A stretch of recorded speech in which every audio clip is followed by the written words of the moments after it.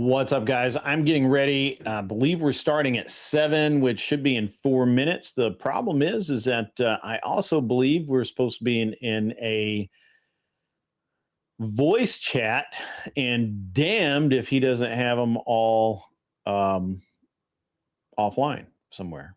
So we'll figure it out. What's up, Glare 1%er? How you doing, buddy? How you doing, man?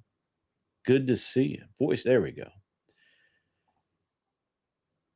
All right. Let me mute myself over there. There we go. All right. So we're just waiting on people to show up. While I'm doing that, it's just me, you, some conversation, maybe. I don't know. Whatever. It's going to be a good debate. If you don't know, a debate show free of Prime and Wix. So refreshing. Absolutely. Real Rain. Catching your first one live. Awesome. Tell me about yourself. Got done with a swim for youngest. All right. That's cool, man. That's cool. That is extra cool, man. So I'm in a voice chat. I'm waiting for these guys. Let me make sure that I'm not like stupid early and goofed up the time. I could have sworn it said 7 o'clock is that's what I remember hearing. Let's see. Now, 7:30. We've got about a half an hour before we go. The topic tonight on Give Me a Break is the Democrat Party dying? You know what side I'm on. You know what side I'm on. So what's up, Work Academic? I see you out there. I hope I answered your question. It's a soccer hooligan that likes debates. That's cool, man. That's cool. We like debates. I do a lot of debating. I also do a bunch of other stuff. I've got a gun channel going on, you know. So we got some stuff going on. So yeah, man, we got it. But yeah, I am early. That's not unusual. I'm usually early. That's just the way that works out. Yeah. Oops. And yeah, it's going to be interesting. The Democrat Party needs to be no more. Well, I think they're doing, we don't even have to do anything as conservatives. They're doing it to themselves. And we're going to get into that really soon. It's going to be awesome. It's going to be a good time. I will say that my opposition tonight is storied. We have a hell of a group. A hell of a group, guys. We've got Jake Varr and myself versus Castle, who's a good debater, and Shenandoah, who is also a good debater and a very logical one. So both the Castle and Shenandoah are very logical debaters. And to be honest with you, I think we're going to end up just trouncing them with facts and some rhetoric. I'm not going to tip my hand because I did put a little bit of time into this. I've actually thought about this a lot. I've thought a lot about, is the Democrat Party capable of moving forward as it is now? And for a long time, I thought differently. And we'll get into that in my opening. Am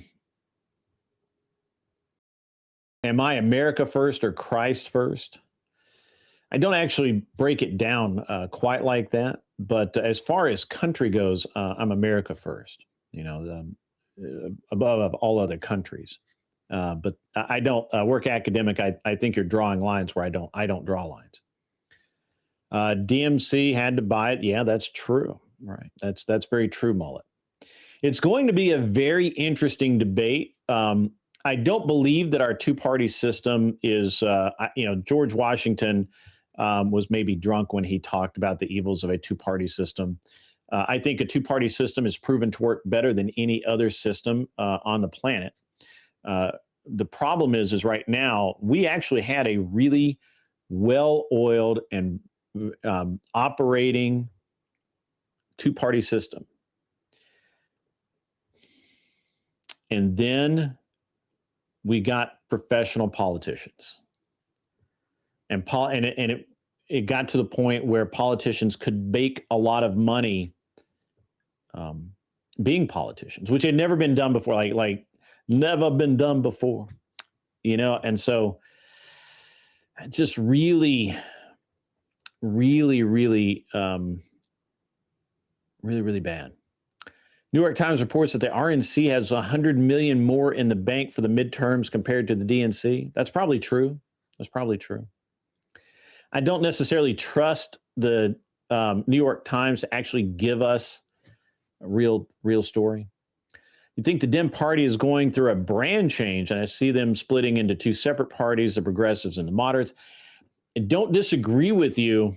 The problem is if that happens, the party implodes, and we'll talk about why during the debate. I'm 9,000% sure that we're going to get into that during this debate. It is unfortunate, I think, in a lot of ways that we have this strange sort of what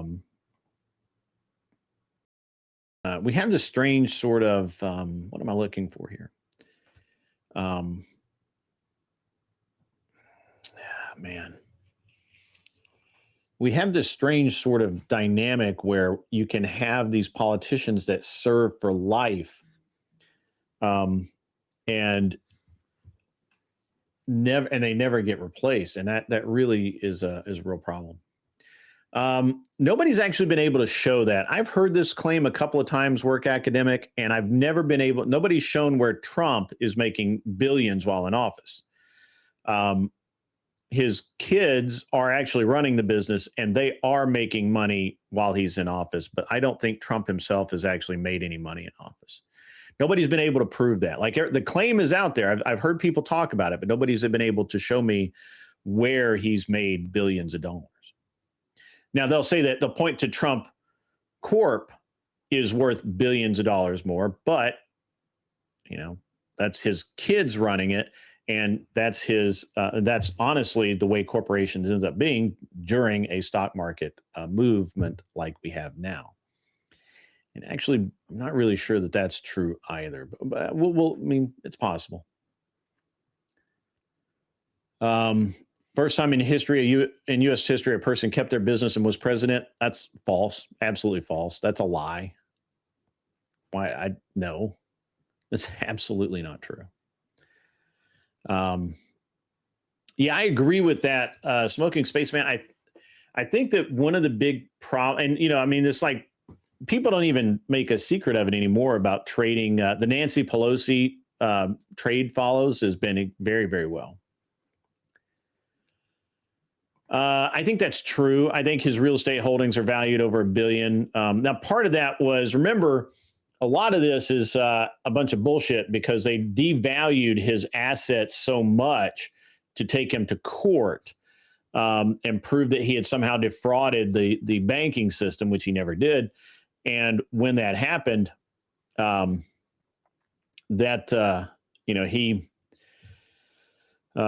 is now worth on paper exactly what it was worth prior to the way they listed it. So that's interesting. Jimmy Carter did not give up his business when he was elected. Jimmy Carter just basically folded up, and he kept the family farm, which operated. I believe his siblings operated it. His brother sold beer out of the White House. It's called a Billy Beer, I think it was. And there was a rumor that they actually sold it. Like, you could come by the White House and pick up a case. That I don't think that's true.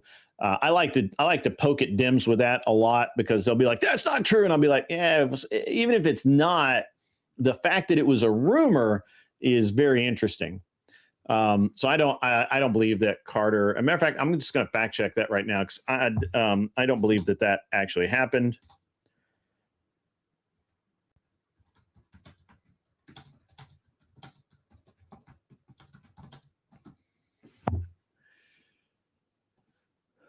So that's false. Jimmy Carter did not sell his family peanut business when he became president in 1977, but he did place it into a blind trust to avoid conflicts of interest, which is what Trump has effectively done by having his children run his company, and he is removed. He's not on the board anymore. He's no longer, he doesn't, while he owns it, he doesn't have anything to do with the day-to-day operations. So work academic, this is a false claim. I knew it was because I knew he had the, because he went right back to the farm the second that he got out of office. And now, honestly, while he was in office, the management was transferred to an attorney who mismanaged the farm, and the value fell by $1 million, or pardon me, it was $1 million in debt by the time he left office in 1981, forcing him to sell it after he was in office because he picked the wrong idiot to run his peanut farm. He picked an attorney, which was stupid. His children run, well, a blind trust doesn't mean that you're not, it doesn't mean what I think you think it means. Trump has no direct control over his company, his children do, which is the better alternative because Jimmy Carter trusted an attorney who didn't know anything about the peanut farm business, and it went out of business. So again, you're wrong. I understand that you don't want to be wrong, but you're wrong. It's okay. Well, it sounds like we got some activity. Maybe not. Maybe not. Oh, I've just been moved into the actual room. So, yeah. All right. That's cool. We shall wait for people to arrive. Yes, the Hoovers were wealthy before becoming president. LBJ did not give up his TV and radio stations in Texas as VP or president. So yeah, it's factually incorrect that Trump is the only president to not give up his business.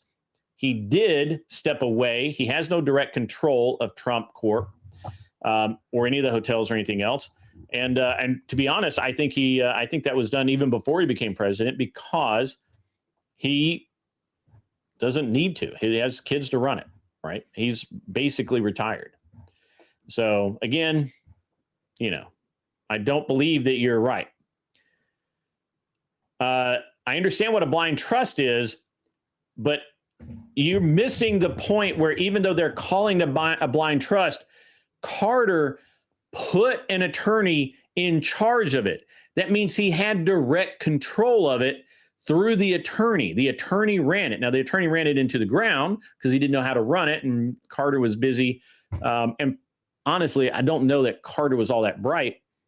So again, I don't understand I don't understand why you're clinging to this point when you've been proven wrong.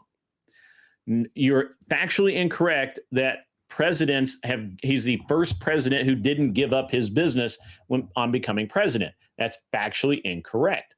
And it's wrong. You're just wrong. I don't know what to tell you. You're wrong. Even if you want to say, well, he put it in a blind trust, he still had control of it through his attorney, who lost a bunch of money and put the business $1 million in debt and had to be sold in 1981 after Carter left office. I'm sure it's blamed on the attorney. I mean, I would blame it on the attorney, but we don't know. Carter could have done it himself. Carter himself, and he did this himself, he was not required to do this, aimed to separate himself from the business to maintain public trust, placing the peanut warehouse and farm into a trust managed by an Atlanta law firm that he chose. During his 4-year term, drought and poor management, partly by his brother Billy. Oh, wait, hold on.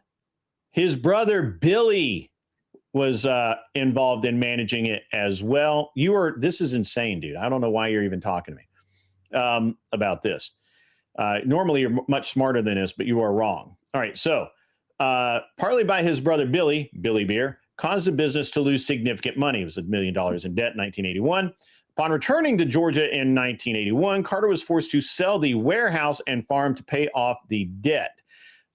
This has been noted by multiple sources, including CNBC, Wikipedia, so on and so forth. So, yeah, you're factually incorrect. Just suck it up and say you're wrong. It's okay to be wrong. I'm wrong sometimes. I'm not wrong about this.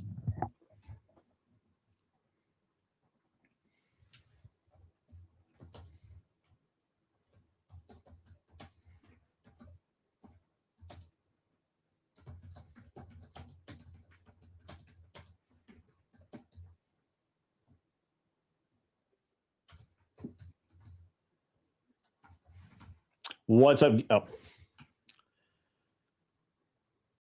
What's up, Gibbs?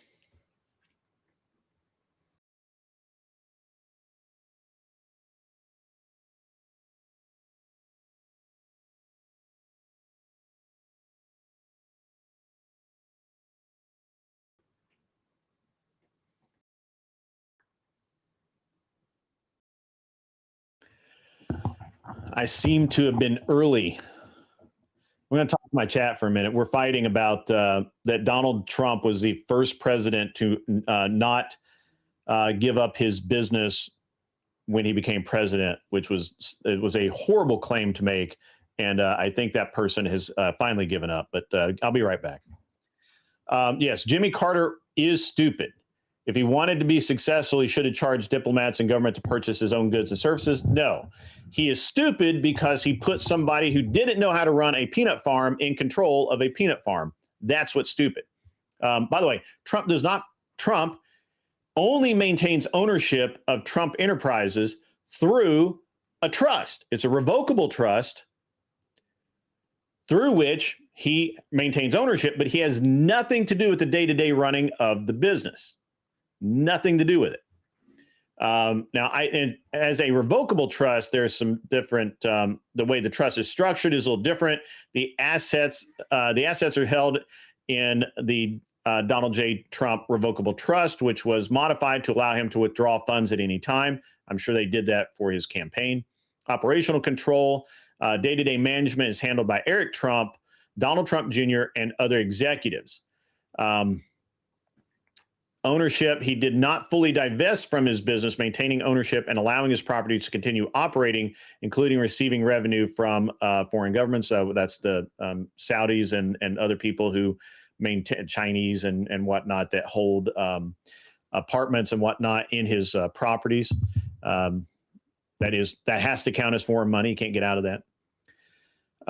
Yeah. So, yeah, weird. And saying that it was a blind trust meant that Carter didn't have anything to do with it. His brother was running it. What are you talking about, man? Like, what are you talking about? Like, it's the same thing. Like, Trump has people purchase goods from him. Everyone was rushing to buy membership to his Florida house. I wasn't.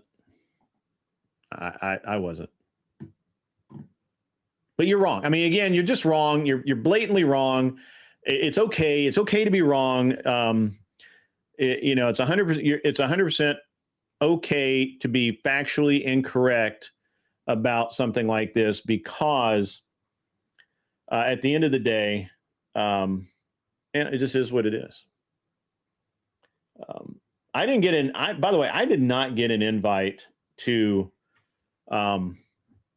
I didn't get an invite to buy a membership to the Florida house. Which Florida house are you talking about exactly? If you could help me out with that, that'd be great.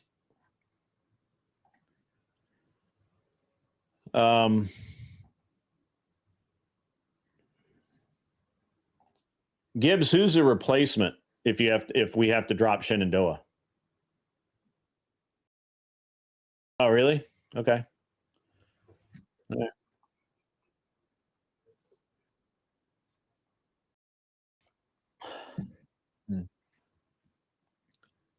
Interesting. Okay.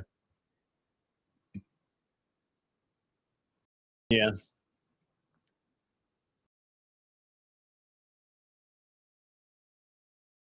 Yeah.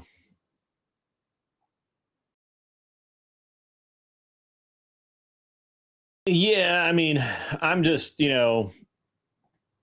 I don't know, man.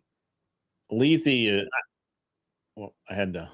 Well, that was weird. I got a weird echo all of a sudden. What's that? Oh, I got you. All right. So there we go. Yeah. All right.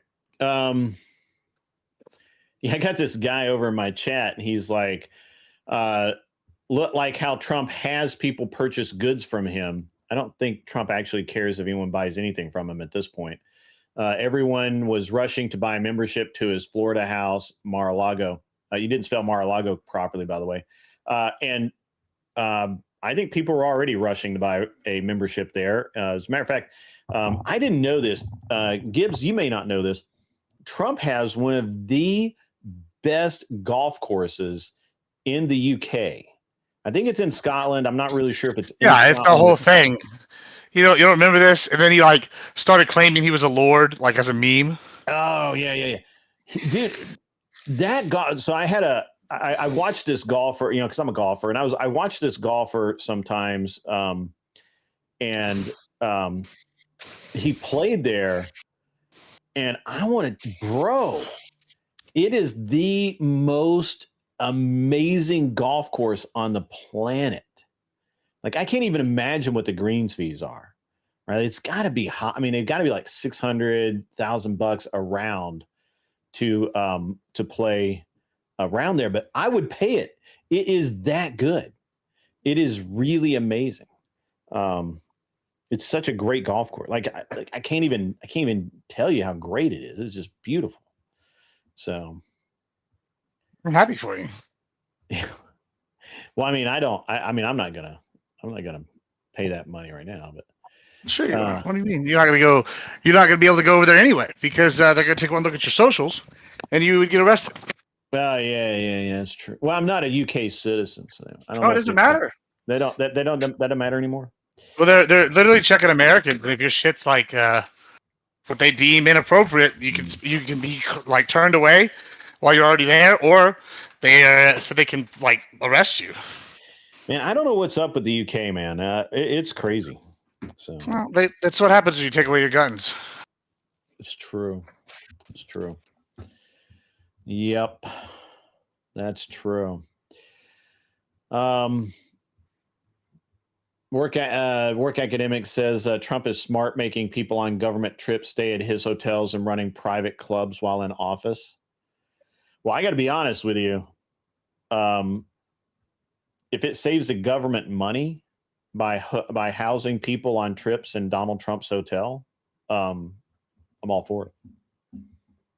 They put them in like a comfort suites.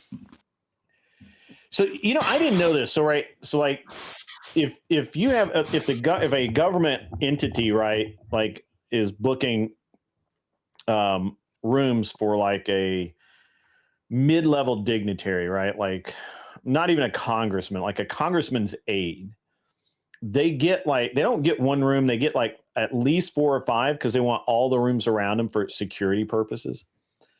And then they have so they buy a bunch of rooms, they pay, and obviously these hotel operators know that they can charge whatever they want to charge. It's really insane how it operates for like a mid-level hotel. And they will literally buy out entire wings of hotels for like a congressman to stay at, which is insane. I was watching. If they don't do that, then they get killed. That's not true. And I was listening to Nick Freitas, the governor from Virginia, or not governor, the congressman from Virginia, and he was talking about the ridiculous amount of stupid security that they go through, which could be the money could be spent way better, but there's no reason, there's no motivation for them to spend the money better. As a matter of fact, most of the time they want to actually spend more. So Lethe is in and Shenandoah is out. Let's just go with we don't know for sure. We don't know for sure. All right, that's cool. And if they both went in, they could both come in. I don't give a shit. My chat says, how about dormitories for government personnel and elected officials, or FEMA tents and trailers? Legit. No. Legit. No, we're the richest country in the world. We should be fucking sending our people in the Ritz-Carlton. That used to be the way we rolled, right? Like legit. If hotel owners, to curry favor with politicians and generals and people that held the keys to purse strings, hotel owners would literally open up their suites to just like visiting officers from the military or other things, and that kind of went out of style the more corporate we've gotten, and obviously it's almost impossible to do now without without the idea of favoritism and whatnot. So it would be interesting to see. Yeah, I don't know. Yeah. Anyway, so we're gonna destroy the Democratic Party tonight. That's what's up? Yeah, we're gonna try something new tonight. And we're gonna intro the topic with a clip. Yeah. Yeah. We're Yeah. excited. Yeah, I mean, I like this topic. I think it's going to be interesting. I think I've got some near Dems. They're not actual Dems, but they're near Dems in my chat that are going to lose their freaking minds. Which will be, I mean, for me, that's awesome, right? It's like a double your pleasure sort of thing. So apparently, Kel came on right after you left, by the way. Oh, did she? That's fantastic. Yeah, and she was saying that it was not true that she went back into rehab. Okay. So sure, whatever. Yeah. I'm not trying to start shit. I'm just letting you know, because somebody's going to she can say a lot of things, but like she knows what's true, what's not. Yeah. Like I don't like it. This is really my last thing on this with the Kel thing. I like you brought the dating show thing, and she had a dude on there that she liked that was like not him. And she wouldn't pick this dude. And this guy's the guy that drove her to all that shit in the first place. And I told her I don't want to be a part of that shit no more. And I didn't want to do the debate. And I'd already told her previously, it's like, if you go back to this guy again, I'm not going to be part of this. It's not a jealous thing. I just there's only so many times I can hear the same story, right? And if you don't make a change, I don't want to hear the fucking story. And I'm not going to, by giving you my presence, I'm rewarding your bad behavior. Because if you don't change after you ask me what to do, then you don't get to have access to me. I'm sorry. That's just how that works. I really do not actually understand the whole thing there. I'm sure that it's some like stupid girl shit. It's really stupid shit. It's like if I could explain to you the level of stupidity, you wouldn't even believe me, because it's that stupid. Like it's like, let me give you an example. Say I fucked a random bitch one time on a trip. Okay. Like, you are live on my channel, by the way. Just I don't give a shit. That's fine. And so say I fucked random hoe number 536 at this fucking trip, right? And then for some reason, she was a streamer, and I would basically anytime they would flirt with other chicks, I would be like, oh, it's for content, haha, tee hee, and they are flirting with other dudes, haha, it's tee hee. But then when they were like straight up telling me, oh, I'm a side piece, oh, whatever, I'd be like, they're just saying that. And then when they offer fly other bitches down for their shit, they don't offer to fly you down or fly me down for my birthday, but they'll fly other hoes. I would have to look fucking retarded to fucking be in the idea that this person's love, and then it's like you just always are justifying him. Oh, well, this guy did this. Now I want to drink. Well, listen, women do all sorts of shit that make me mad. Yeah. It makes me want to drink, but guess what? If it's 2 o'clock on a Tuesday, I'm not cracking open a fucking brewski at work. I might smoke a bowl, but that's because I work all day and I get stoned all day. That's fine. That's different. But that's also because I can handle that. You watch today. I literally smoked a bowl. This guy's called me with fucking stupid shit. I got off the phone and yelled about numbers, and then I came back on and yelled about some other shit. Like, that's just not slowing me down. Other people, if you start drinking a tall boy at fucking 8 a.m., 9 a.m., well, by fucking noon, you're wasted and you're crashing your car, because you got mad about something somebody else did the night before. Well, you know what? That's tough titties, bro. Like, I maybe you shouldn't be drinking. It's like those that can and those that can't. And clearly this bitch can't. And I'm not gonna fucking keep like letting her have this kind of like access, and this you're gonna keep fucking shooting yourself in the foot. Yeah.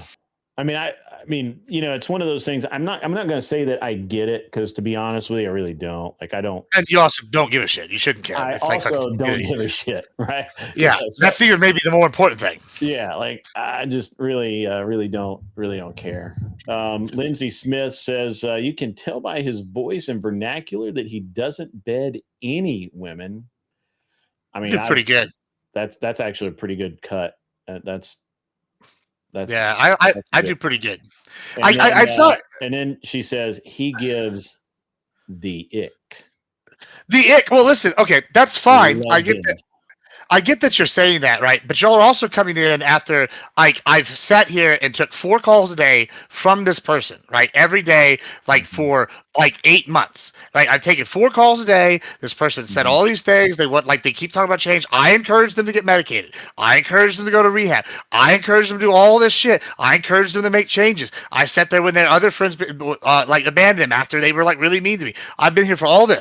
I don't have any romantic interest in this person. I don't have any fucking other interest in this person other than wanting to succeed, right? And except if you're going to keep biting the hand that feeds you, eventually you stop feeding them. It's really that simple. So you can say that's the ick, and that's fine. But also Lindsay Sterling or whatever your name is, I'm not trying to fuck you, and so that's a big part of that. If I'm at the bar trying to pick up a girl, obviously I'm not going to be talking about goddamn Kel. It's pretty simple. Yeah, I mean, I don't know. It's very interesting. It's very interesting to me. So this is I'm kind of removed from this at this point, and I really don't care. Important. I was removed from it until fucking Paige wanted that today. Hold on, Paige. The problem is that Kel earlier said that she did not go back to rehab. I asked her point blank, and hey, I heard you went back to rehab, and she's like, no, I didn't. So I don't know. I don't know who to believe. I don't really care. Look, if it doesn't matter to me, I'm brutal honesty here. It doesn't matter to me even a drop in the bucket whether or not Kel went to rehab. If she needs to go to rehab, I hope that she went. But it doesn't really affect my life. Yeah, I mean, like I said, I don't really want to put all the shit that she said in the last 8 months out on blast, and I'm not going to. But it's y'all are coming for me, and y'all have a third of the story, and then Paige, you can have your own issues with me. That's fine. I mean, you act like a baby. If that's the same Paige, you act like a pussy mean girl. I don't know if it is, but if it's not. But if it's not the same Page, then whatever. And those are 2 different separate issues. But other than whatever, but I'll still debate you about whatever you want. I think there's a lot of ambiguity here, because Paige is didn't she spend 3 weeks there? No, she spent way longer than 3 weeks there. And now she is fine. I mean, fine is a relative term. Fine is. My understanding is Kel went back to rehab, that she relapsed and went back to rehab. That was my understanding. Now, maybe that's not the correct understanding. Maybe I misheard, or I just didn't understand something. I don't know. But anyway, it's fine. Yeah, and like I said, I guess we're waiting on everybody, but and then we're gonna be done with this. But I gotta be honest. Hey, it's Jake Var. What's up, Jake Var? You okay, Jake? What's up? Can you hear me? Yeah, can you guys hear me? I can hear you guys. We got you. Yeah, good. Okay, awesome. Awesome. So Paige is basically saying the irony of someone who might consider rehab telling someone who came out of rehab a week and a half ago, I think she's been out a little longer than that, I don't really know, to go back is kind of palatable. Yeah. Palpable is actually what she's saying. Very interesting. You're muted, Gibbs? You muted yourself. I can hear you perfectly fine, Grid. I mean, sorry, Gibbs. I can't hear Gibbs. No? No. Okay, I can hear you, Gibbs. Yeah, I can hear you fine. I can hear Grid fine as well. I cannot hear Gibbs. Oh, okay. How about now? There you go. Now we go. Yeah, I don't know what happened, but I'll tell you this: I find it funny that someone who just earlier said that it's been so long that they got laid, they have dust in the vagina, is going to form any sort of opinion about me at all. So that's what they can do with that opinion. They can take it up their ass and shove it there, right? Yeah. I don't give two fucks. But like, if you're going to sit here and you're going to sit here and try to talk to me about my rehab shit, hey Paige, check this out. Whenever you make as much money as me, and then you can have an opinion. Whenever you fucking have that success in the debate world that I have, and not on TikTok, you can come talk to me. Maybe there's a reason Daddy Andrew and Mama Wilson left you to wither on the vine while you had to go get random simp number 337 to come and be your debate partner. Like, that's why, because you can't debate very well. You're a crazy little scrub. So that's my opinion. Maybe it's really bad if I am a coke addict and a drug addict that I'm still beating your ass and more successful in life in everything I do. It's crazy. I've taken shits with about as much success as you, and I know paralegals and law firm people. Like, what's crazy is you go on these law like things, and I've seen this. People have sent me this now because they saw this thing earlier, and it's, you don't correct them when they say, "Oh, this is my legal opinion," all this shit. You don't correct them and say you're not a lawyer. So you probably, if someone sent those clips in, couldn't even become a lawyer, because that would be a real bad. So why don't you take your fucking opinion and shove it up your ass? How's that? And then maybe you should go do some of those drugs that you keep talking about me doing, because maybe that would make you more likable, and maybe then somebody would want to fuck you. And because right now, pretending to be the big red pill girl that everybody loves, oh my God, they like me, I represent all the red, they still don't want to fuck you. It's crazy. I don't give a shit. I had to move my screen around. Sorry. That's fine. That's fine. But everybody here heard it. Clip that shit. Like, I mean, it's crazy. I mean, fuck them. Like, I'll clip it. Yeah, sorry about that. I had to move my screen around. My screen was kind of jammed up.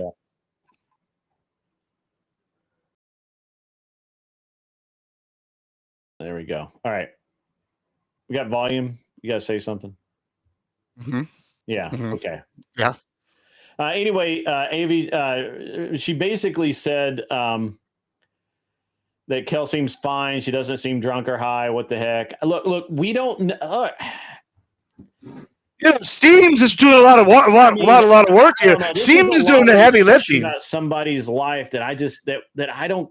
I don't want to get involved in. Yeah, and none of this has anything to do with you being a piece of shit that nobody wants to fuck. That hasn't changed any of it. Kel gets more action than you, and if she apparently got out of rehab, maybe you should go to rehab, because you should do some drugs, because maybe that'll make you likable. Because clearly nobody likes you right now. That's why you talk about having dust in your vagina instead of sand. Because listen, the red pill don't want to fuck you, the lesbians don't want to fuck you, the bad guys don't want to fuck you, the lawyers don't want to fuck you, and they sure as fuck don't care about respect your opinion. 0%. Andrew Wilson and Mama Wilson don't want to fuck you. They didn't invite you to that threesome because guess what? They don't respect you for your opinion. And guess what? That's why you had to go get simp number 337, because at least one guy on the internet who's desperate will gas you up. So next time you want to come hot at me, maybe think before you do, because I'll cook you every goddamn time. Because this is your level, and my level's just way up in the sky. Just call me Zeus, and you belong below Hades and Tartarus. That's a fucking Greek reference. Honestly, how do you like that? Gibbs is watching my chat right now.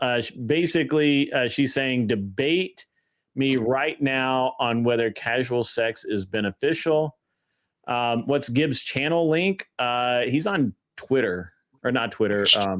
I have a whole show planned with guests. Like, I'm not gonna move around my fucking shit for fucking Puta McGee. Like, I don't give a shit about fucking this shit. Like, listen, I cannot express the level of not give a fuck about. Like, wow, you're a TikTok debater. Like, good for you.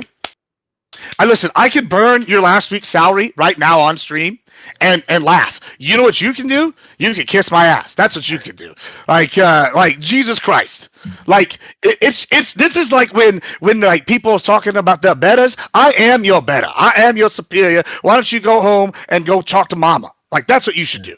Now I'm done with that. All right. So you guys can gladly have that debate, but not right now, because we have this debate to do. What's up, Lethe? What's good, Grid? Did I say that right? Lethe? It is Lethe. Okay, good. All right. I'll make sure. It's important to get people's names right. Eh. So, but yeah, so you walked in at a very inopportune time. I didn't walk in. I was dragged in. He's let filling in. Plymouth Rock landed on me. That's right, goddammit. That's right. Oh, all right, well, let's kick this off. Castle, how are you doing today? Now that you walked in while we're yelling, we swapped your partners at last minute because I think Shenandoah's got a doctor's appointment or something. He might come in late. I'm not 100% sure, but we're making moves. I got shit to do today. Oh shit!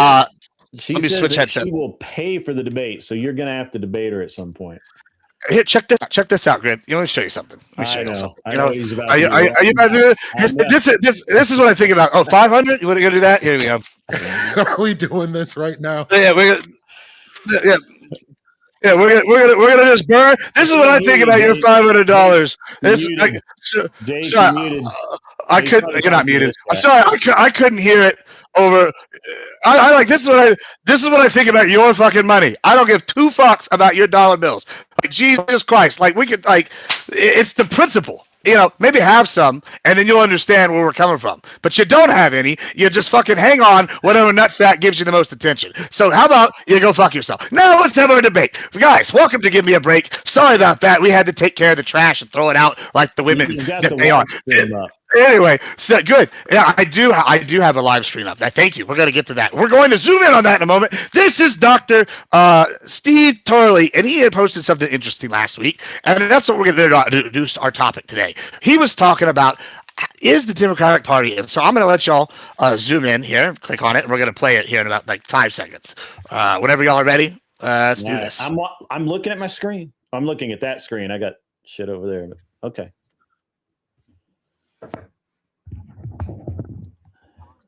Sociologists have long studied how large mind one of the characteristics of that is rampant corruption. You see rampant corruption as a leading indicator of collapse. Still waiting. Basically, the social conditions. Oh wait, maybe I need to do this. People believe in it anymore, that politicians and what we're finding often judges, they just basically begin looting the public trough for all it's worth. They're done trying to reform it because trust in their political movement is in the toilet. They've been so politically rejected. So they're done with trying to reform the system, and instead they begin looting the system. So this fraud that we're seeing here is a stunning admission that Democrat politicians and judges see their party in rampant decline, and they're getting what they can while the party still shows some semblance of functionality. But of course, what does that do? That only ends up propelling a doom loop, a tailspin, since the more Democrats get caught in corruption, the more trust and confidence in the party implodes. And once that trust is fully shattered, as the legacy media is finding out the hard way, the institution eventually collapses. And I think we're seeing the slow but inevitable death of the Democrat Party. Yeah, so that's the Steve Tully's take. I brought a panel of high-value men here today to talk about the issues and give their opinion. So, without further ado, let's start with Castle. What do you think about what Dr. Steve Tully said? Do we think that the Democratic Party is dying? Well, I don't know what his timeline is, because dying, I guess in terms of politics and political parties, if you were to say 100 years from now or 200 years from now, I guess anybody could say that. But dying in the near term, no. I think the Democratic Party is pretty unpopular right now. I think the last polling I've seen them, they were at like minus 18 at their net approval. But if you look at history and what the Republican Party has polled at and looked like in the past, people had said the same thing about the Republicans before Trump came along and kind of revived the party. Democrats were losing back-to-back elections to George Bush until Obama came along. So I think the parties themselves aren't popular. They just need better figureheads. And right now, Trump is a good figurehead for the Republican Party. Once he leaves, I don't know if the Republican Party is going to continue lagging behind. I mean, their approval rating is also negative. So I just think, and overall, the parties themselves are just not popular, and people are kind of upset at Congress and politics in general. So I wouldn't say that means that the Democratic Party is dying. I think that just means that their messaging and their messages to the public and their voter base are not hitting. And that's why they've been struggling to win the presidency. Even when Joe Biden won, it wasn't necessarily in support of Biden, but more of a rejection of Trump. So I think that Democrats need some more support from better leadership, either within the party or somebody like an outsider like Trump who came along to kind of revive it. But you only got two choices. So the Republicans and the Democrats, I think both of these parties are going to be here for a while. All right. Thank you so much. Grid. Yeah. So that was an interesting little clip there. I liked it. No, I think the Democrat Party is become increasingly morally corrupt. Matter of fact, they reject the idea of having morals, especially Christian morals, and they are becoming increasingly progressive to the point that a lot of people who've supported the party in the past don't even recognize it. When we look, Donald Trump is a Democrat. That's how far we've shifted. He's not a conservative. I don't like Donald Trump. I don't think he's the ideal conservative, which I think is an incredible visual when you think about it. That to get a conservative or something resembling a conservative, the Republicans in this country had to elect a Democrat. That's how far the Democrat Party has left its base behind. They're increasingly anti-Constitution. They basically spit on the Constitution and tear it up at every opportunity. Right now, there are multiple anti-constitutional measures before Congress and various votes for gun control and all of these things to limit our Second Amendment, to limit the First Amendment, to break the Fourth Amendment. As a matter of fact, the decision was just made on the Fourth Amendment to allow warrantless searches of personal property and houses in emergency circumstances, which is kind of scary because the law enforcement get to determine that, not you, not the person who lives in that house. And I think that normal working class Americans, not philosophical bros, not people who sit around and stare at YouTube all day, are leaving the Democrat Party because of this. They don't understand it anymore. It's not the party that they want to be associated with, and it's getting worse. We see this. We have Democrats hemorrhaging support from basically every group that normally supports them. The Hispanic, the Black, the blue collar, union workers are actually, literally a union came out in favor of the Republican Party, which has not happened in my lifetime. So I do think the Democrat Party as it exists now is dead. It's just, waiting for the mind to realize that the body's dead. And that's all I got to say. Well, thank you so much for that. Mr. Jake Farr, also, if you want, before you go into depth about your answer and opening, are you real mad generally after you get a blowjob, or are you a happy person? Oh, okay. Okay. I was just testing a theory real quick. Go ahead. Oh, man. Oh, you would think so, right? No, I don't know. Sorry.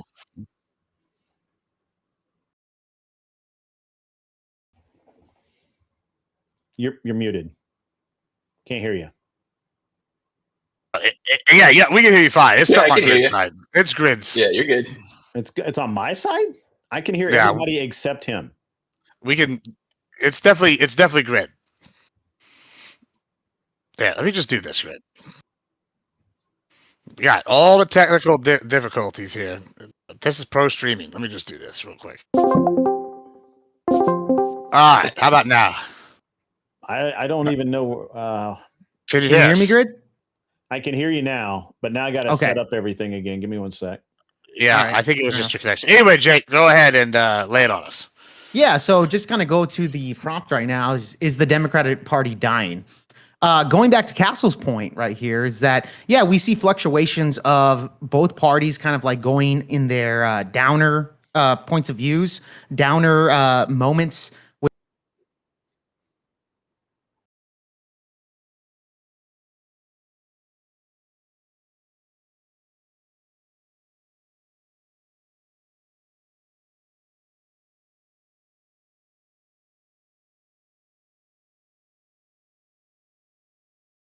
The Democratic Party saying that to get into the face of MAGA supporters. They were actually pushing a lot of this violent rhetoric. And there are tons of videos of left-wing people actually doing violent acts on right-wingers because they were voting for Donald Trump. Now, again, I was actually one of those individuals that actually got attacked because I live in a 90% Hispanic community here in the Rio Grande Valley, South Texas. I actually was one of those individuals. So I think that red pilled a lot of individuals during that time. Not only that, we saw the Black Lives Matter riots. We saw individuals burning down and looting buildings. You know, at the time, you know, billions of dollars worth of collateral damage, as well as the Democratic Party, you know, protecting these individuals, calling back the police. The police weren't there enforcing their duties.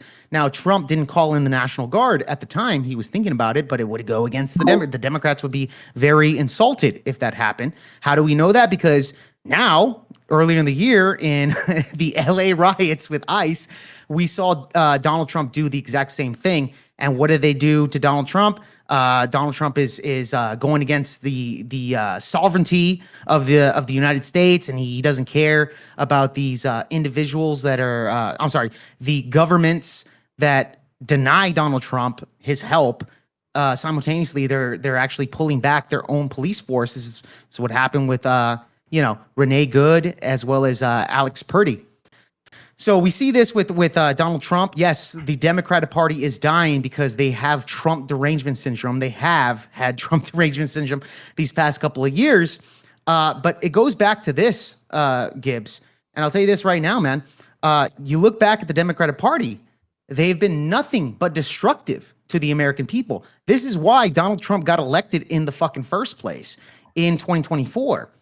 Okay, so at the end of the day, it seems like right now in the moment, they are dying out. Now, would I count them out for the midterms? Definitely not. We still need to take our opponents 100% serious going into the midterms. But at this point in time, yeah, the Democratic Party has been nothing but destructive, especially with the assassination of Charlie Kirk, which is another big thing there as well. And this gentleman right here that's about to do his opening statement is laughing it up, saying, "Oh, I'm crazy." Probably he's thinking that, right? Yeah, you're smiling. He's like, "I'm a crazy guy." To actually bring up all of the violence, the Tesla burnings, the fucking takeover of 6 blocks of Seattle that the left wing has done time and time again. And the people of America are tired of it. Yes, they're tired of it. And this is why Donald Trump and the MAGA right is taking over right now at this point in time. And Democrats need to fucking put their heads on a swivel because at this point in time, they are dying. With that being said, I'll end my opening statement. Great, thank you so much. Alethea, it seems like you take some umbrance with that. What are your thoughts? Low Kirk, you and Lee, I don't take any umbrance with any of it. It just feels like any of the true Trump derangement syndrome I see are from the people that are arguing to defend Donald Trump. This just feels like the largest form of projection I've ever experienced. Texas literally got a seat flipped that Trump had won by 17 points. And trying to put it on the Democrat Party like, oh, well, Trump's a Democrat. So, yeah, it's the Republican Party that is turning into whatever Trump wants it to be. The only party that is dying and Trump is sleeping in its corpse like a freaking tauntaun is the Republican Party. This is hilarious. So as Republican as the administration is making moves and everybody is seeing that these moves are harming Americans, prices are going up, the tariffs are destroying businesses, Americans are dying due to ICE moving into cities where nobody wants them, is freaking ridiculous. It's literally the Republican Party hemorrhaging support, whereas Democrats are doing quite well. Like maybe you have some issue with the left, not being happy with anything that's going on, but what the fuck do you expect? So yeah, I'm very excited to hear anything else Grid and this gentleman Jake have to say in regards to this. Well, before we turn it back over to the open, I have heard recently from my many political soothsayers that I follow here in the Twitch poll and I guess YouTube community, and they've assured me that the seat flipping in Texas and the Madami election are indicators of the blue wave coming. And then I see something like what's happening in California with their governor's race, and I go, huh. What are y'all's thoughts here? Are these indicative of a big change? Or is it indicative that Dr. Steve Tully is wrong? What are your thoughts here? Well, Zandani over there, the governor over there in New York, has already being betrayed currently by his own Democratic Party. He's already made promises to the New York people that he can't even promise, right? He promised like, free bus rides, free this, free that. At the end of the day, even his own party is already betraying him at this point because he couldn't actually make those promises to begin with. So, no, yeah. I mean, at the end of the day, if you see the Democrats really going after each other when it comes to policies, kind of looks like a bad look on the Democrats at this point.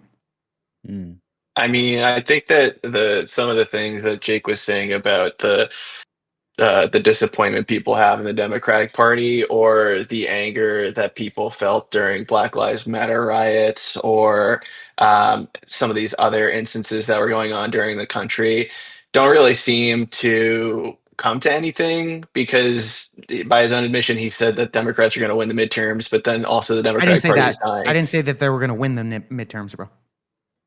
I thought you said that they were going to probably flip the House. Just to clarify that, I said that us on the right wing shouldn't underestimate the Democratic Party, and we should still keep fighting in order to win the midterms. Because at the end of the day, yes, they're dying doesn't mean they're dead. Okay, so it doesn't mean we should fucking just think of them as a dead party and we could just fucking go lilies and skipping through flowers. None of that. So that's what I meant by that. Doesn't mean that we need to underestimate the opponents. Yeah. So right now, if you look at any prediction market or any polls, the Democratic Party is going to probably crush the Republican Party in the midterm. So I think that you're seeing races like what we've seen in Texas that Lethe mentioned, Mamdani winning. I mean, in California, Grid, you're right that the two Republicans are leading in the polls there, but it's also a jungle primary, and they're going to have to pick basically which Democrat is going to lead them at this point. So you're going to kind of see those polls flip at a certain point. Maybe it's going to be a closer race, but California has its own specific problems. But I think it's indicative that the Democrats can't be dying if they're going to take back the House, and possibly, it would be shocking, but at this point, the numbers keep rising for them to take back the Senate as well. So I think for a dying party, it would be embarrassing if Republicans were losing to a dead and dying party, if that's the case. Well, interesting. Well, that's why we don't need to underestimate them. That was my point. Yeah, sure. And I wouldn't say that we need to underestimate them. And midterms typically flip, right? During after a presidential election, midterms, don't they typically flip? Yeah, I think that the only time it didn't flip was at George Bush. It's been like three times in history, right? Yeah, base Bush. Yeah. He wasn't in the Epstein files, by the way. He just bombed them for the love of the game. So it would be more indicative if these races tighten up, right? That would be more indicative that maybe the Democrat Party is not quite as sound as you think it is. Yeah, well, I mean, if you see the Republicans, it's kind of similar to, I think it was 2022, the midterms under Biden, where they expected a big red wave and it kind of tightened. I think if the Democrats take back the House, but it's only by a few seats, then I think then you could kind of say that Democrats underperformed and the party wasn't as strong as people thought going into it. I mean, I'm just going off of the data I'm seeing right now in the polling. So yeah, you could definitely say that if they do come with a weak performance, for sure. Where's the data that you're getting that from? Is it CNN or something like that? Well, like, where are you getting that? Okay, yeah, go ahead. Well, actually, if it's you an look interesting question. When and this isn't even a bash, but like, what data do we trust for polling and like anymore, right? Like, Because, because you're all the both. polls had so- Trump losing. Exactly. well, Actually, well, the many reason- of the polls leading into the Trump, the Trump versus Kamala Harris, many people predicted that Kamala was actually going to take those swing states. Didn't happen at Well, all. Well, sure, and Didn't that's even without come any of close. the. It didn't even Well, come close. So Well, Exactly. I mean, I think well- the polls comfort Democrats. I think you Oh, need definitely. that blanket. I think you need it because everything else about the Democrat Party sucks. Well, I right? guess what I'm asking is that if we don't trust polling, Yeah. what are we using to determine, like, a guess who's going to win? How are we? Yeah, yeah. I think I'm not even trying to guess. I don't have Yeah. any interest in guessing. Oh, I think I it's have. pretty I cl- The chips have. will fall where they lie. I'm not a gambler. So I think it's pretty clear that when the American people see rioting, Tesla burnings that happened during when Trump first came into office, Tesla burnings, we saw the LA riots, that I think the American people don't like people being violent in the streets. So that goes to show that the Democratic Party is so desperate, and they actually encourage much of this stuff. Yeah, they'll say, like, I condemn it, but at the same time, their actions, the way Gavin Newsom was actually taking out the police there, same thing over there in Minnesota. They're not allowing the police to go do their jobs as well. Same thing with the BLM riots that happened back in Jake's on a good 2016. line here. Jake's on a good line here. So Castle and Lethe too, and especially Lethe, I guess, because he's having a lot of fun with He's it. laughing. He's having a blast. He can't have any arguments. So I understand that I don't know what states you guys live in. Maybe you live in Democrat strongholds, but like in normal America, where most people vote, do you not see the backlash against all of these Democratic-led initiatives, such as open border policies, defund the police, the riots? Can you give me an actual policy? Can you give me an actual policy? I'm Can sorry? you give me an actual policy? Give me the open border policy. Like, give me an something. open border policy. I don't see any support for an open border policy. You don't. No, I have not seen this ever okay. anywhere. Do you see the support of Joe Biden's Gender Affirming Care Act? Yeah, what's wrong with gender affirming care? What's wrong with gender affirming care? That children are able to actually chop their nuts off based off of Joe Biden's bill. Show me that. Show me where in the bill. Yeah. Go ahead it says and children type in can gender. You show under me Joe Biden.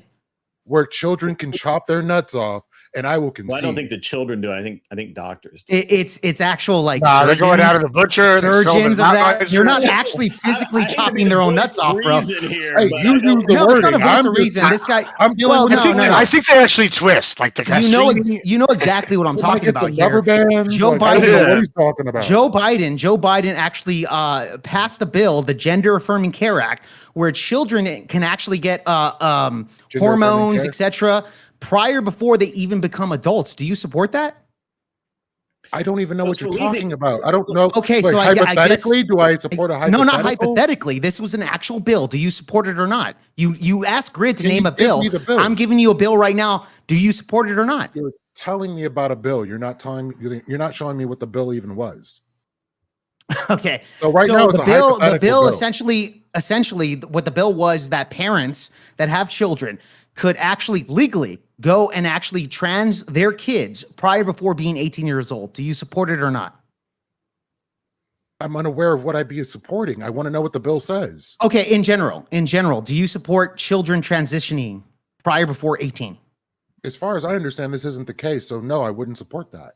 You wouldn't support that. Okay, great. So then you don't support Joe Biden's Gender Affirming Care Act, right? If you are saying this is what it says, which I don't Yeah. believe Aware that's of what it? it says. How are You're you not aware of that, but because he's a lefty, and this is why lefties don't actually report on that, whatever he's watching. But no, yeah. I got a problem. This is why when you ask the question about what bill, Well, that I can give it. So Oh, I was speaking toward open borders, but you right. came But in okay. with Well, all right, so girl dick, sure. and I'm just like, oh, when I'm well, giving you a yeah. different bill that the First of all, I Democrats didn't say pushed. a bill. I said a policy. would you deny that AOC has called for effectively an open border policy by decriminalizing illegal entry, just walking across the border? She wants that decriminalized. There's no penalty for it whatsoever. Would you say that would be effectively an open border policy and is supported by AOC? No, I absolutely wouldn't. But I would say decriminalizing crossing the border illegally would be a reasonable measure, considering that most of the people reasonable that are in this measure. country, See, this is why your party's going to Wait, lose. you're gonna let me finish my statement? But do you like that AOC Yeah, let pushed it it? finish. Let it finish. Do you So in finishing do you my agree with AOC? statement, No, Yeah, let him you don't finish. want me to Hold on. Okay. Let Levy finish. Go ahead, Levy. Go ahead. So, like, literally, most of the people that are in this country illegally are on overstayed visas and didn't come in by crossing the border. So, That's decriminalizing it, That's wrong, Changes- bro. that's it's absolutely demonstrably Hold false. on. Let him finish. Go ahead, finish, Levy, and then y'all can object. Yeah, but we So, can't with lie. that being the case, I don't lie. I mean, I can give you the data, but Yes, please. I don't think you care. Yes, please. Yeah, I'll give He's you the data incapable right of after. lying, Grid. He's incapable of lying. I kind of am. By the I way, suck at lying. you kind of So- okay. That's fine. Leafy, right? That's your name. Real quick, bro. You do realize that under the Joe Biden administration, you had literally 10 million encounters at the border.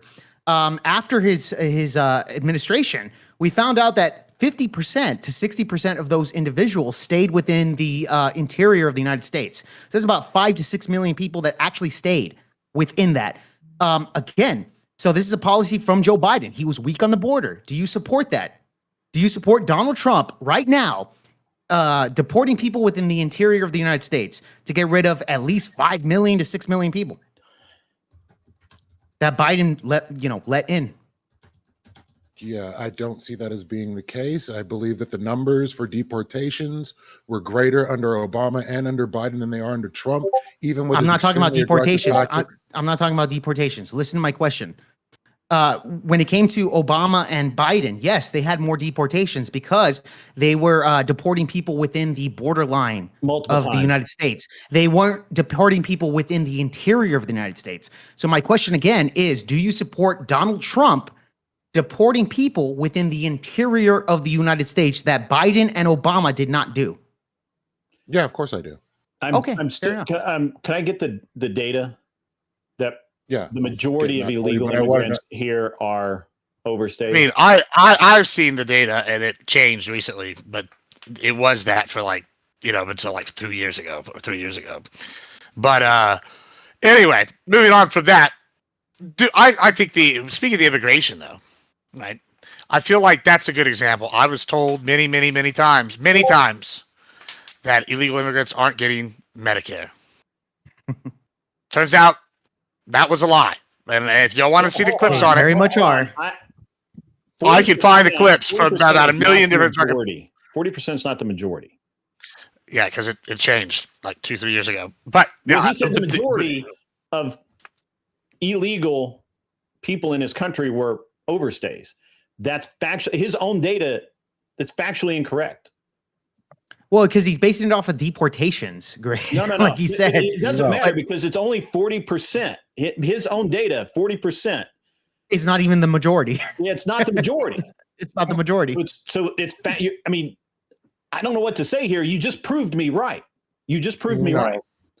No. Allowing people Could be to the walk across the plurality. border and decriminalizing overstays or walking across the border, entering the country illegally, which, by the way, overstays is not entering the country illegally. And also, we generally know where to find those people. However, decriminalizing it would, in fact, amount to an open border policy. It's supported by AOC, among others. I'm picking on AOC at the moment because she's just stupid.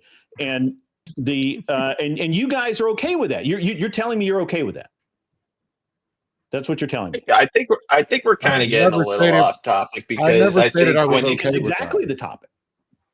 well, That's with exactly the the topic, topic, is the Democratic Party dying, and you guys And are this is talking why they're about dying. Yes. Joe Yes, because they're Biden, but inconsistent. Hold on. I gave examples but this of why the party is dying, why people are leaving you, why Hispanics, blacks, and other groups that are historically vote, including labor unions, historically vote Democrat, are not voting Democrat in waves. I gave examples of that, and I was told, no, I was wrong, that it wasn't open Yeah, but- policy, all of these things. And now I'm saying, prove to me that I'm wrong, and you're not proving me wrong. Matter of fact, you just proved me right.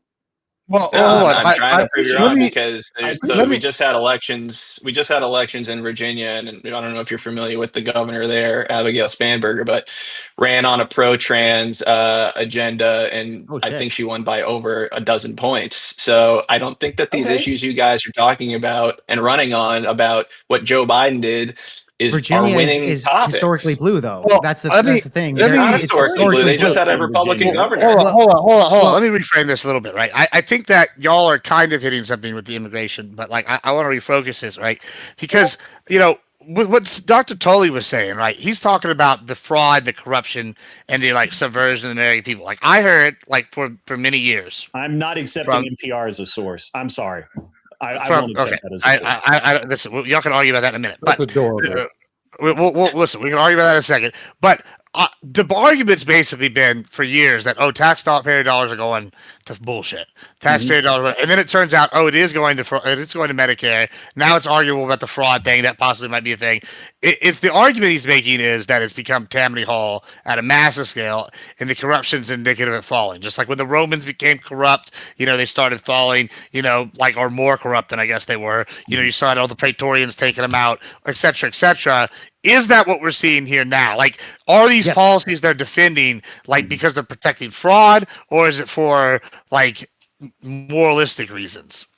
Can I answer that really quickly? Please. Now, I'm glad that Gibbs actually brings up the corruption. So recently we saw in Minnesota the biggest fucking fraud in American history with billions of dollars from the Somalians, who, by the way, were sending money over there overseas to their own family across. Okay. So again, Gibbs brings up a great point here is that, yes, the Democratic Party is dying because they're not willing to actually affect or actually put accountability into these minorities that they actually want to bring in, bro. They support immigrants, etc. This is what they're doing right here. But they're not willing to take accountability. And Tim, what's his name? Tim Walz? Tim Walz should be held accountable, and he should face some type of justice. Do you guys agree with me on that? Well, no, because he hasn't committed any crime. He hasn't been charged with any crime. And that's kind of like another point I would bring up is who has been arrested in that whole Somalian fraud case that's in the Minnesota government? Because the Trump Department of Justice hasn't taken anybody from the state government there, put them in jail or charged them with any crime. Well, you would agree it takes time to actually prove that stuff, right? I mean, Don Lemon got arrested like damn near over. Yeah, I'm not talking about Don Sure, Lemon. I mean, how much? You would agree that it takes some time. That's Even Don bullshit. Lemon. That's bullshit. How much longer are we willing to wait? It took a week to put Don Lemon in jail. I would have been arrested within an hour if I had done the same thing. Don Lemon, it took him a week to wishy-wally their fucking way around to actually arresting him because of who he is. I'm not letting you get away with that. I'm gonna back Jake up here a little bit because these policies. We see people rejecting it, right? We see the people who voted for Mondami outside his house picketing and yelling, you promised us. You promised us this was going to be the way it was going to be. I think that was like 5 people. Which is fucking hilarious to me. And as far as Virginia flipping and you want to use that as a great example, first of all, it does historically vote blue, but they were promised financial reform, and it hasn't happened. As a matter of fact, they're deeper in debt than they were, and literally everything's increasing. All of their property taxes. Because they had a Republican governor before. That's the problem. They were ruled How by is it governor. the problem when the Republican governor got voted out, and now that they have the person voted in to change things is not changing it, is in fact making it worse, and now they're having buyer's remorse, and that's what generally happens in this. And Virginia is actually one of the states that may go red for the first time in a while because of things just like this, because of the rejection of the Democrat Party, because every single time it's, trust me, guys, we're not going to raise the taxes. Trust me, guys, we're going to lower spending. We're not going to spend it on this. And yet every single time the money just flows right out the door when you have a Democrat in charge. Now, I'm not saying Wait, but Grid, when I'm not saying that Republicans are much better. I'm certainly not saying that, but that's not the question here. We're not. People are flowing into the Republican Party, not out of it.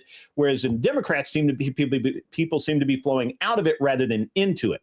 And as a matter of fact, the New York Times just released that the Republicans, who don't actually do a ton of fundraising, have over $150 million more than the Democrats in their war chest for midterms.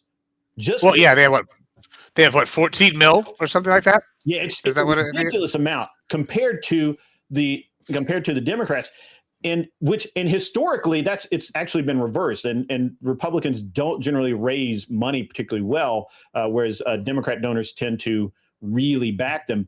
So I really want to hear the actual nut and bolt justifications of why are these people leaving your party? Why are people just seem to be fed up with the Democrats? Because all you've told me is everything's fine.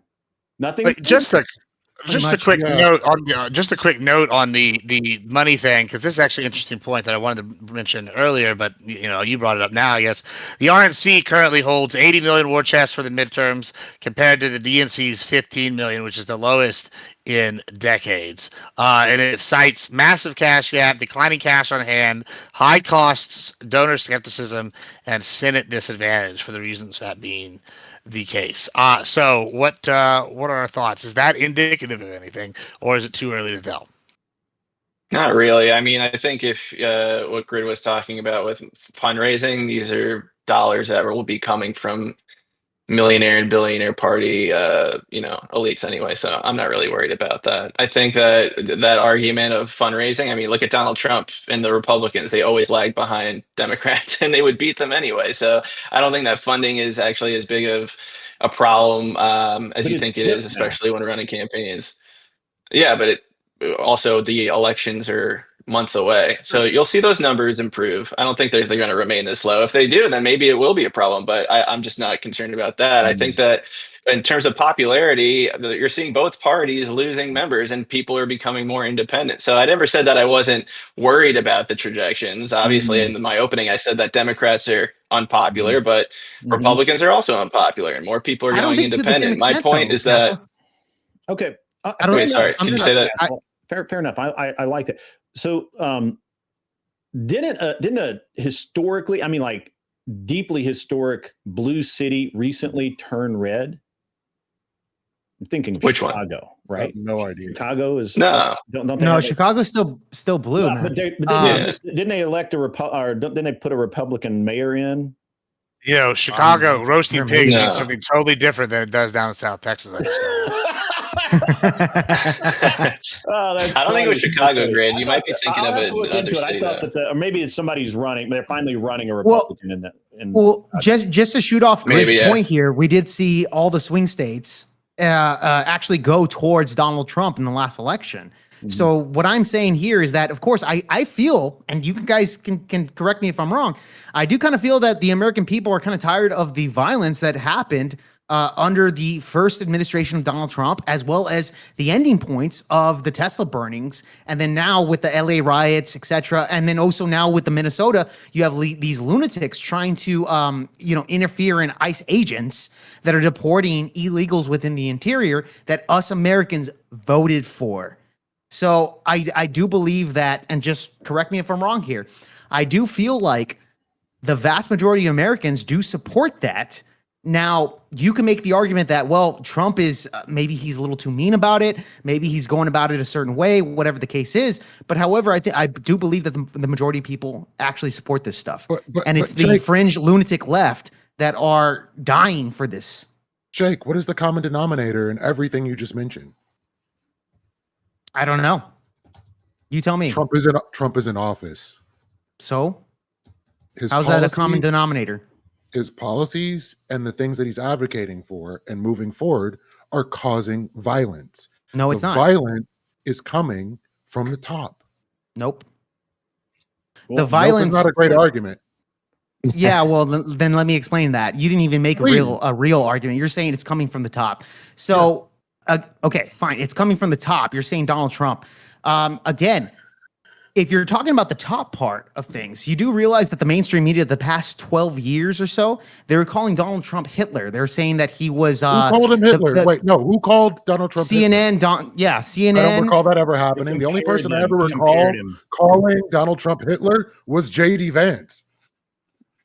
Yeah, well, no, J.D. Vance actually was getting that from the mainstream media as well as Democratic politicians that were also calling him Hitler. Literally said he was Hitler. Well, hold on. Do you think that J.D. Vance just thought that up on his own self, or did he get that from other people that were saying that narrative? Somebody's hand was up his ass. It could have been Peter Thiel, but he said it with his own. Okay, so nevertheless, okay, great. So somebody was up his ass about it. Nevertheless, J.D. Vance was repeating talking points from the mainstream media and the Democrat Party that Donald Trump is a tyrannical dictator. Okay, remember, dictator on day one. Oh, he's going to be a dictator on day one. He's Hitler, etc. Literally, we have debates on Piers Morgan debating this, and left-wing people agree with it. They say that, yes, this was the case. So I don't know. I guess you're just so ill-informed. I don't even know where to go with that. Yeah, but I mean, just take my word with it. Do your research. Hold on, really quick. Do your research. Bro, do your research. My point is that the Democrats and the mainstream media have been calling Donald Trump Hitler for fucking 12 years, bro. Since he started running for office. Do you think that people that consume that type of fucking propaganda would say, you know what? He's Hitler. He's going to fucking end the world. He's a dictator. He's a fascist. He's this and that. All these words that they used. Is it actually possible that these lunatics on the left would actually take matters into their own hands and attempt to assassinate Donald Trump, which they did? Not only that, Charlie Kirk, God bless his soul, got fucking killed by a lefty, and now he's dead. Do you think that the left, that the mainstream media on the top is going to influence these individuals, to do violent acts, bro, just like the Tesla burnings, etc.? Just quick fact check. Just quick fact check. Well, I'm asking. Yeah, quick cavity search. I'm gonna list all the people that I have listed that could call Trump Hitler. Some are conservative, some are lefties. Glenn Beck, Louis C.K., Bill Maher, the entire cast of The View, Michael Moore. John Kelly, other notable characters: former Mexican President Vicente Fox, and Frank's stepsister. Various protesters. Also, J.D. Vance called him America's Hitler, allegedly. However, he's retracted that way. Jasmine Crockett, actually, in a fit of originality, called him Timu Hitler, and the ADL called him Hitler. So.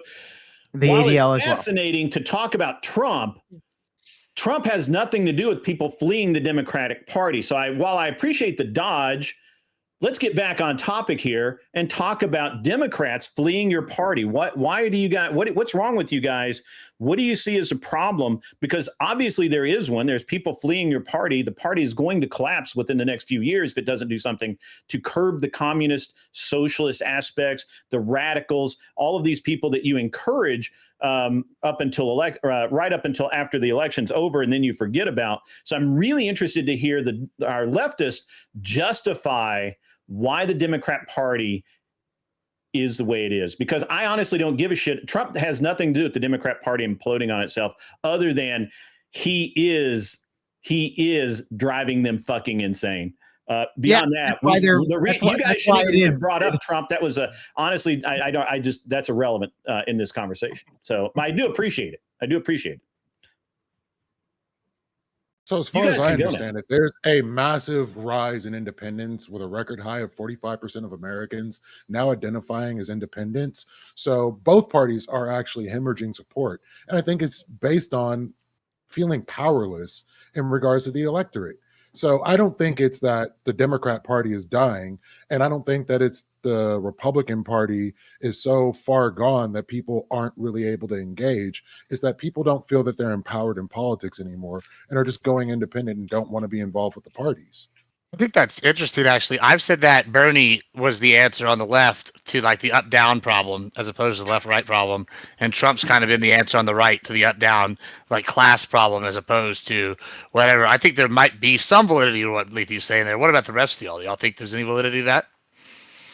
Yeah, I think so too. I think that I think Bernie at one point when he first ran was that. I don't know anymore if he has that Yeah, I don't know about same type of now. bipartisan. I, Yeah, I don't know if he has the same type of bipartisan yeah. support, but yeah, I think that the Republican Yeah. Party and Democratic Party, they suffer from the same problem, is that they Can have you a show me lot that? of voters that Can you show me show that you more what. Republicans that more independents than Republicans voted for Donald Trump? Can you show me that? Not voted for Donald Trump. I'm just Well, saying in terms of that would registration, be voter a registration sign that each year. more independents were Well- leaving the Republican Party. That people were no longer declaring themselves as Republican and instead being an independent but sharing Republican values. So, can you show me? Can you demonstrate what Lethe just what you guys are saying that both parties Yeah, are yeah. hemorrhaging So I members? can. Because I don't believe you. Yeah. So I can prove it Yeah, just prove it, based please. on elections. Great. So if Sure. you look at the 2020 election, Joe Biden was elected because more people came out to vote who Well, we didn't vote assume he was before. And in elected, 2020, right? We assume he was elected. We're still jury's out. yeah, if you assume he was elected, he assumedly beat Donald Trump. Yes, And with then a in record number 2024, of those votes people, never before achieved. We have no Well, idea yeah. how many dead people voted, but they all showed right, up, and it right, turned right. out for Joe Biden. Sure, Just absolutely. assume Yeah. Joe Biden, just assume that he won. So in Yeah. 2020, If I was he dead, I'd vote for assumedly Joe won. Biden. Mhm. And then in 2024, what happened was those voters who came out who were more independent or who didn't like to come out and vote, they said, I'm staying home. And then Donald Trump won the election. So it's basically a back and forth between the two parties because people every 4 years don't trust what the previous administration is doing. Mhm. They don't feel like they've been heard. And then they switch sides. So you're seeing That's the not proof, independent though. voters in this country That's making. Yeah, that, but they're making the decision on who becomes president. It's not Republicans, it's not Democrats anymore. It's the people in the middle. So every 4 years, you're seeing a Republican get elected and then a Democrat get elected. okay. That doesn't mean that more So Republicans are showing up, right? let's investigate this because do you think more independents voted blue or voted red in the last election? Good question. And well, in the last one, so 2020 they voted blue, and in 2024 they voted red. That's one of my points. Okay. I mean, okay. And I agree with no, him. no. Slow down here. You keep making assumptions. I'm that you're not slow. proving. I'm- I really want you to prove this to me because I don't believe you. Because we Hold had a on, hold record on. number of Republicans turn out. So basically, what I'm saying, if 80% of the voters were Republican, 20% were independent, that would not prove your point. Especially if 60% of Democrat voters were registered Democrats, and the remaining 40% were of the 100% of voters that voted there were independents. That would not, in fact, prove your point that Republicans were deciding to be independents that then voted Republican. It doesn't prove your point. I'm asking you to prove your point because I don't believe it. No. I think you're confusing what I'm saying. I'm not saying Republicans that decide to be independent. I'm saying just independents who don't have a party affiliation. More of them voted for Trump in 2024, and more of them voted for Biden in 2020. Now you can see it in the actual voting statistics. Just because you voted Sure. Republican doesn't mean you're a registered Republican. So when Trump Sure. got more votes in the state of Michigan, he won the state of Michigan by 2%. He lost it by maybe 2 or 3% in 2020. So that's not a large amount of folks who had to flip over from independent and say, oh, in 2020, I like Joe Biden. This time around, I like Donald Trump. It's not that a ton more Republicans came out to vote. It's that those independents decided that they like the Republican this time. Greg, Does you that want to make answer any more that? sense? Or I just don't. I would like to see the breakdown. I understand Yeah, what you're saying. I just don't. I don't necessarily. I've been told this many times, but nobody's ever bothered to show it. Yeah, Castle, I you can- make a good. It's an interesting claim because what it means is that because all right. So the original claim that you guys made was that people are unhappy with the Republican Party and the Democrat Party, so they're flowing into the independent range, right? But they would still have Republican or Democrat tendencies, right? Right. Okay. sure. We're together so far. Okay. I'm just trying to Okay. understand your logic. So then if Donald Trump is elected, that would seem to mean that a large number of people who voted would have already been at one point a registered Republican and just went independent and just voted their party again as an independent, right? That's sure. Okay. That's logical. That makes Yeah. sense. That makes sense. And then maybe Yep. some true independents who are they just don't give a fuck. They pick a little column A, a little column B, don't care. Then they also voted. So what I'm asking is, you guys have made a very bold claim, and that is that the parties are losing people and more people are becoming independent. I don't believe you. So I'm asking you to demonstrate it. You said you could demonstrate it by the number of independents that voted. And I'm saying, I don't believe that you can. And I'm asking you to prove it out, which I don't think you can. I don't think that mathematically, I don't think you can do it, but I'm willing to let you try. Castle, I can help you out if you want, man. If you need a right wing. I was going to say, Jake, I think you want to step in, so go for it. Okay, you want me to help you out with this argument that Grid's fucking putting out here? Just saying. Sure, if you want go that, for it. I could do that. Well, here's the thing. Grid is totally right. Can you prove your point that particularly that people that go independent, are they voting for their party after they go independent? This is a very good point from Grid 1. Now, I would argue that, remember, you have very new voters in a time where it's so divided, where everybody wants to vote, everybody has an opinion online, etc. So you see a vast majority, I think it was in 2020, you saw a record high of new registered voters, correct? Like this was a huge thing like that we've seen. Now, probably more than likely, a lot of those registered voters, they registered. Now, they probably registered independent. Okay, same thing with 2024, etc. You see this all the time where you have a vast majority of people or a big a bump in registered voters. Now, my question to you, and by the way, going back to Leafy or whatever his name is, it is a record high. 45% of adults identify as independent, quote unquote independent. This doesn't actually necessarily mean that the Republican Party or the Democratic Party are losing voters. This does show a stat of more registered voters that are younger that are trying to establish themselves as new voters. They don't know whether to vote left or right. However, I think Grid has a point that the majority of these people don't support the Gender Affirmative Care Act, LGBTQ, the woke shit, and you'll see them voting right-wing strictly on culture views, bro. And this is why Donald Trump won in a landslide. So based on the Edison exit poll, in 2020, Republican, some 50%, So in 2020, 26% was a distant third to both Democrats and Republicans. Independents favored the Democratic candidate, but Donald Trump nonetheless improved his performance with key swing voter blocks. Some 50% of independents said they voted Harris. 45% said Trump, which is a 4-point improvement for Republicans from 2020. So they received a 4-point bump in the previous election. If you divide those numbers up by race and gender, you can actually see that the Hispanic vote actually bumped up. I think it was about like 10% or so for Donald Trump. Historically, it's usually around. Well, it's working out great. I'm Hispanic, by the way, and it's working out great. Hey, as our resident Hispanic, Jake, how's that working out for you, buddy? It's working great, my friend. It's working fucking awesome for me. Employee. That was two Hispanic government. Two of us here. Two of us. Let's get those. Yeah, two of us. Grid. I'm sorry, Gibbs as well. Nobody hates illegal immigrants more than legal immigrants. That's all I'm saying. That's true. That's true. By the way, I'm not a legal immigrant. I was born in this country, but I am Hispanic. I am a brown person here. But yes, here, especially here in the Valley, actually, you can watch a video of mine that I did when I was interviewing people in McAllen, Texas, in the Lower Valley, the vast majority Hispanic people. Who are you going to vote for, Kamala Harris or Donald Trump? Dude, 95% of them said Donald Trump, bro. I mean, Donald Trump he really turned the tides here in the Lower Valley of Hispanics where the border's there. Literally, I live like 40 minutes away from the border.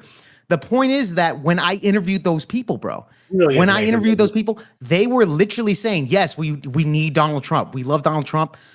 We follow his point of view, etc. So we did see a lot of Hispanics do that. And we saw blacks as well. If I can ask you why those folks, especially in the RGV, went from maybe even Biden to Trump or Democrat to Trump, what do you think the number one reason was?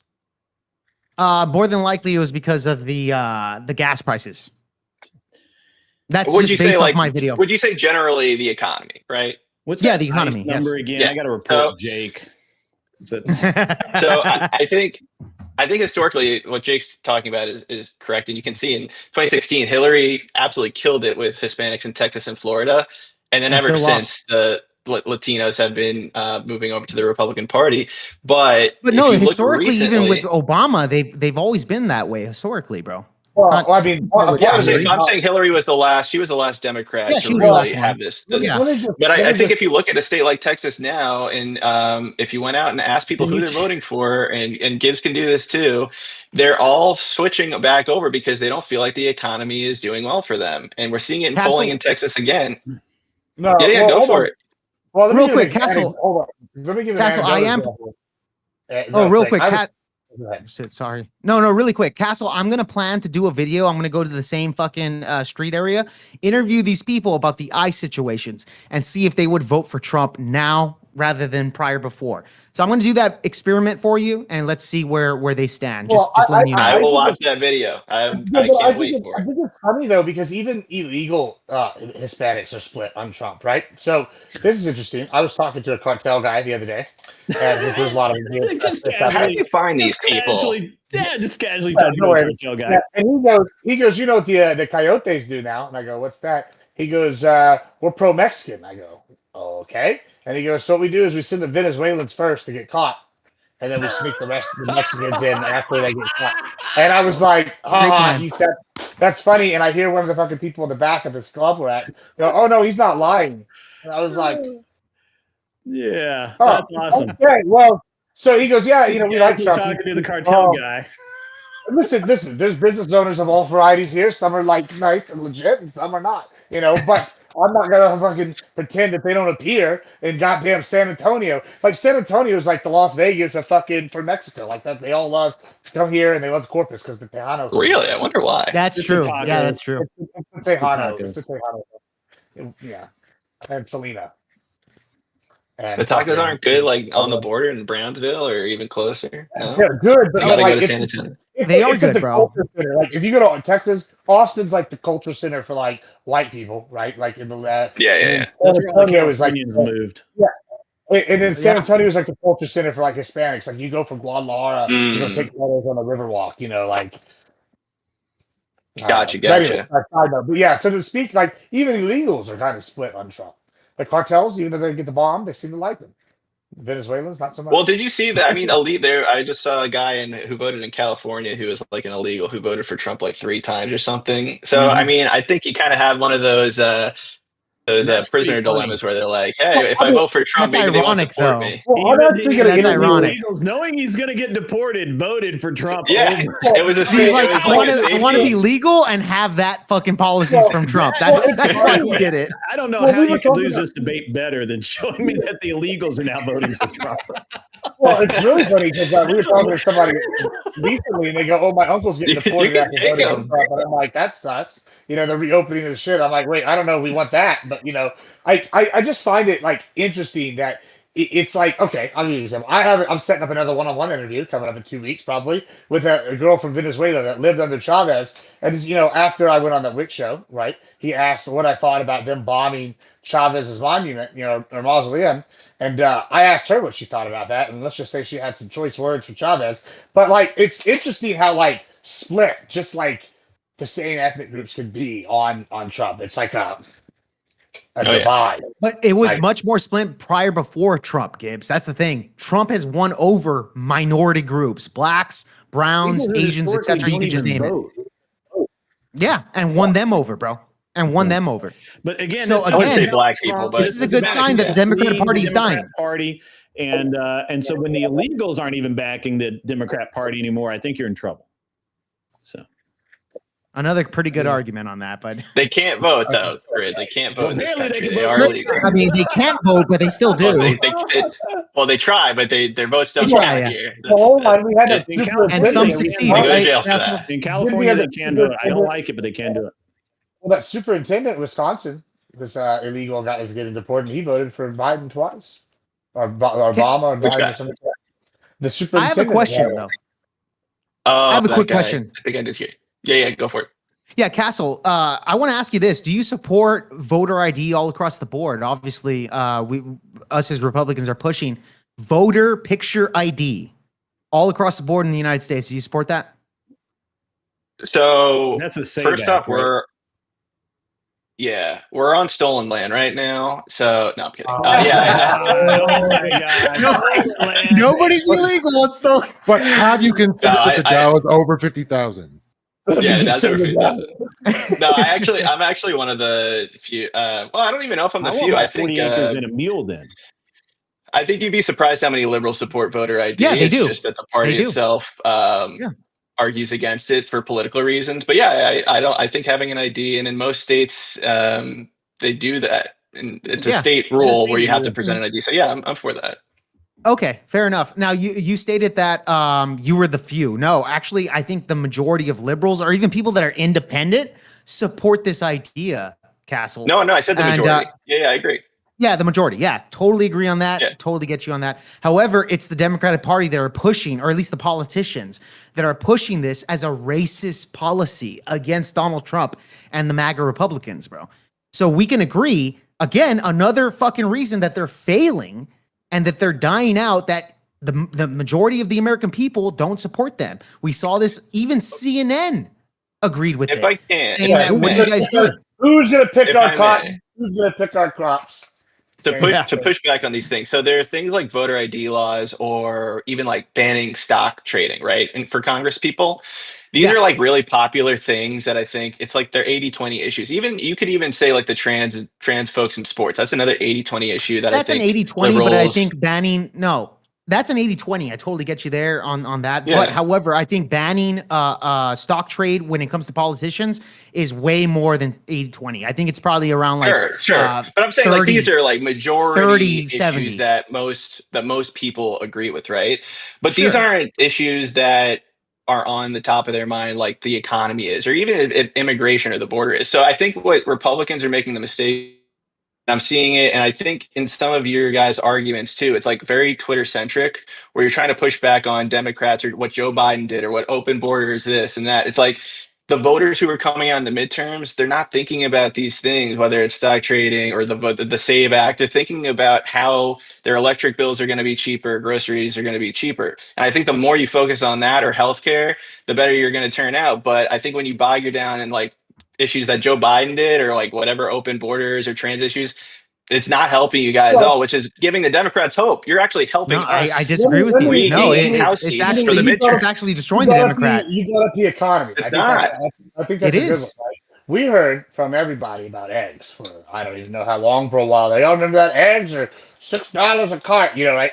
And then Trump posted an interesting meme the other day, and it was like, what, 32 states or 31 states have gas under $3 the first time in like 6 years, under Trump. When you say something like, okay, it's the economy, and then I drive to California and it's $6, $7 a gallon, but I'm in Texas, it's $2.15. Which one is telling me the economy's better? Like, Not only that, what are you Gibbs, I talking saw about? gas prices here in the Rio Grande Valley up to $1.98. It literally went below $2. Gibbs. Yeah, so what do you think it is right now? Last time I was in San Diego, like a couple months ago, it was like $6, $7. Yeah, I haven't paid for gas in like 3 years, but the last I looked at a station around me, it's like $4.50. 3 years? $4.50. How did you not pay for gas for 3 years, bro? You got a sugar mama or what? I drive a hydrogen vehicle. A hydrogen vehicle. Oh, okay. That's pretty cool. Okay. Hydrogen, like they it runs off of water or some shit like that. I don't even know what that is. It runs off of Okay. hydrogen. Okay, so you can only drive like 3 miles at a time and before you have to refill it or something like that. Well, I mean, it has 400 miles to each fill up, but yeah. Oh, okay. That's a pretty bit of good. work. That's not good at all. Okay. I mean, I haven't paid No, it's for fair any enough, fuel fair for enough. 3 years, so I'm not complaining.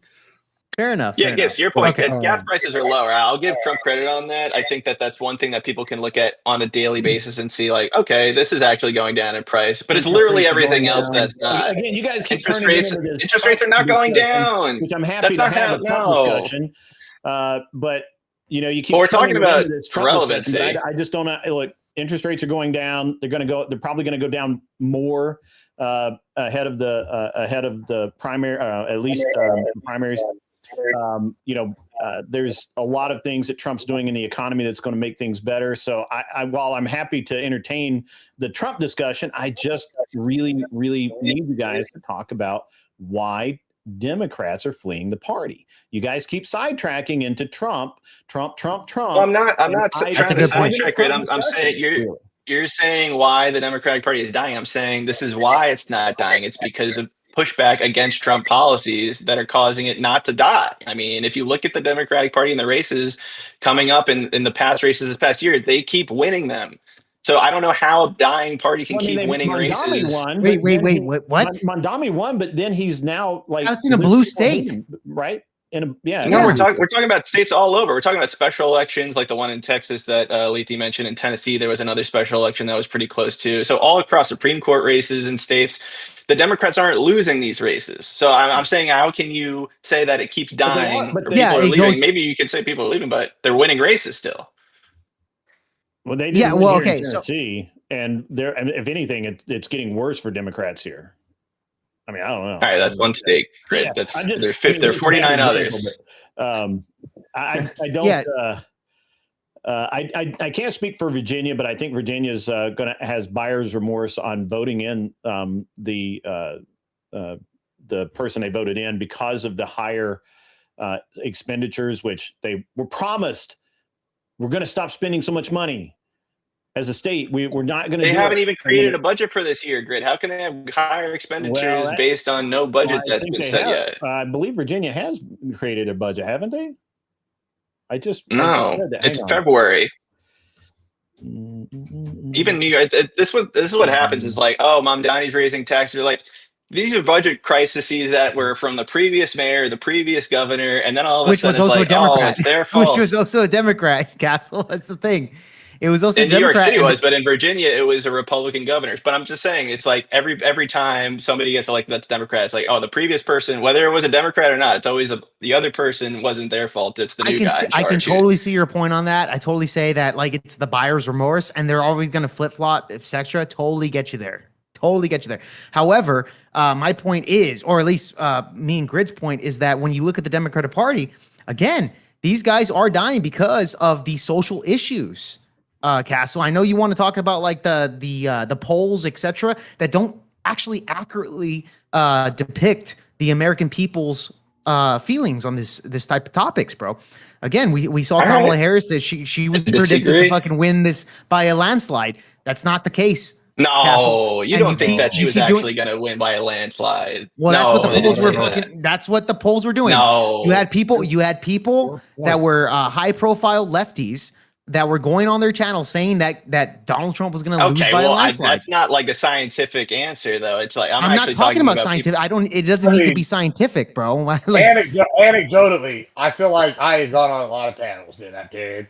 And I'm not saying that lefties thought that the lefty person was going to win, but like that's not. I can stand by the fact I was the only person that at the time, the only one, Trump was going to win by a landslide. All right, like, and they were like, "No, you're an idiot." And then, lo and behold, Papa Gibbs is right. The political prophet, as always. But you know. Fair enough, Gibbs. I did not predict that he was going to win by a landslide. So I said he was going to win, not by a landslide. So you got me on there, Gibbs. I'm just saying, like well documented. There was a lot of this hemming and hawing, and Kamala's going to dominate. It's the honeymoon, and all this bullshit. And like, you know, nobody like was tapped in. And I think that there's something to be said for that. There's this distrust of academia. There's a distrust of the media. There's a distrust of, Trump's numbers are low, but like I've seen crazy low numbers for the Dems. You know, it seems like Pelosi's on her way out. Schumer's on his way out. Like, who knows if they're actually going to run again? Like you know, if they do, they only got one more time because they're old as Lindsay, fucking the cookie keeper. AOC is the heir apparent, and she fucking had a 30-second pause the other day. Ilhan Omar was the other heir apparent. She seems like she might be getting deported. Who knows? I feel like the Dems are in a little bit of trouble, and then all the fraud accusations. And then, you know, there's Georgia, where I was told it was decided that it was a totally up and above board election, and now it looks like there's going to be charges filed, and people are loyally up. It seems like waiting for that. Like, and by the way, for when it happens, but what I really want to get to is the whole idea that everything that's going on with the Epstein files is going to create brand new stars in the Democrat Party. Ted Lieu looking amazing right now. Jasmine Crockett looking amazing right now. Y'all hating on Massey. Like, You're hating your own career- people. You realize Crockett's career is done, right? Like in Texas, like she's not going to be elected. She's not going to get reelected, bro. But I'll tell you this: In the House? if you think Jasmine Crockett, Okay. Yeah, She's you're about right. to Senator get- seat out. and now she's running for Senate against like it's probably gonna be Paxton. There ain't no way she beats Paxton in Texas. That's fucking crazy. it's a dub, bro. It's a dub. But I'll tell you Yeah, this: if she's you think better. Jasmine Crockett is a fucking all-star, like that's who you bring up as your representative of the Democratic Party, that people are not leaving it. I think Jasmine you Crockett, misunderstood really. what I said. You have to realize. Hold on. You have to realize that when it comes to the memes here comprehension online, problem. when it comes to the memes, the right-wing memes are totally dominating the fucking internet, bro. You had fucking bananas and rice. The fucking Somalian fucking 16-year-old that said that she got fucking attacked by ICE, which there's no proof on that. And then she was saying that Somalians are just like bananas and rice. Somalians being American is like bananas and rice. Do you know any fucking real American, like actual American that's been here before the Somalians that eats bananas and rice? Of course not. Nobody can relate to this fucking woman. Bro, the Democrats are putting up these individuals No, Lindsay, I was Don't just know trying to Cubans understand and what that you're are doing. talking Never about mind. fucking bananas and like rice, it. bro. I thought it was. I was Like, watching your. together, this or is like like- I was enjoying it. Like what are we? But this is like it what I'm looked like a talking great about with debate. I kind was of like just kind of echo trying to chamber stuff. understand who you were Nobody, if you went out debating and and what said, you were "Have Do you you eat seen the bananas and rice, rice bro? meme?" Cool. Do you eat them? No, Hopefully you heard. No, that. I but don't. I'm saying That's what nobody it Does knows what you're anybody talking here about. eat bananas and rice? Anybody in the Do you- chat? hold on. Do you Do you guys not eat eat bananas rice? and rice? You don't I eat don't rice. eat Not bananas together. in general. Do I you eat hold on, rice. hold on, hold on. I eat Okay, cooked you eat rice How because about- I'm how about, like, Mexican. How about banana bread? Do you eat banana bread? I'll like eat gave- banana bread. Yeah, Okay, so you eat bananas and rice. I not together, Gibbs. Oh, Not okay, together. All right, it's not a meal that I would You say got I a need some grain or you bananas got and the rice. banana. That, I mean, yeah, what about bro, you don't eat platano? How about platano? Platano's pretty good. That's a banana. That's good. yeah, maybe. I've eaten that but with rice. I mean, yeah, that's nevertheless, technically this is That's not true. an American meal. It's not an American meal, bro. All right. Nobody fucking eats bananas with rice. Okay. What is an Let's American stop meal? fucking Is it fooling a ourselves. hamburger? Is it a My man's hamburger? hating on the Yeah, Platinum hamburger, burrito. a fucking hot dog, some pizza, hot- some hot fucking dogs- American Hot food. dog's German. Hot dog's German, but go ahead. No, it's not, bro. We adopted that as our own culture. We didn't adopt But bananas and wiener rice. schnitzel. Do you Wiener ever fucking? Do you ever go to a tailgate party for the Super Bowl or the NFL or anything like that, Yeah, see, and I they're would give you serving that. bananas and rice? Do you ever fucking see that? Yeah, but I also go to a Super Bowl. I go, give me that brat. Where is that word brat from? Brock? Bratwurst. Brat. Like bratwurst. Yeah, that's a German word or a Polish word or some. Okay, so what? It's Middle European, but yeah. Yeah, it's So what? supposed to be in their fucking language. Yeah, this is a leftist argument, bro, where people will say that, oh, because hot dogs come from Germany and hamburgers come from this and pizza comes from hot dogs Italian. come from Therefore, you Jersey. have no Where- culture. where is You Ham- American where is white people Hamburg? have no culture because you Where fucking is stole it from Hamburg? everybody else. This is a Hot dogs come leftist from argument Jersey, that's fucking hamburgers garbage have Anybody nothing to have do a with map? Hamburg. That can tell me where Hamburg is? Well, but I mean, hamburgers have nothing to do hamburger with fucking Mississippi? Hamburgers was that Lucy place in like fucking up north somewhere. But yeah, what the answer is? What's American food is beef. It's what's for dinner. That's the answer, Jake. I'm buying Okay, everything. nevertheless, buy bro. beef from his ranch. Yeah. Nevertheless, we have a culture here in the United States, okay, that's been fucking historically, yeah, hamburgers, some pizza, etc. And the minorities want to say that you just stole it from the rest of the world. Pizza's That's from fucking China, bullshit. technically. We are okay now. The pizza's from China. Okay, I heard the pizza's from Italian. We cannot even fucking agree on where pizza comes from. Doesn't fucking matter. But the point is, America, so they have point sauce. is, bro, is that we have our American food, we have our American culture, and minorities such as Leafy over here, several of these fucking lefties, and you're a minority. you know, white. Yeah, I'm a minority, but I don't agree with that. Point is, these fuckers will say that we don't have any culture. Fuck you. We are the fucking dominant fucking powerhouse in the whole entire world. Okay, we have a They don't culture. even know where a They hamburger wanna- comes from. Like the ignorant. Yeah, Hamburg. Yeah, I get it. Fucking No, Germany. Who cares? Hamburger does not come from Hamburg. That's I think it's just a Jimmy false. Literally Okay, fine. comes Wherever from the fuck it Hamburg. comes from, that's not the point. The point is that they want to fucking come at us and say that you're stealing culture. Would you, Grid? Let me ask you this: Yeah, do man. you agree with the left saying that we're just stealing cultures all across the world? that can't even agree where it comes you from can't originally. steal a culture, man. You can't. Exactly. No, we just integrate them Yeah, into it's American New Haven. culture. Just like It every just other somehow culture melts. throughout history, right? Just like every other culture Yeah, okay, all throughout right. history. All right, because I think people ignore culture so much, and it's really annoying. So noodles were brought to Italy by Marco Polo from China. That's right. Who Gibbs, what's also going Yeah, who but- on here? also What is brought this? the What are we idea of talking pizza, about? right? Like What are we talking Hold about? on. we would Sure. but hold on. Is that cultural Hold on. appropriation? Because Just now for the spaghetti record. is Italian food, but we make Well, hold some of on. the best spaghetti in the world here in the United States. Hold on. Spaghetti by default is actually American food, and by specifically it's Hispanic food because Spain conquered the Aztecs and the Incans, and guess where the tomato is from?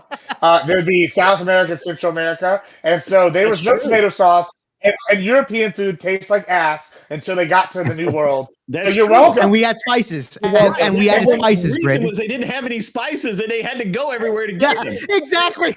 Yeah, their bland creed as they pulled up to fight the Aztecs. I get it, but anyway, Yeah, so So the back to the I'm just culture saying that this fell whole into the argument- appropriated, brother. All culture. Yeah, so this Yeah, whole I'm sorry, argument about leftist. fucking I'm sorry. America.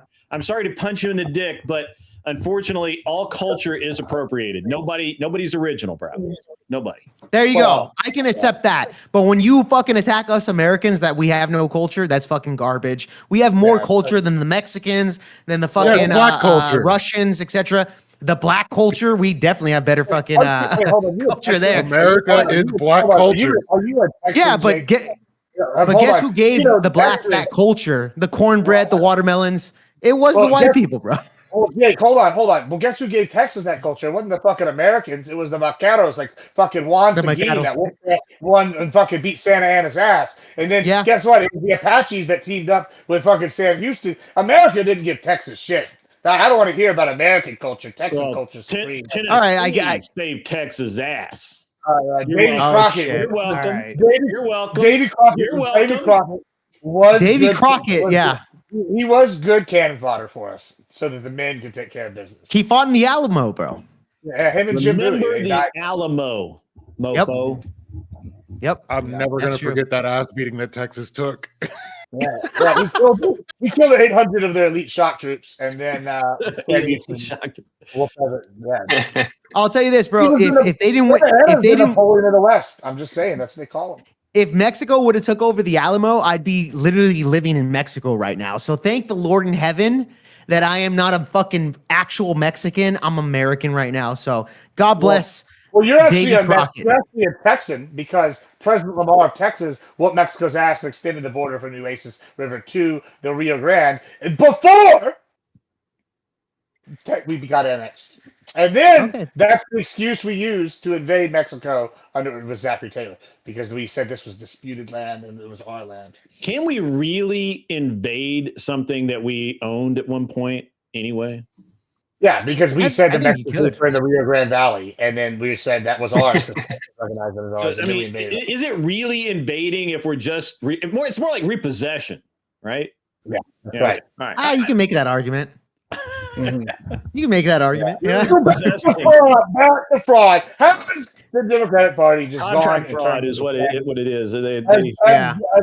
Have they turned into Tammany Hall? Are they subverting the American people with illegals? Are they submitting taxpayers by giving the money away to the fraud? Mhm. Honestly, you guys, Red bro, you guys changed my mind because in the wise words of Billy Irish, right? Whatever the fuck her name Irish? is. No Irish. Nobody is illegal on stolen land. So at this point, I've already been convinced. I joined Castle. I joined Leafy over here. I'm a Democrat now. There you go. Nobody's illegal on stolen land. I'm down with you guys. I knew that argument would seal the deal. I knew it would work. Billy Irish. Thank you, Billy. Such wise words from this woman Well, over here. Since you hold that to be true, I'm going to send some people to hang out with you in your house. Don't worry about them. They're not I'll drug accept dealers them. or anything. They're definitely not going to steal my Definitely good shit. They're not people. going to steal my computer. They're I can still definitely good stream. people. Yeah. They're definitely good Well, people. we That's what are- Billy says. I feel like we have gone real into the weeds. I think we've totally lost topic, and we're at about an hour and a half, so Yeah. we might as well just call it there. Because I hear that Jake, this is to you, by the way. I'm gonna give Puta bitch fucking 30 minutes to argue about casual sex if Yes, she let's wants. do it. But then she might get a little more time depending on when I have to pick this bitch up. And we're gonna go fucking hash of casual sex. So that's how much time she's got to like convince me that it's bad. I guess. Is she still in your yeah, chat grid? no she idea. was. But she Are could you have. coming She over had here 30 to debate minutes. her. Message her right now. Get her on here. Yeah, It's going to be a y'all fun can one. figure that out. But what we're gonna do now is we're gonna give some people some outros and closing thoughts. We'll start with Mr. Castle while they organize. Paging with the- page, please Yeah, report yeah. to the chat. Hold on. I think that we can find an easier way to do to the pager real quick. Watch this. All right. What are you gonna do? Anyway. Like talk about Kel or something? Is that she'll magically appear? No, I'm just gonna pull up an actual real time image right now Oh boy. Lethe, are you a Taoist? of No. Paige, and this is what she openly said. This is a real time picture of her vagina right now. Oh boy. So No, bro. She's so dry. so we can Pretty talk about dry. the casual sex. I'm not thing. Yeah, watching she's the one who said this. So I'm just saying Not watching we'll have that. that conversation. No, Yeah, it was Not at watching. one point in history it was a fertile land here in the Sahara, and now it's fucking desert. So all right, Hold on. On I got something for this. Hang on. on that note, while we do that, Castle, go ahead and give us an outro, closing thoughts. All right, sounds good. Yeah, I mean, I think that based on the discussion, it sounds like we agreed on some points that the Democratic Party itself is unpopular, and you can find, instances of people leaving it and going more independent. But I think that term dying or dead or whatever you want to call it is just not really going to come to fruition as quick as the other two panelists think it is. I don't think it's ever going to happen as long as we have a two-party system, but I think one of the things I wanted to bring up, and I can kind of end with, is that the Democratic Party lives and dies with Donald Trump. And I think Donald Trump has been the biggest thorn in their side in terms of regaining power. And what's really interesting is that if you look at midterm elections, when he's not on the ballot, a lot of the people that stay home come out and vote for Donald Trump in the general election, and they stay home during the midterms when he's not on the ballot. Now, but Donald Trump's not on the ballot again this midterm. He's not going to be on the ballot for the general election in 2 years after that. So I think if any party has reason to kind of worry a little bit, it's the Republican Party, to see what happens once Donald Trump isn't going to be at the top of the ticket or have as much influence on the Republican Party as he does now. So right now, I think Democrats are in one of those lulls. We'll see how they perform in the midterms. If it's anything as people predict now, I think they're going to see a bit of a resurgence until we figure out what's in store for 2028. And if not, then I would concede to Grid and Jake here that the Democrats are in a bit of trouble going into the 2028 general. So it's a matter of time until we see what those results come to. But right now, based on any polling, whether you believe it or not, I think you have to lead some credence to it. The Republicans do it, whether you think they don't. I think they have their own pollsters who are making sure that they're towing certain lines and saying certain things. So I think these things are important. So we'll see what happens, but I don't think the Democratic Party is dying anytime soon, guys. It's gonna be here for a bit. All right, thank you so much, Mr. Grid. Yeah, I think I illustrated multiple times that the Democratic Party is, while not imploding, I think people are fleeing from it. I think it's people are running away because they don't like the socialist communist rhetoric. They don't like the open borders policy. They don't like the free spending. They don't like all of the things, and they're sick of it. The normal, everyday, average Democrat is not a philosophy bro that is esoteric and thinking of all of these different things. They are trying to feed their families, and they can't do it when a Democrat's in office, and they know it, and they're getting rid of Democrats as fast as they can. By the way, if it were in fact true that the Republican Party and the independents vote only for Trump, Trump backing people in midterms would guarantee a victory, and it does not. I think I reject that sentiment. I reject that statement.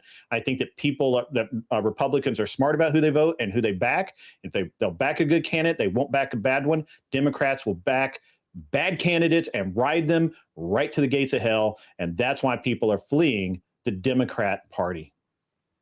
Most Dems aren't philosophy bros, but we got one of them that is, Leafy.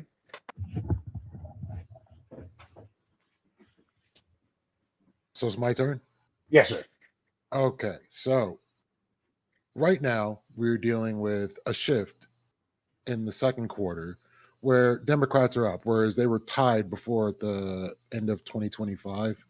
I don't see this as indicative of anything in particular. I think more people are coming out as independent, which, with the shit show that's going on, that's what I expect. But when you're talking about who's going to back a garbage candidate, like literally a party that was trying to bring Matt Gaetz in, can't seem to stop PDF files and actually expose these things, like anybody that's still supporting that, I'm going to say is like damn near cult-like, and we don't have that in the Democrat Party. Like just alone with the whole Gaza situation, we had more people that were willing to stay home and not come out and vote over basic things that have nothing to do with the politics going on in America. So with that being the case, I think it is a terrible thing that Trump galvanizes the Democrat Party to vote. And I think if they can't figure out how to get people to vote without Donald Trump being around or being a threat, that is where the primary problem is going to run into ground. But other than that, I don't think the Democrat Party is hemorrhaging voters to the rate that is being implied in this. And I don't think it's communist policies or anything crazy like that. It's just literally people are burnt out and they don't want to deal with politics, and they're hoping for something better in the future. All right, thank you so much, sir. And that's at least Mr. Barr. Yeah, so let me just shoot this out just right off the bat. When I mentioned the violence of the left, and this is why a lot of people are noticing these situations, both opponents, Castle as well as Leafy over here, didn't actually address any of that. They didn't even address if that was right or wrong of that situations. They didn't even want to go into those topics, which is fine. They want to focus that, Donald Trump, as according to these polls that other people are doing on CNN or whatever the polls are, it seems like it's an even match. Seems like it's like equal or something like that. Then they also bring up the fact that, well, hey guys, it kind of fluctuates throughout the years, which is true, 100% true. Leafy in his closing statement stated right now that people are just tired of politics and this and that. You do realize that during the Obama administration, even during the Bush administration, or even the 90s and the 80s, people weren't nearly as involved in politics as they are today. So there is nobody getting tired of politics. When it comes to political content here online, it's the most viewed of anything. You can even look back at the Super Bowl right now. People didn't fucking give a fuck if the Seahawks beat the fucking New England Patriots. They were all talking about the halftime show, which had to do with culture issues. So no, people are not tired of politics. It's not the case at all. People are looking at politics more closely than ever these days.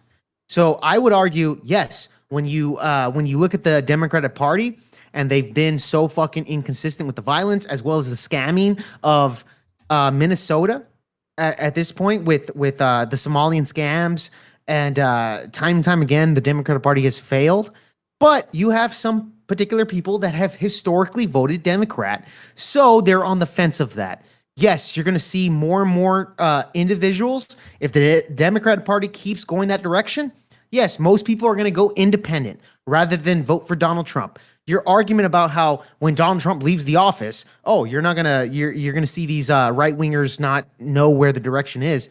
That's also bullshit. Again, you look back in history, Democrats and Republicans have been pretty equal when it comes to elections. Now we have an actual face because politics is much more divided than ever. We have more of an identity with MAGA now, right? But that's the only real difference. That's kind of a ridiculous statement to say. But at the end of the day, guys, yeah, the Democrats are dying at this point. I'm not saying they're dead, and I'm not saying that they can or cannot recover. But I am saying at this point, yeah, they're dying because they've been shooting themselves in the foot. With that being said, I'll end my closing statement. Oh, thank you so much for that. Next week, I think at 1:00, we will be interviewing Vanessa. I'm not even gonna try to say her last name because that's even more Hispanic than I am. It is some crazy shit. But if Vanessa B is gonna be here, and one, if you like hot women, she's a baddie, and two, this bitch will teach you how to make money on all sorts of shit. She's forgotten more about selling real estate than I'll probably ever know. So I'm pretty excited. It's gonna be good stuff. So we'll have her here next Wednesday at 1. Monday, we'll be on Primes. And Sunday this week coming up, Sunday, we're going to be having our contender series, basically the playoffs of our first season of the Debate Championship Series. It's going to be Tyler versus Fabian Liberty, Average Debate Enjoyer versus Fabian. So it'll be good. They're Tyler's going gonna get whooped. It's going to be exciting. And this is one of our unbiased judges saying this. We might have to rethink that one. I was unaware of this fucking debate tournament, so why Just am I get not in Anson. it? Just get Anson in here.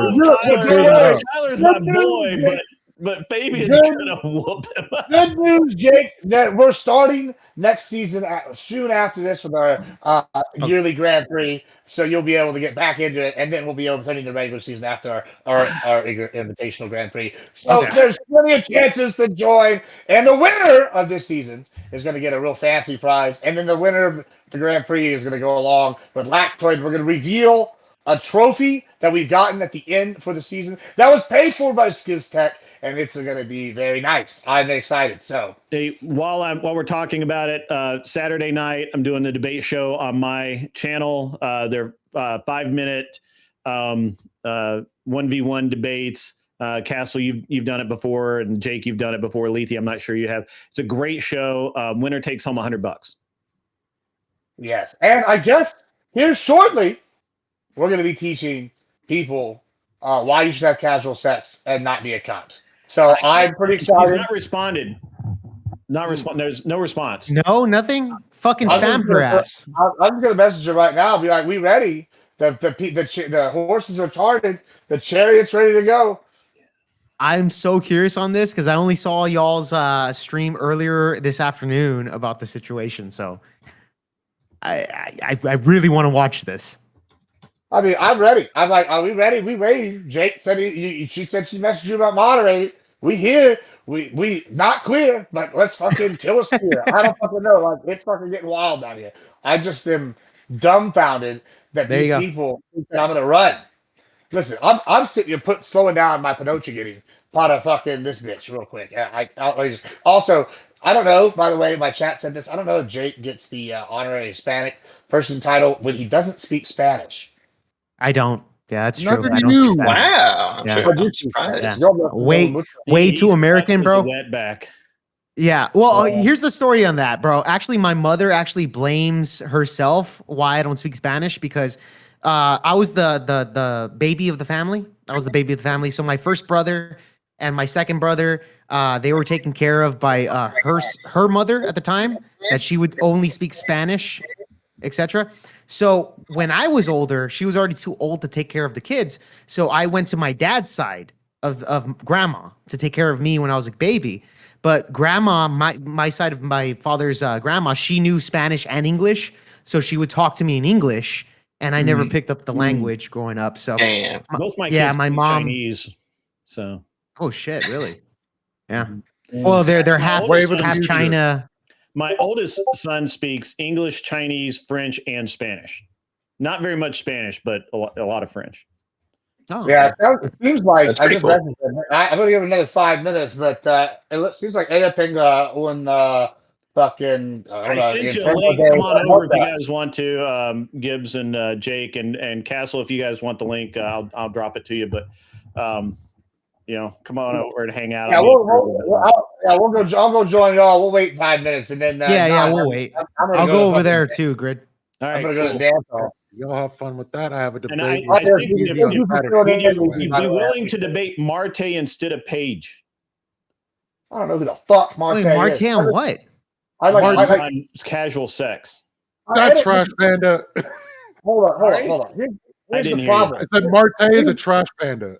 Here's the Trash problem. Panda?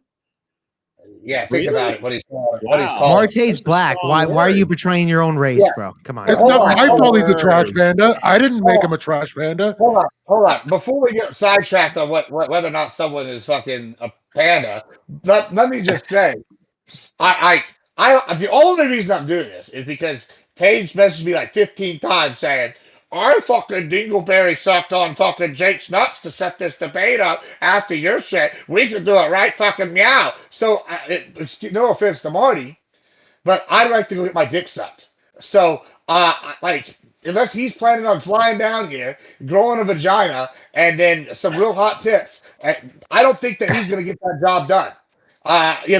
And we can debate that at a different date or time, but I'm already postponing shit right now for this. So let's move over to put Greg. the link to my stream in the group chat back there. So come on by if you want. Marte's over here like, what's a trash panda in regards to this? So he's not. Home to Google trash panda. All right.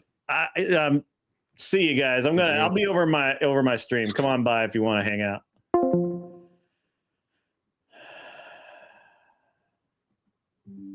Well, clearly I won the shit out of that debate. Fuck if I know, man. Fuck if I know. Wow. This is quite interesting. Quite interesting. Obviously, I won the shit out of that debate. Can't even be a question. It's crazy. I got Gibbs in the back. What's up, my man Gibbs? How you doing? Y'all doing all right? God, I'm just celebrating. I'm taking a victory lap. Obviously, I won the shit out of that debate. No, they didn't even make any points. Like, nothing they said had anything to do with the damn prompt. Like, all they did was say, Trump, look, Trump did this. Look.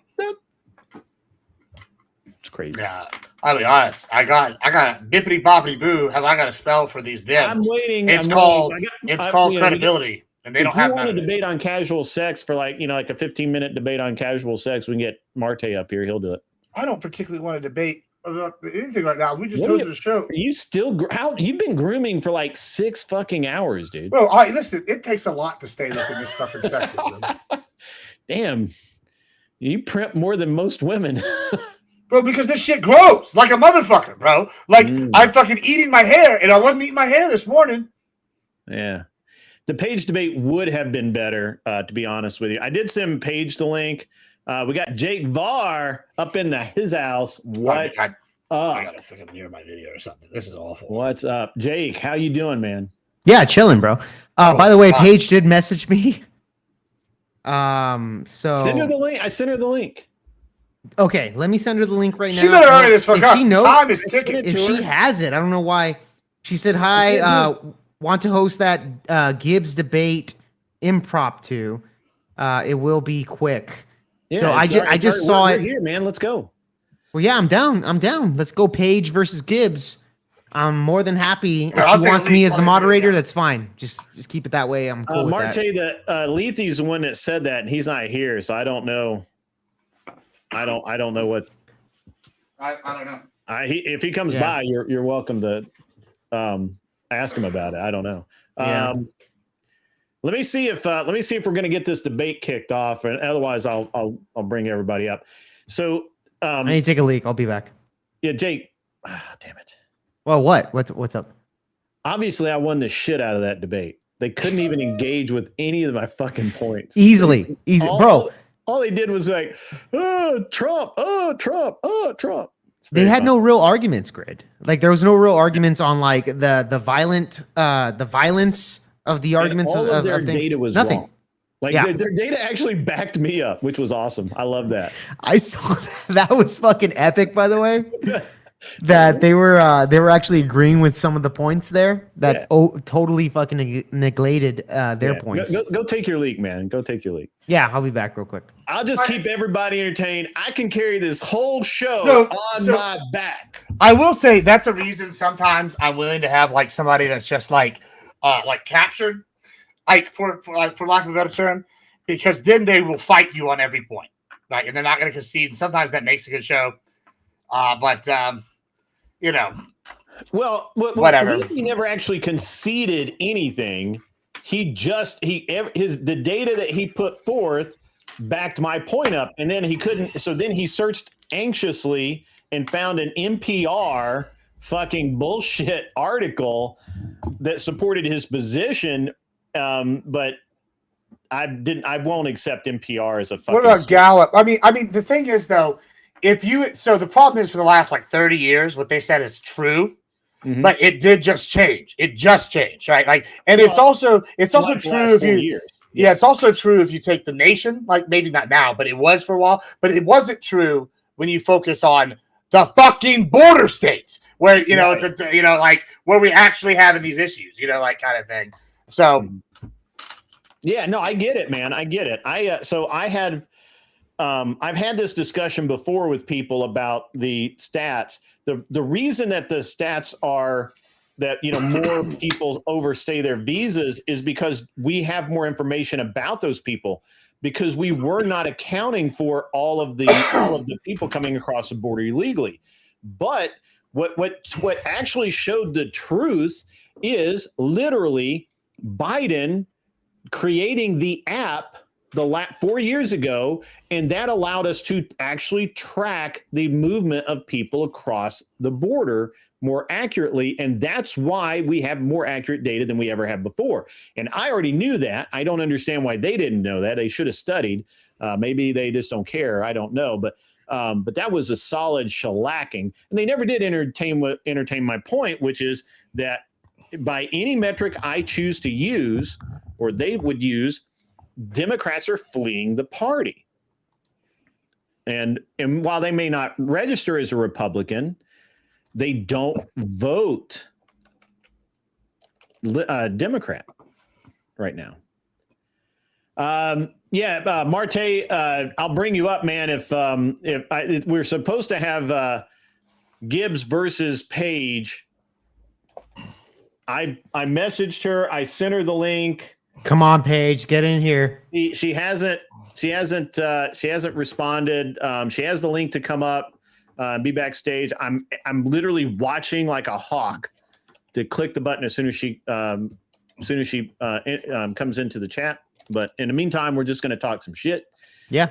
And if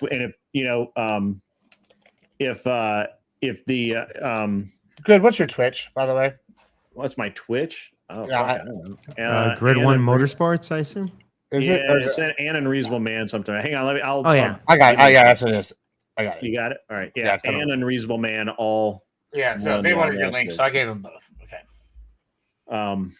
Yeah. So, let's see. Marte. I have Marte. Where's Marte? There it is. There he is. I'll throw him the link out, and he can come. Marte's pretty opinionated, so. Yeah, that's fine. I literally only hear so people can't say I fucking run it, because like it's you got to do what I say now, or you run it. You're running. You're running. You're running. You need to run. Yeah, it's a pussy. You're running from pussy? What? Wait. Yeah, what? I'm ready. No, that would never happen. We're diving in. Ha! Yeah. Fucking degenerate. Yeah, it's okay. Somebody's got to talk to. Speaking of. Did you talk to Teeny, Sky, or any of the others about coming on the show? Yeah, in the next few weeks. Yeah, Sky is in the middle of like I don't know, a bunch of school shit. So we'll have to see on them. Well, that's cool. Yeah, so they're doing good, but they're busy, right? And they've barely been streaming even. I think they stream like their streaming schedule's fucked because they're fucking doing school, right? And then Teeny. Bro, she got a lot going on, but maybe some of the others. I can suggest a few other ones to you as well. Yeah. Just send me, send me some stuff, because I like to do interviews on Wednesday evening or sometimes. She's not even in the country right now. I don't think. I think she's like in another country at the moment. So again, she just got back from Peru, like why? Not, I mean, probably a month ago. Was she Peru? I think she went to Peru. I mean, now she's in.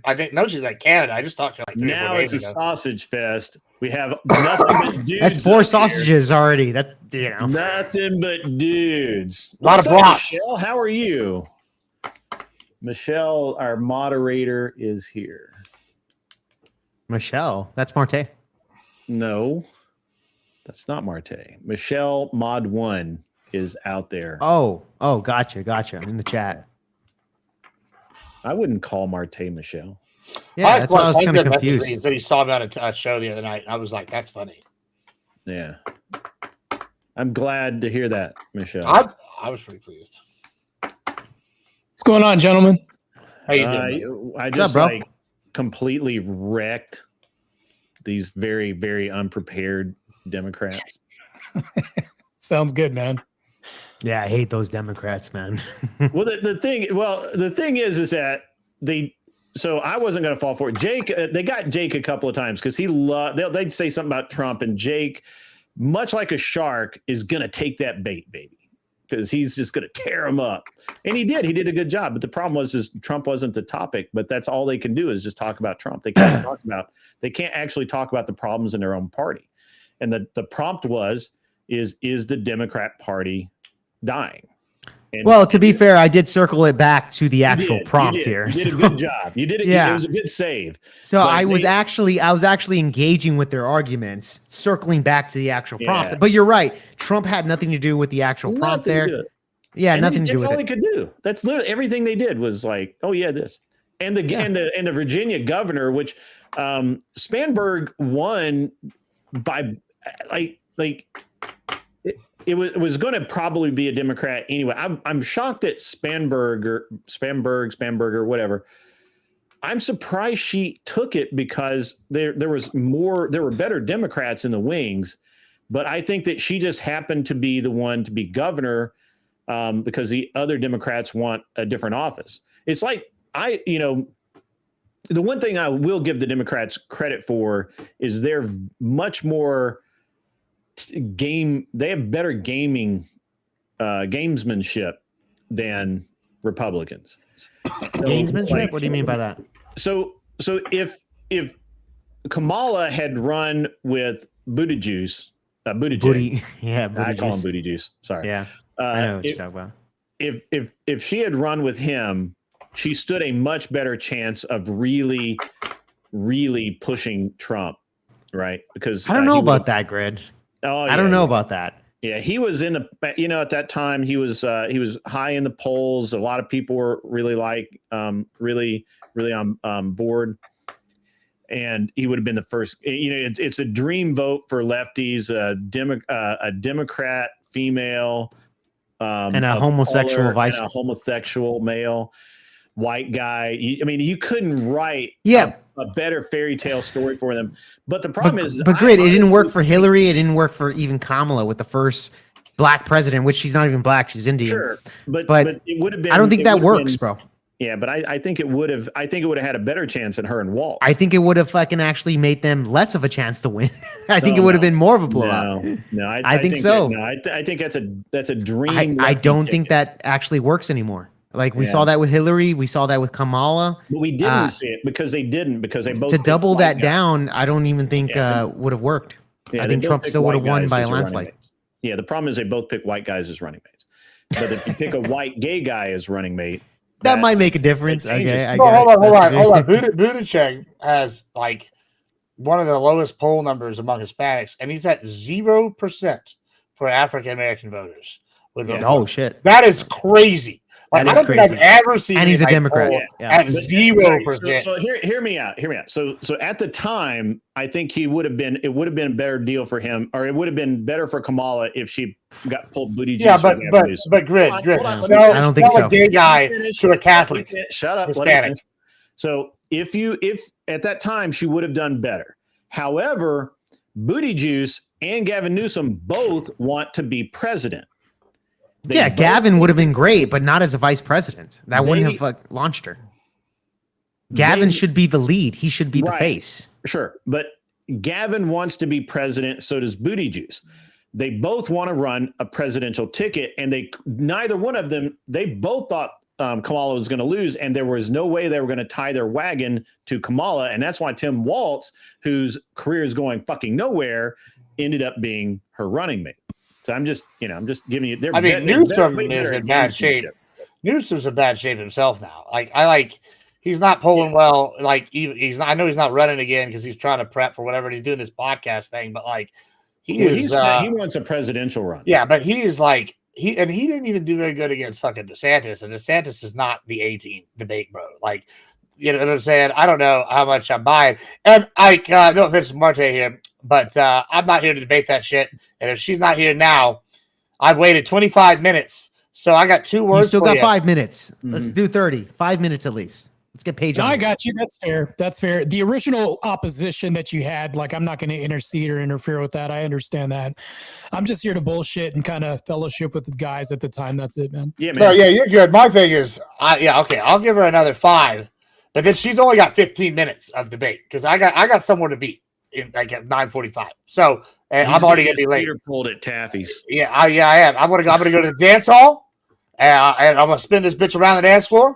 Maybe I messaged her.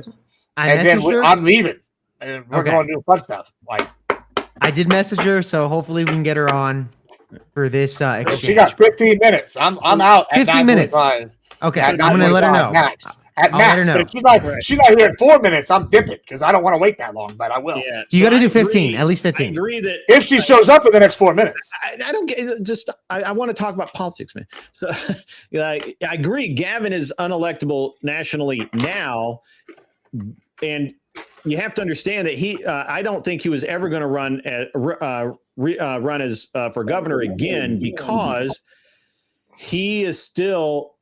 There's still a potential that he's going to be indicted for that train to nowhere and all of the money that disappeared.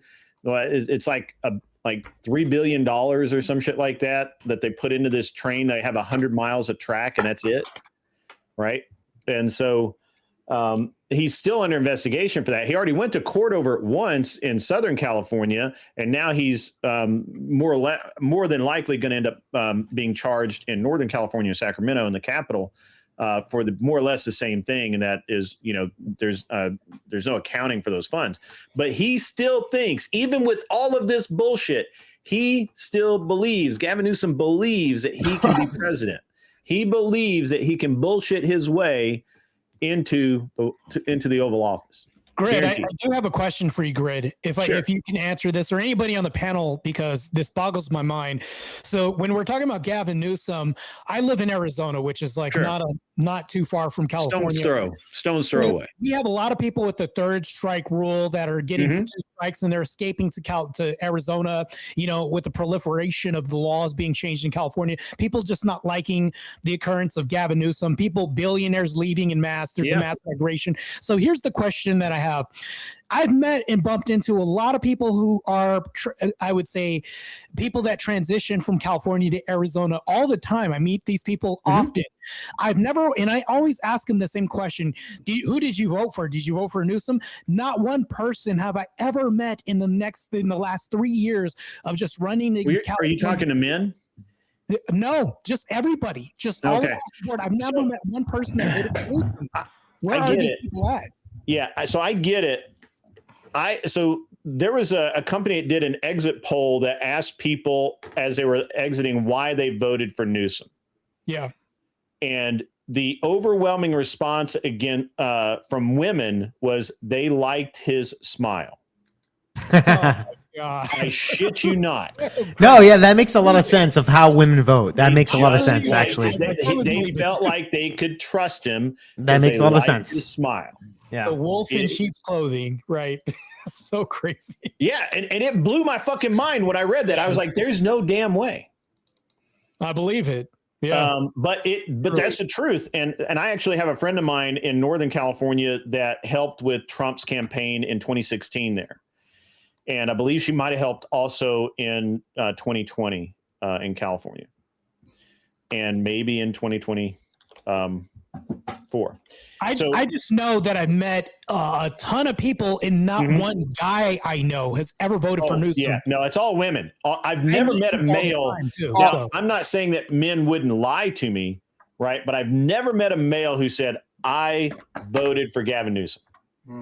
I mean, but I will tell you, I know gun owners that have literally sat there and told me that they voted for lefty liberal politicians locally and at state level, even though they voted against their gun rights, because they're not a single issue voter and they believe in gay rights or they believe in that pollutes their entire voting. Just real quick to your point, Grant, because it is 9:30 now and they have not appeared in the 5 minutes I gave them. I'll set it up. I would also say, to your point, I argued frankly one time. She posted photos of Vance and Trump and then versus Newsom when they were younger. Say, look at Newsom. This guy's a model. Look how good he is. He's sexy. And I go, that's the same argument George Bush had going for him. He was sexy, and arguably, I love Bush. What? A lot of people don't. Yeah, that's a lot I don't remember Bush saying that he was sexy. But he didn't say he was sexy. People called him sexy. Like he really? Yeah. Anyway, so the point is that I'm JFK, the one sex sells. Yeah, JFK definitely got voted into office. I think to your point though is there's that interview with Charlie Kirk with what's his name, Gavin Newsom, where he tells Newsom that podcasting is manly because you actually get in there and get challenged, and it doesn't aid the lefties very well because they get emasculated. And so it's funny because it goes to your point. Men will vote against the right sometimes or vote against their interest on one issue, but it'll be because someone's like a man. They have other things, even though you vote for a woman, maybe if they're representing stuff in an aggressive way they think will get done. Versus no man's ever voted for Newsom. Not no man ever, but not anybody that cares about masculinity. It's you. Yeah. And on that note, it's now 1 minute past the 5 minutes I've given them. So I got 2 words. Ooh. I just got 2 words. Get good. And I got to say, on top of that, so it's not 2 words, I guess. I was called out. This was their idea to do this after my show. Gibbs, I'll set it up. Just saying, I'm hearing a lot of talk about how I'm running, and I'm seeing a lot of talk about how they didn't show up when it was time, not cutting time. But what should I expect for somebody Gibbs, maybe you can debate Martell on this because Martell likes to. I'm just saying. No offense to Martell. I think he's okay. I told him I'd debate him on any topic. I think Martell can. I don't want to debate him, but I want to go to the dance hall. Right. All right. Yeah. Y'all be good. You dip your wick or whatever you're going to do. I will go dip my wick, and I'll tell you about it later. All right, y'all have fun. Fucking degenerate. All right, we're going to raid out here on my side. So y'all be good. God bless. All right, he's gone.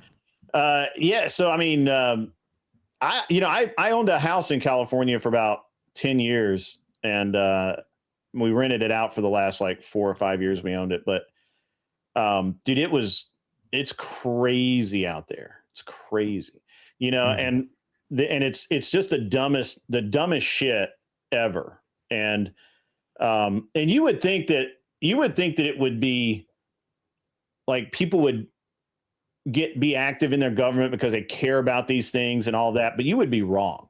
So they lost a shooting range that had been bequeathed by a family to be forever a shooting range. That was the only reason this park existed. Chabot Park was this shooting range, and the family bequeathed the land to it as well. They put it in trust for the city or whatever. Could never build on it, all that, but they built around it. And people started complaining, obviously, about the shooting range being there. And this place had been here since the 50s. Damn. Okay. And they shut it down in 2014, 2015, because the lefties would come and get on the park panel, and the gun owners, the people who actually use the range wouldn't. And what I found out was, of the 11 board members, of the voting members of the park commission for that park, for the last 3 that have been elected ran unopposed, which means they literally just filled in their name. Yeah. And they took over the position. So by just being apathetic and not getting involved and just not caring and not giving a shit in their community, they lost a range that would have been 100 years old in just a few years. That's why sometimes I think that if you're inactive, you're complicit, because I think that that's a big major problem. Is avoidance causes more issues sometimes than involvement, and this would be a stark case of that happening for sure. Yeah, and that's a bad thing. Yes, and California is just it's the best case of mass hypnosis I've ever seen. It's wonderful. It's wonderful.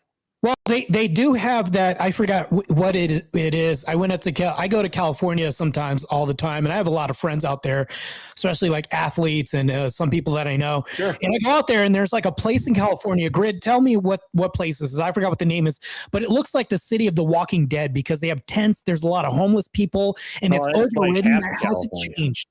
That hasn't changed even to this day. It still exists there, and that hasn't been cleaned up. It's crazy. There's syringes everywhere. It's just nasty. That's a lot of California and LA. Downtown LA used to look like that. It used to be worse. Now it's better, but not great. San Francisco downtown used to be like that. All over San Francisco, the Bay Area, all over. You would see homeless anywhere there was flat land. There's a fucking homeless encampment or rows of broken down RVs, and people would just live in them. And it's so bad. Like it's insane. I actually am considering going to the Bay Area to shoot a match in July. The Bay Area Rifle Championship. I've shot it before, and I may shoot it again. But that would be I'll fly in, shoot the match, fly out. Like it'll be quick. Aren't you coming here this month? I'm going to be in Arizona, March it's my fucking calendar at, it's over here. Oh, well, approximately in a month, I suppose. No. Like literally, I think in 2 weeks, 3 weeks. Yo, Marte, are you in Arizona? Yeah, I'm surprised. Thank you for not saying the L because I don't have L's in my name. Yeah, Martel. I got you there, Marte. I already got it. I just thought it was Martel. I appreciate it, man. But you're over there in Arizona. So blacks look the same, probably sound the same, but I'm just saying I'll agree with you on that. But yeah, no L's. I appreciate it, man. no, he takes no L's. So no L's. In 3 weeks, roughly, I get there the 19th. I fly in on the 19th. I leave on the 22nd. Well, technically the 22nd. I actually leave the 23rd. Actually, I technically leave it on the 23rd. It's a 1:55 a.m. flight. So I'll be at the airport Sunday night and fly out Monday morning, technically. But yeah, I'll be there. I'm shooting in Mesa, Arizona. Yeah, I'm in Chandler. That's like I could throw a stone at Mesa from here. Yeah. Yeah. And so I'll be out there for a few days doing that. And then I'll be in Texas. I'll be in Burnett, Texas.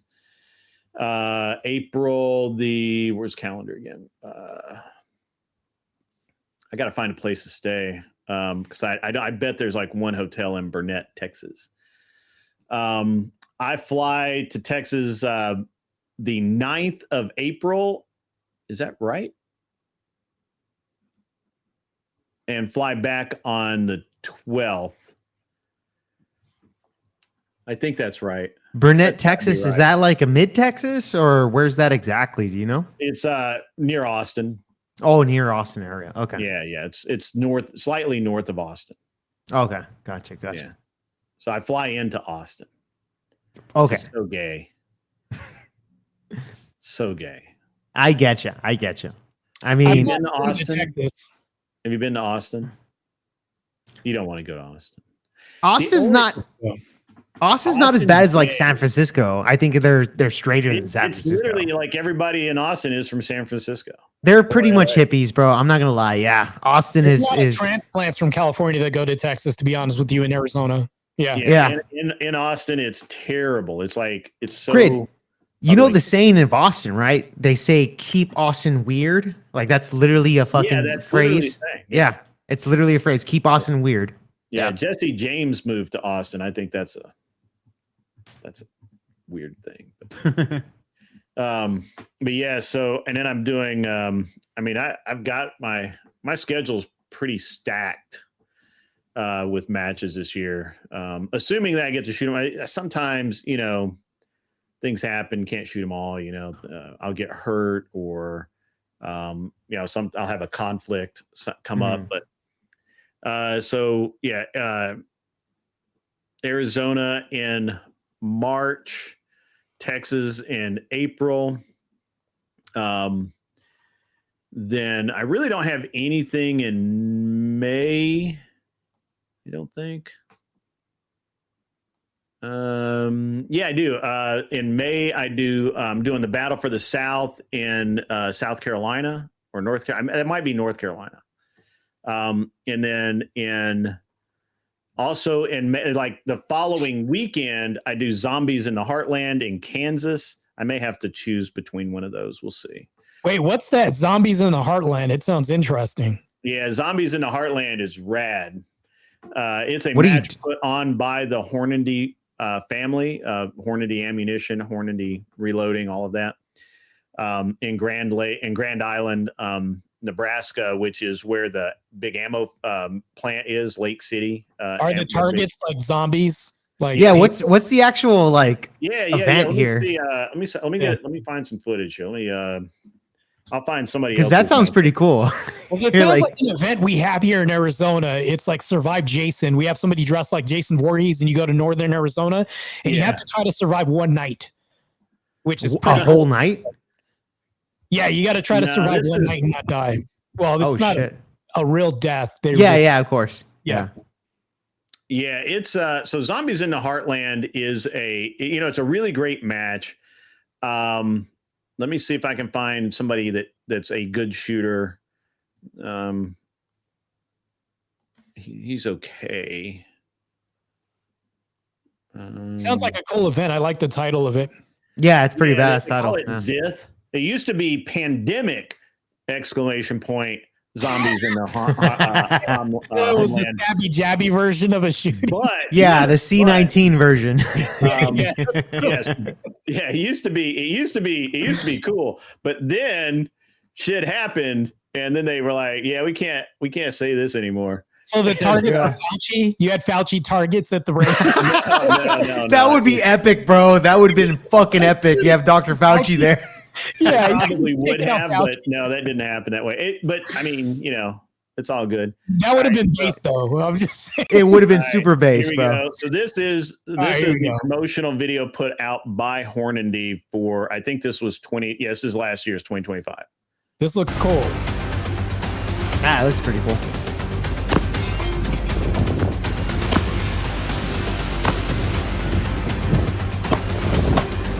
So they're like little green zombies with clays in the skull. Nice. So you have to break the clay, or it doesn't count as a hit. Everybody have a good time?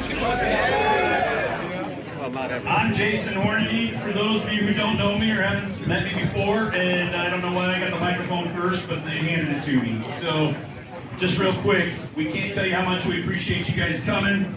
The one thing that I always want to make sure that I get out of the way is thank you to all the volunteers that work this thing.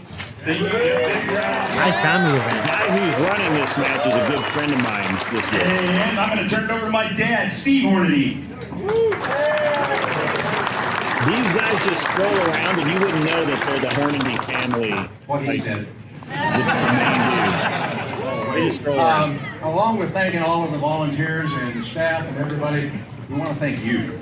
Because without you coming here, we couldn't put this match on. We want everybody to have a good time. This is what this is all about. I asked Zach up here what year is this. Does anybody know what year this is? It's 2025. I mean, we're in for God's sake. Anyway, we believe that this was the 12th. So next year we'll have the 13th. That, for those of you who have triskaidekaphobia, y'all know what that is, right? Fear of the number 13. We'll figure out something special for the 13th. That's this year. And get something going to make you have Jason Voorhees, we want you to all come right? back. We want you to have a good time. We want you to get your prizes. And Jared Carlson.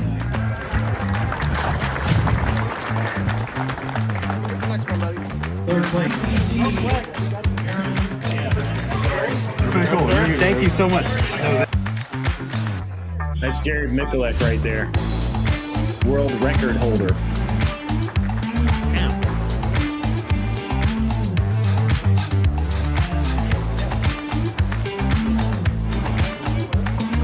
Yeah, all right. Let me find another one that has some action.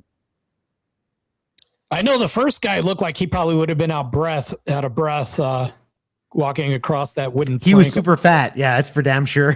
He was fucking fat as fuck. Like, I don't know. Weapons retention is extremely important. So physical fitness is definitely still a requirement. And he was like on a balance beam too when he was going on there. Yeah. All right. This is John McCain. He comes from he's in Vegas, I think, and he used to be a pro shooter. I don't know. I hadn't seen him lately. This is from 2024. But no relation. He has the same anywhere. same name as the politician. Yeah, the senator. You do? Yeah. Where are the zombies? Behind me. Is he Asian? Ready. Stand by. Oh shit. Yep, I've lost the dot.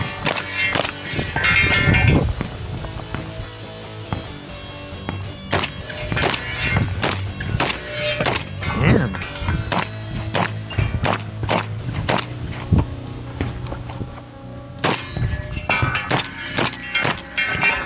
It's marksman level shooting kind of.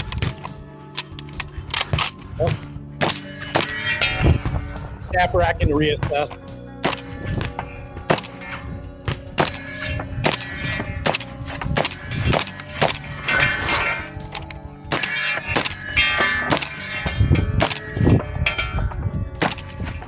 He's good.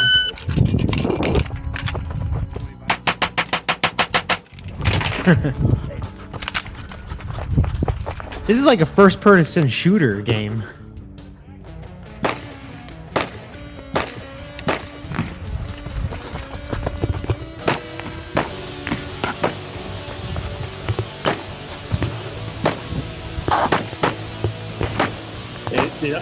On the rifle targets, only headshots count.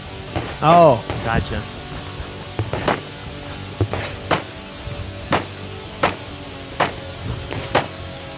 Best time of the day. Low choke clear. Stand by.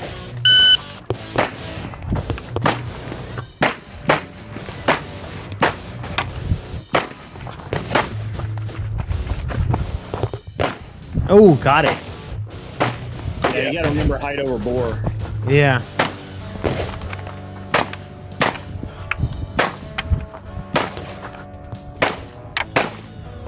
Yeah, a lot of training goes into this.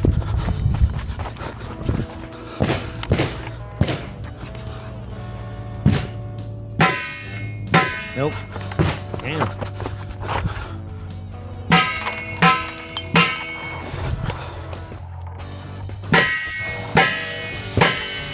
You are finished. Unload. Show me. You're ready. Stand by. He's known for his very colorful pants. Uh-oh. That's not good. Got it. The mag-fed shotgun thing, man, they just teeter totter. Damn.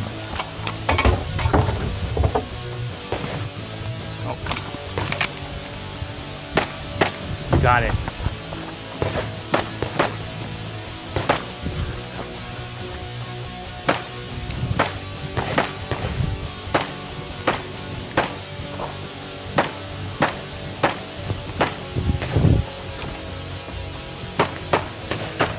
Nice.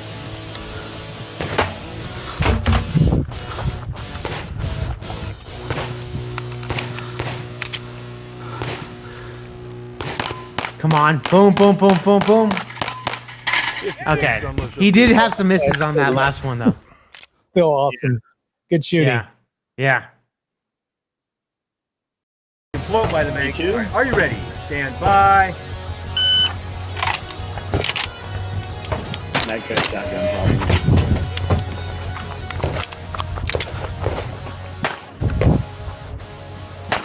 Ooh. Oh, nope. This way. Damn, shooting courses look fun, bro.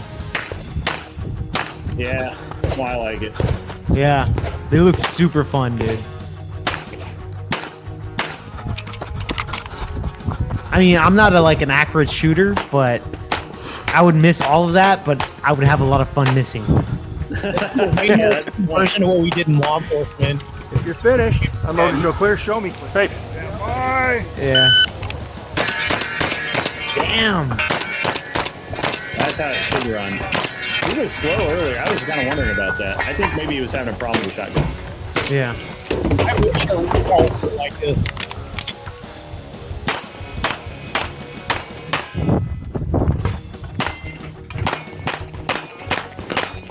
Yeah, you heard all three there. You're finished. Your mode. So clear. Stand by. Stage gun. Load. Oh, revolver. Is that a revolver, Crit? Yep. Oh, Jan. Nice. Dude.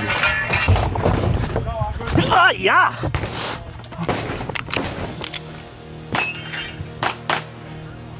Oh, that's cool.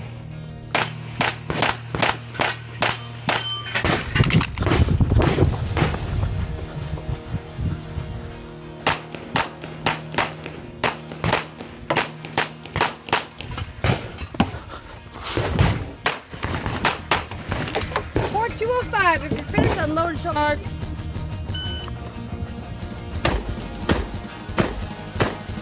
Damn. How'd they get that close-up fucking camera angle, It bro? says it's an attachment on the scope. Oh, okay, I see. Okay. Damn. You're seeing what he sees. Yeah.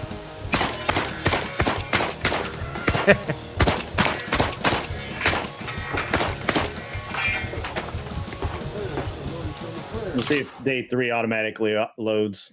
There Yeah. we go. Day 3. Get ready. Stand by. Oh, they painted them. Yeah, they're all green now. Well, they start out that way in the morning. Oh.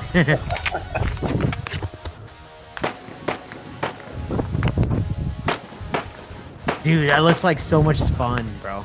It is fun, man. Yeah. That looks like a lot of fun.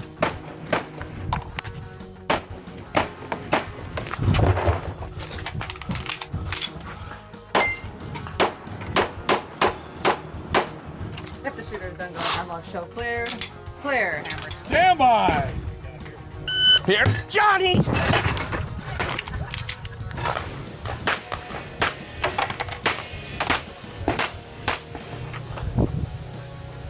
Oh, where's the dot?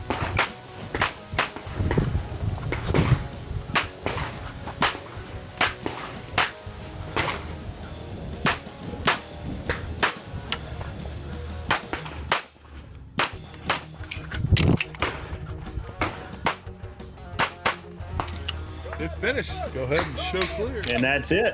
That's the whole match. Nice. Open So, division. Grid, are you Wait, participating in this type of competition? I'm shooting this match. Oh, really?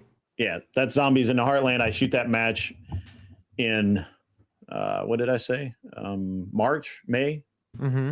somewhere along in there. Give me one second. I'll find my calendar again. Zombies in the Heartland is where is that? Whoops, wrong button. Zombies. Zombie.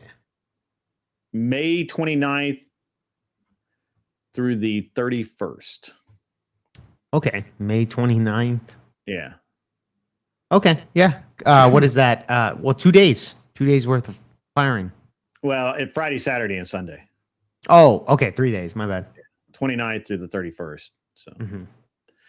and the match starts Friday, so I'll get there Thursday and walk all the stages and make my plans and do some videoing and shit like that. So, Right on, right on. yeah. But yeah, it's kind of how I spend my free time, man, playing around. Yeah, that shit looks fun, Grid. I'm not gonna lie. Yeah. That shit looks super fun. Yeah, there's a lot of really cool stuff when we get into the matches and stuff because like when Arizona Superstition has its own particular style. Let me see if I can find a match. Let's see if I can find SM.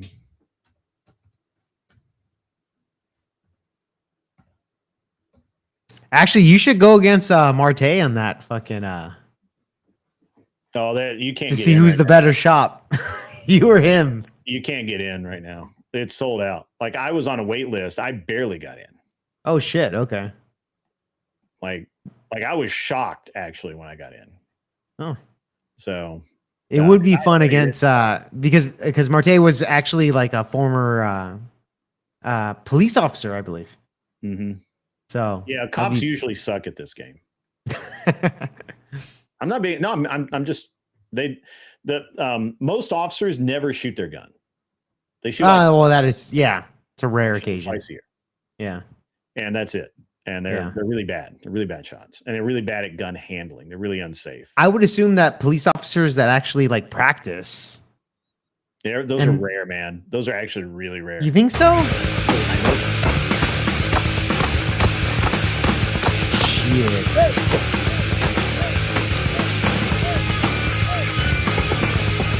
And they got heavy metal music to this shit. I know, right? Yeah.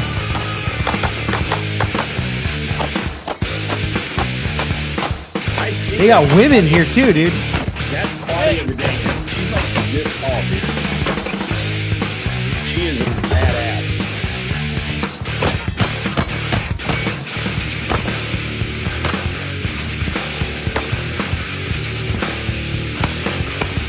I just need to look through.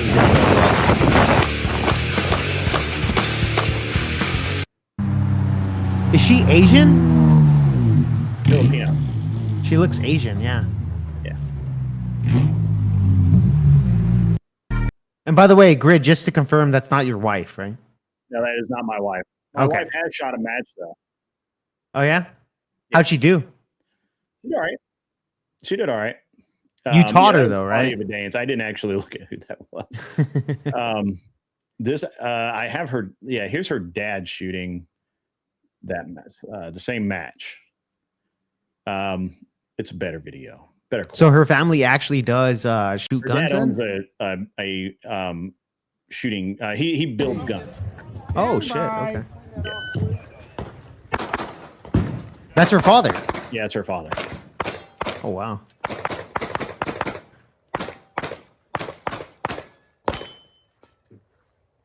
Damn.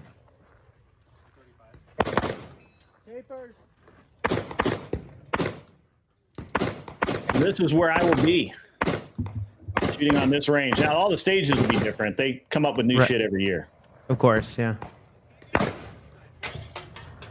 It feels like a Super Mario level. Yeah. With all the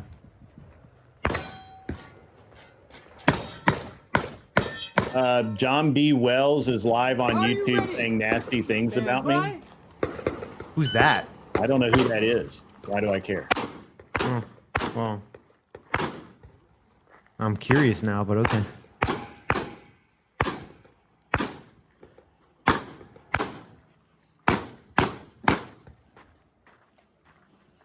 I don't know who John B. Wells is. Do you know who John B. Wells is? I have no idea who that is, but if he's talking shit about you and you don't even know who he is, I'm kind of curious. Great.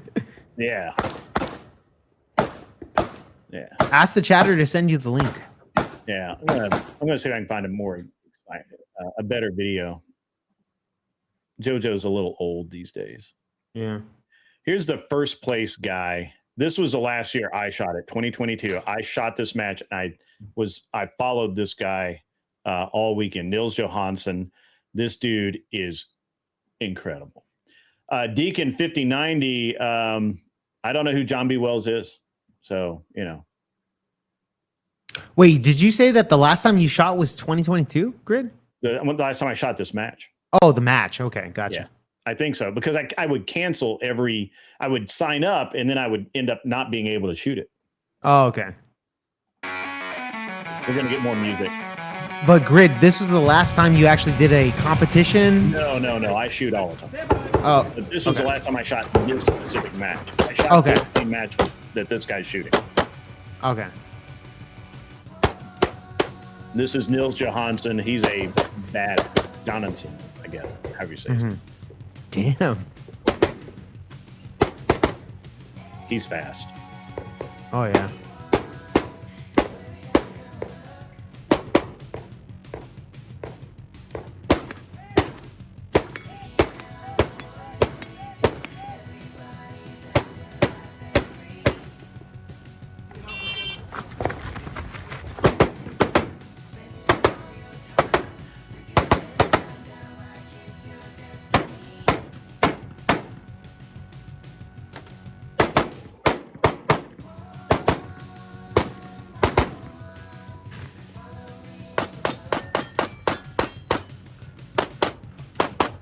You see how smooth that was? That was amazing. Yeah, he got all 4 of those. He was moving before they hit the ground. Yeah.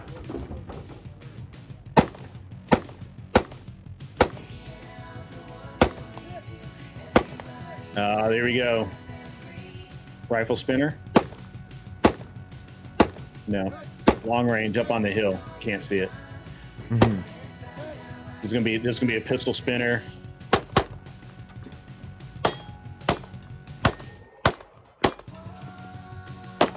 Probably in 2 stages. The match where a shotgun would have been helpful. I find that very unique that they have to use different guns during the course. Mm-hmm.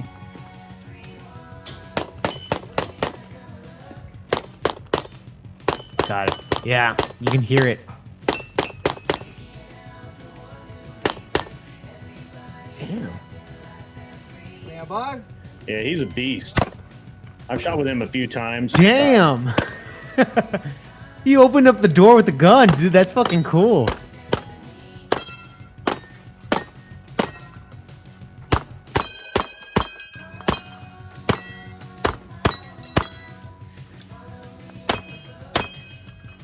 That's crazy. Yeah. It's grid. I'll tell you this: when I go to the fucking when I'm doing like gun range shit, I have to concentrate on the target. I can't do that like while moving around. Dude, like it takes so much concentration. I run with guns so much it's not even like I don't even think about it anymore. Yeah, I'm sure. Yeah. He's using a bipod. He's shooting in stealth division, which is a very specific set of guns.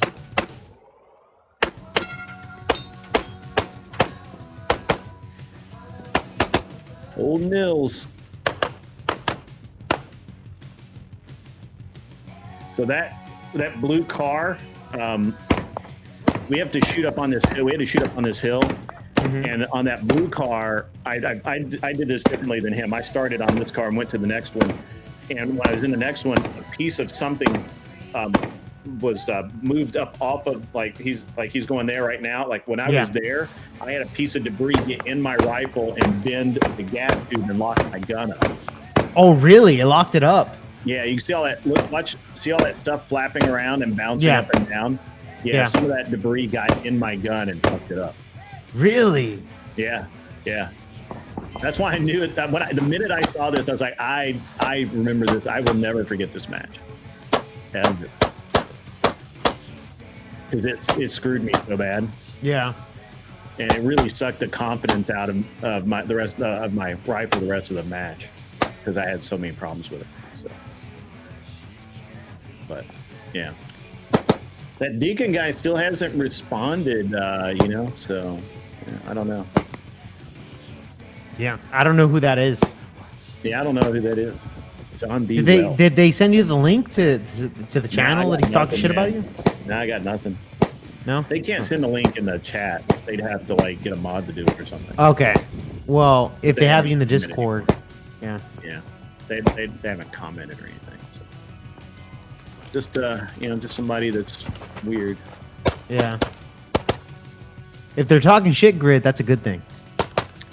I mean, the reality is I don't even know who these people are. Well, that's a good thing, Grid.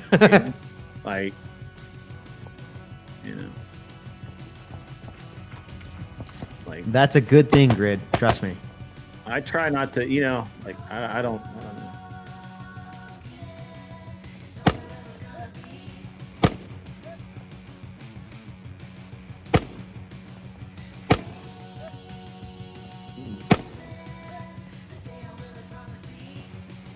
refocusing.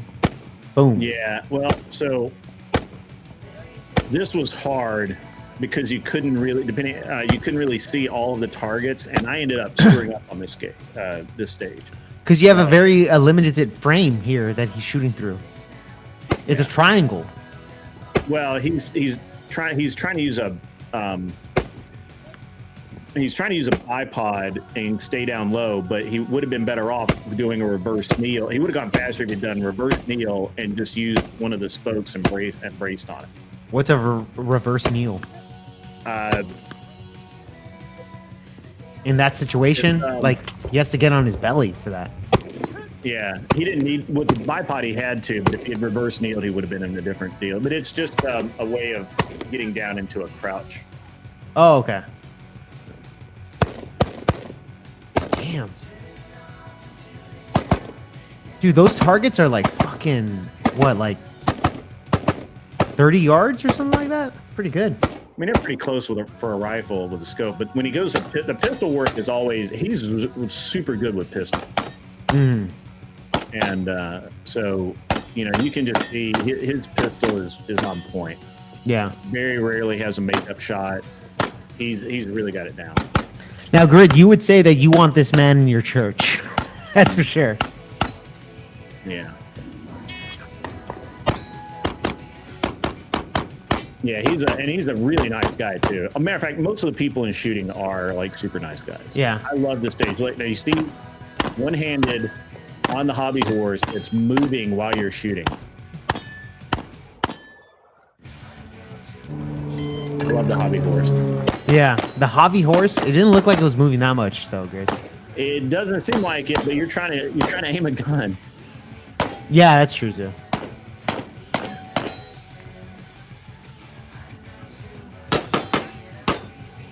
Yeah, so on Gun Prattle, posting tomorrow or the next day, I will actually have a whole tutorial on how I pack my gear, the gear I take to these matches, and all of that. So, yeah, there you go. Grid, who's the best shooter in the world? Is it this guy? Who's the actual best shooter in your opinion? I don't know. I don't think there is a best in the world. But as far as in this game, in like 3-gun, there's like there's probably a top 5 or top 10 that can all win. Oh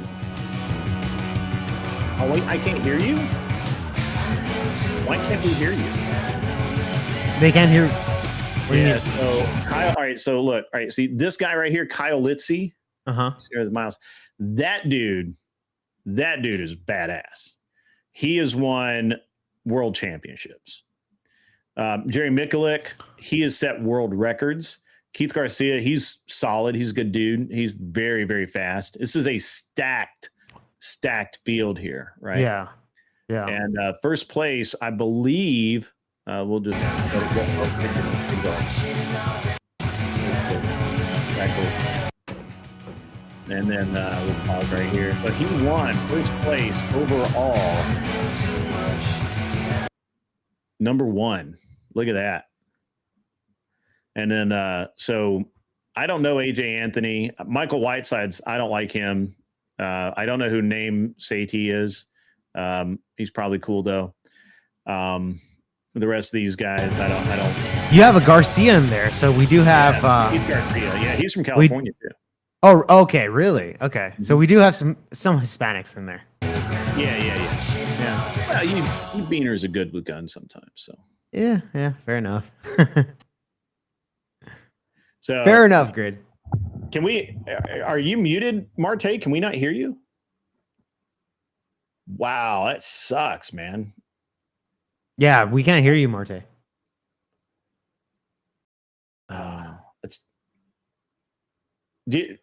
Try going out and coming back in.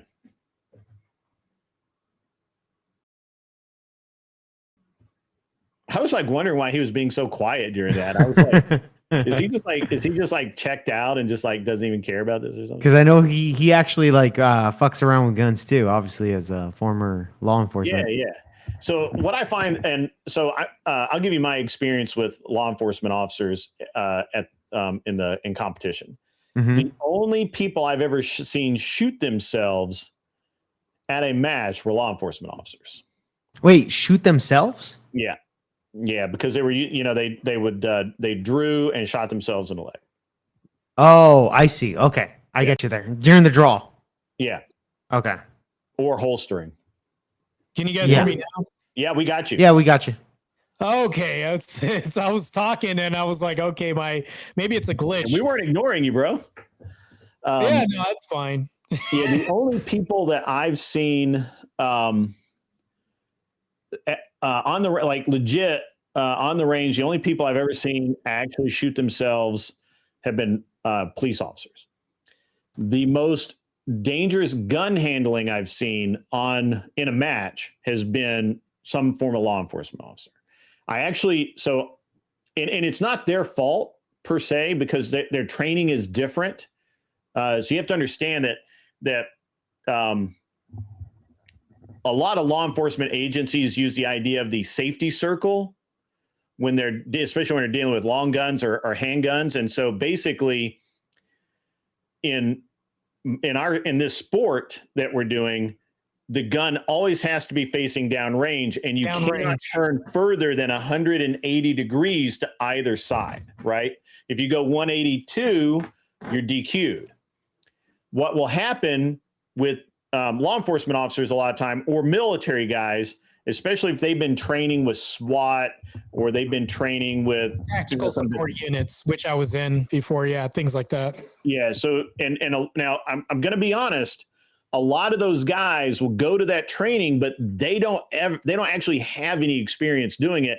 And it's not their job. Like, they're a patrol officer, but they get a chance to go there because of whatever reason, and they get the training, and then, which is good. I think the training is good, but it's not an ongoing thing. And so there's just not they're not professionals, right? It just depends, because when I was with their tactical support unit, we were kicking doors in the desert and doing things like weak arm training, things like that. Like I was telling you before, we were doing extra things. Now half of our TSU squad got let go, our support unit, because they were being idiots and they were shooting at metal targets like 2 feet away, just bullshit like that. You know, so it's like there's more horseplay because we don't get that regular training. Matter of fact, most of it's requals, to be honest. And I wish that was half of what you guys were doing, to be honest. But yeah, I mean, the Grid's mostly right with what he's saying, for sure. I agree. I was at a match at the Arena Training Center down in Georgia. It's an amazing facility. They have their own helipad. They have their explosives capable, all this kind of stuff. It's a really amazing facility. And I remember first day, like second stage, we're shooting and it's muddy and it's it's not great conditions, but we shoot no matter what weather it is. And you had to go into this like guardhouse and shoot some targets with your rifle, and then come back out and then go to another position and shoot some other targets from like a, I don't know what it was, but another position. And this guy comes out of the guardhouse with his rifle muzzle down, which is part of his safety circle deal, but pointed down, straight down range. Like he comes out facing everyone. Now that should have been an instant DQ, but we understood, the RO talked to them and was like, hey, what's going on? And he's like, oh yeah, I just came back from this training. It's just burned in my mind, the safety circle, all of that. And we're like, all right, just don't do it again. Sure enough, we're in the shoot house and he does the same damn thing again, except this time nobody was cool with it at all, right? You have to play by the rules of the game. Everybody has to play by the rules of the game. Otherwise, we don't have overlapping layers of safety that keep people from getting holes in them. And I come to find out later that this he's actually a really good cop and all of that, but he doesn't actually handle guns that much. And he had just done this class because he was qualified or he had been in long enough or whatever to go do this SWAT training or special tactics or whatever, special unit, whatever, I don't know. And so those guys actually really scare me. They mostly really, it's really tactical support. Like, did I tell you the story about the guy who shot himself in the leg at the range? who had to be I was held just telling him that literally the only people I've ever seen shoot themselves at the range have been cops. Yeah, it was one of our guys, actually. He was an agent. He shot himself in the leg. It's so stupid because you're always taught to keep your finger off the trigger. And somehow, I don't know what the fuck this guy was thinking, shot himself in the leg and had to be evac'd out. And it was just like, this is fucking crazy. Yeah. Yeah, it was crazy. I've never seen nothing like it. And so now the second thing are .mil guys, especially .mil support guys that don't actually handle guns all the time. And that includes most of them. And so I used to shoot with a bunch of fifth group guys, and they would tell me, they would literally, we would have conversations. I was a match director, and I would talk to them quite a bit. And one of the things they told me was that they have to completely change their point of reference when they come to do a match versus work. That because that's what they literally call what they do. This is their work guns, their work mindset, and they it's work to them when they're out there on the range and they're doing all that. That's their job. I see. They do. And then when they come to a match, that's recreation, that's playtime. It's still serious. They're not but it's a completely different set of rules, and they have to literally change the mentality completely, because what they do with their work guns and what they do in work when they're in their gun handling is very different. So the competition compared to work is two completely different worlds. Very different. It's very different worlds. Especially if you're in something like fifth group or any of the other special teams. That makes a lot of sense, though. Okay, that makes a lot of sense. And the problem is that your average gun guy in the military, your average Marine, your average soldier who's just an 11 Bravo or whatever, they're really good. Maybe with marksmanship, maybe they're good with accuracy. They're really good at following the orders. They're really good. They understand maneuvers and things like that. But put them on a course of fire where it's really technical and things can come apart pretty quickly. And we've seen that, unfortunately, a lot. And I mean, it's and it's not that they're specifically any more dangerous than anyone else. It's just they have a familiarity in a very specific set of circumstances that works, where we have another set of circumstances where that doesn't work. Right? You saw all of the things where you heard the commands, unload and show clear, shooter make ready. We have very clear commands. And you have to follow them. If you hear stop, you just stop. Like there's no you don't unload, you don't change, you just stop. We have pretty much the same thing. Clear commands. And it's just and so I would say the average person's idea of what the average cop or law enforcement officer or the average 11 Bravo type guy in the military, what your expectation and what the reality is are two totally different things. Well, there's a distinction, because I knew guys that were in my unit, and what they would do is they would train off duty, and those guys happen to be way more proficient than the guys who only showed up to mandated recalls. And the guys that showed up to mandated recalls, there's one thing that they showed, basically the distinction between them is there's one commonality, and you could tell the unfamiliarity with the nomenclature. Whenever they handled this, it took them a little bit, they fumbled with it, and it's almost like keeping things down range was kind of a difficult task. I hate to say this, I'm almost ashamed to say this, but when it came to this, there were people that I knew, and I still talk to them to this day. They shoot all the times, either it's at Ben Avery, which is a range we have down here, or somewhere else, but it's there's two distinct people that the law enforcement people who train off duty and the people that just do it to requalify. There's a big difference between the two. Yeah, and unfortunately, the people who train on their own time and dime are few and far between. Unfortunately, I'm going to show you a video of some gun handling here. Give me 1 second. I gotta dig it up really quick. I think. This is it. And I'd hate to say it, but overwhelmingly, the women that I knew in law enforcement showed the most difficulty in handling weapons. I don't know why. It's rare that you find a woman that just knew her way around a gun. Or I think I do remember Grid kind of making an argument on that at one point. So. In my this is anecdotal, but in my experience, it's rare to see one woman in law enforcement. It's extremely rare, man. If you see it, it's like a rarity. So yeah. So I'm gonna say that. And I saw this in race. I'm going to use race cars instead of shooting. Yeah, you train the girls with the race car stuff, right? Yeah. I remember that. Yeah. So I would say that in my experience, once you got a woman over the idea, over the noise and the all of the things that's going on while the race car is doing the things it's doing, they have quicker reflexes to some degree. They're more sensitive to what the car is doing than a lot of men. And now with power steering and all of these other things, they're very, very equal. A lot of them have more endurance than other women, all of these kind of things. All of these things are true. The problem comes in that if it's a race that requires a controlled aggression, it's very difficult to find a woman who has the capability for controlled aggression.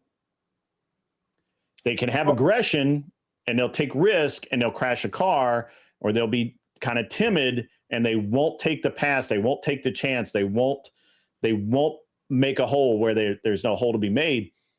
Where dudes typically can have this form of controlled aggression where they allow a little bit of bumping. They allow for, hey, there's going to be contact here, and that's okay. And I think that women have a harder time. But my experience has been women have a harder time with that. I'm going to play this really quick. I want to show you. This is me having a malfunction on the clock. This was a week and a half ago. So I tell them you don't want to put it in there and then like a stovepipe or something. Really oh, it's far worse. Oh man, I got to see this. Ready? Someone got you for 2 L on your back. The spacers up here. You tap rack and reassess here. No, yeah, you're going to see some stuff. You're going to see some shit. Here we go. He had a malfunction. Friends don't. Actually, I should have done my pistol first, but that's all right. Yeah, I got a mag here somewhere. There we go. Only 4 stages. That's you, Grid, right? And the dot's on, so that's a plus. 5. Dot's on, that's a plus. All right. All right, let's roll. Stock on belt. Stock on belt. Are you ready? Mm-hmm. Stand by.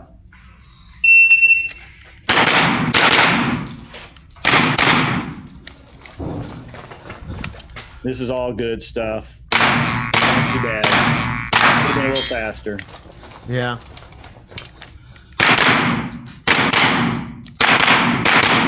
This is all good. Go back right here. Uh-oh. Oh. What happened here is I pulled a bullet in half. That took a lot of seconds. I don't know that yet, but so on the clock, I'm working the problem. Wow. Pull the gun apart. I'm on the clock here. Yeah. Pull the gun apart, bolt back in, get back together. Ah, you bastard. Call it a few names, because that helps. Notice how the gun is still downrange.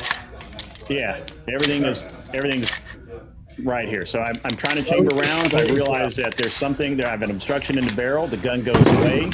I throw the gun away. Put a pistol.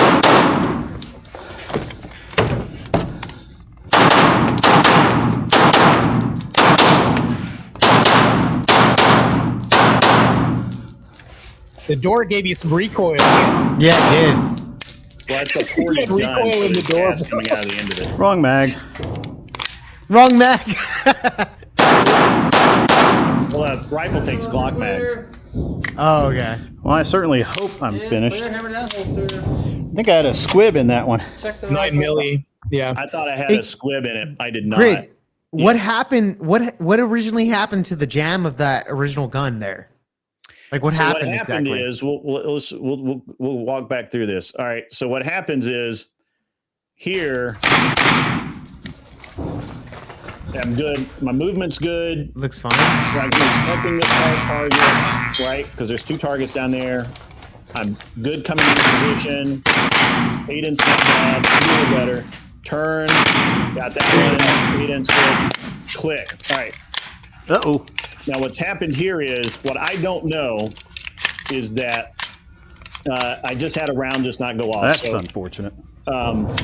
It jammed. Grid. When so when I when I fed a new round in and then I pulled it out, it actually pulled the bullet apart. So the actual projectile stuck in the chamber of the gun.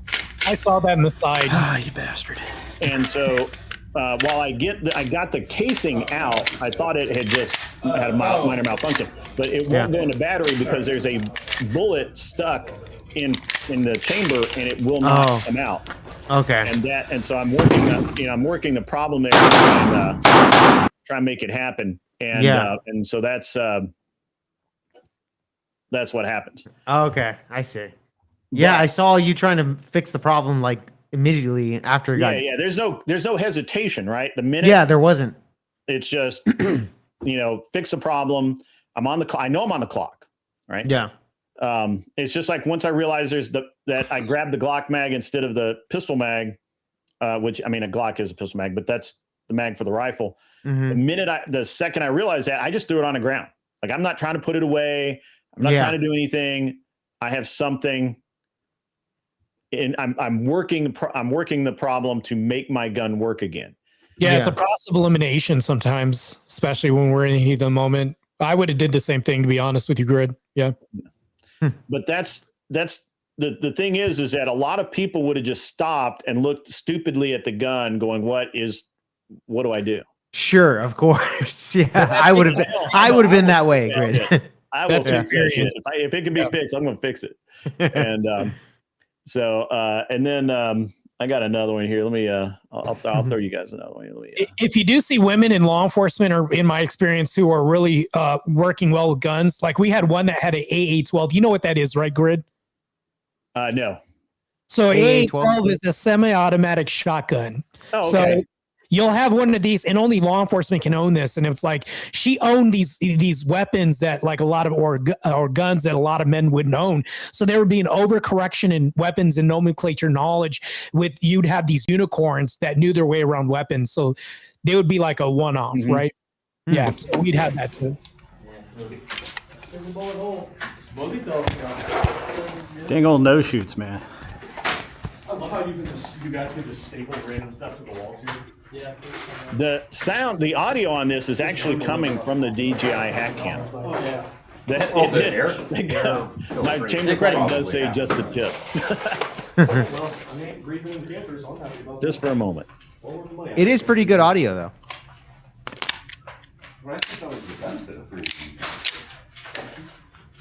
Now you'll see there that what I do. Why is it not pausing? All right, you'll see what I did there. I'll go back a little bit. This is kind of important.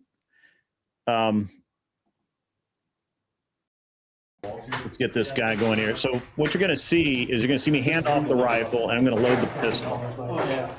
Oh, the air filtration probably happens. Yeah, hand off the rifle, and then I load the pistol. Okay. Yeah. And then what I do, so the RO knows for certain that I start with the gun on safe. You can see me turn it to the side so he can see it, and I put it on. I physically click it on safe and then holster it. I don't have to do that, but I do it every single time. So I smoke. And then we're going to do the same thing with the rifle. You're going to put it on safety with the rifle? I always put the rifle on safety as well. Okay. I start with it on safety. So I'm going to nice. Throw the chamber flag out. This is just a tip. The other one says, but did you die? I don't have that one on right there. So, alrighty. Stock on belt. Stock on belt. Information about that might be on. Are you ready? Yep. Stand by. I'm slow. This is very slow. Oh. Oh wait, wrong target. I did that last time. I talked to myself about shoot too. Yeah.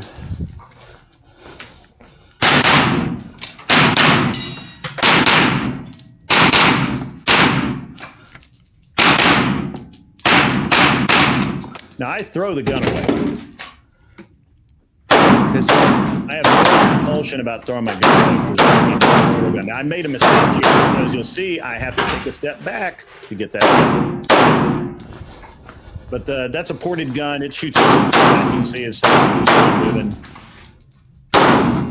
And that one more. Looks are clear. It's Nice. holster. Now, Rifle. Yep. So one of the things that is one of the things about it is I'm going so slow because I'm getting good hits. But if I play it through the end, there's what's called the T box, right? I don't have one in here. I have a target, but basically it's from the bottom of the nose to the top of the eyes and over. T box. Okay. T. Yeah. Yeah. Gotcha. The T box that's the instant kill. Mhm. It turns your lights right off. You don't. Those are headshots, right? What you're talking about? Yeah, but you could hit somebody in like the back of the head or the top of the head or whatever, and they could still pull a trigger or press a button or whatever. But if you hit in the T box, there's nothing. There's nothing. Everything. It's the off switch, master off. Yeah, and, gotcha. And so a single hit in the T box is 10 points, whereas it takes 2 alphas, which is the heart or the head, to it takes 2 alphas to get 10 points. So I shot if I play it through, you'll hear T box, 2 alpha, alpha Charlie, T box, because I was hitting. I purposefully try and get those T box shots. You know what's annoying? You ever had hot brass go down your shirt grid? Oh yeah, I was shooting an 80-yard pistol target one time, which is very hard, and the piece of brass ejected and it landed on my elbow, and for 5 shots while I'm trying to shoot this very long range target, I literally have a piece of hot brass, and literally the RO is like, "You have incredible control." Yeah, because I've had it go down my shirt a couple times and that shit burns. I'll tell you what. Yeah. Yeah, I've had I was shooting a rifle in a helicopter one time, and I had it get on my shoulder, and it just sits there. And what? Yeah. With a helicopter? Yeah, shooting out a helicopter door. And what I didn't realize is that the position I picked, the brass would go up and bounce off and then hit me in the back. And it was kind of going over me, but then it landed like right on my shoulder, and it literally burned me. Like I may still have a 223 cartridge. Yeah, scar. Jake, if it had to happen, it's annoying as shit. I'll tell you that. I'm sure it is. I don't stop shooting. I don't stop shooting, and I don't care when I'm on course. There's nothing that matters. Yeah, I physically have to tear something. Yeah. All right. So, this is let me find it here. I see in the obstacle course, you guys have discretionary as well too. When you guys have had because we do the same thing in law enforcement, when we have like a police officer cut out and then there's like a baby and a criminal, all this other stuff. I noticed that there was a police officer in that next one. We call that like discretionary at the range. I don't know what you guys call that. Probably the same shit. Discretionary is like, you're making good judgment calls within the split second. Oh, gotcha. Okay. Oh, yeah, we have shoots or no shoots. That's all. Yeah, shoots or no friendly. We call that discretionary at the range in law enforcement. So, yeah. Let me see if I can find this. If I have it on here, because I'm such a fucking hard ass. So I was shooting a match called Rock Hard in Kentucky, and because it was at Rock Castle and it was hard, and the it's right there in the name, right? Like, it's Rock Castle and it's hard. Okay. Yeah, I'm gonna let you figure that one out, Jake. Yeah, no shit. We're very creative in their naming. Yeah, for real. And it was literally like the idea wasn't to the idea was not to win. That wasn't your goal. Your goal was to survive, right? Like to finish. And hopefully finish without too many penalties. Mm-hmm. And so that was, I always, I did the best I could. So I did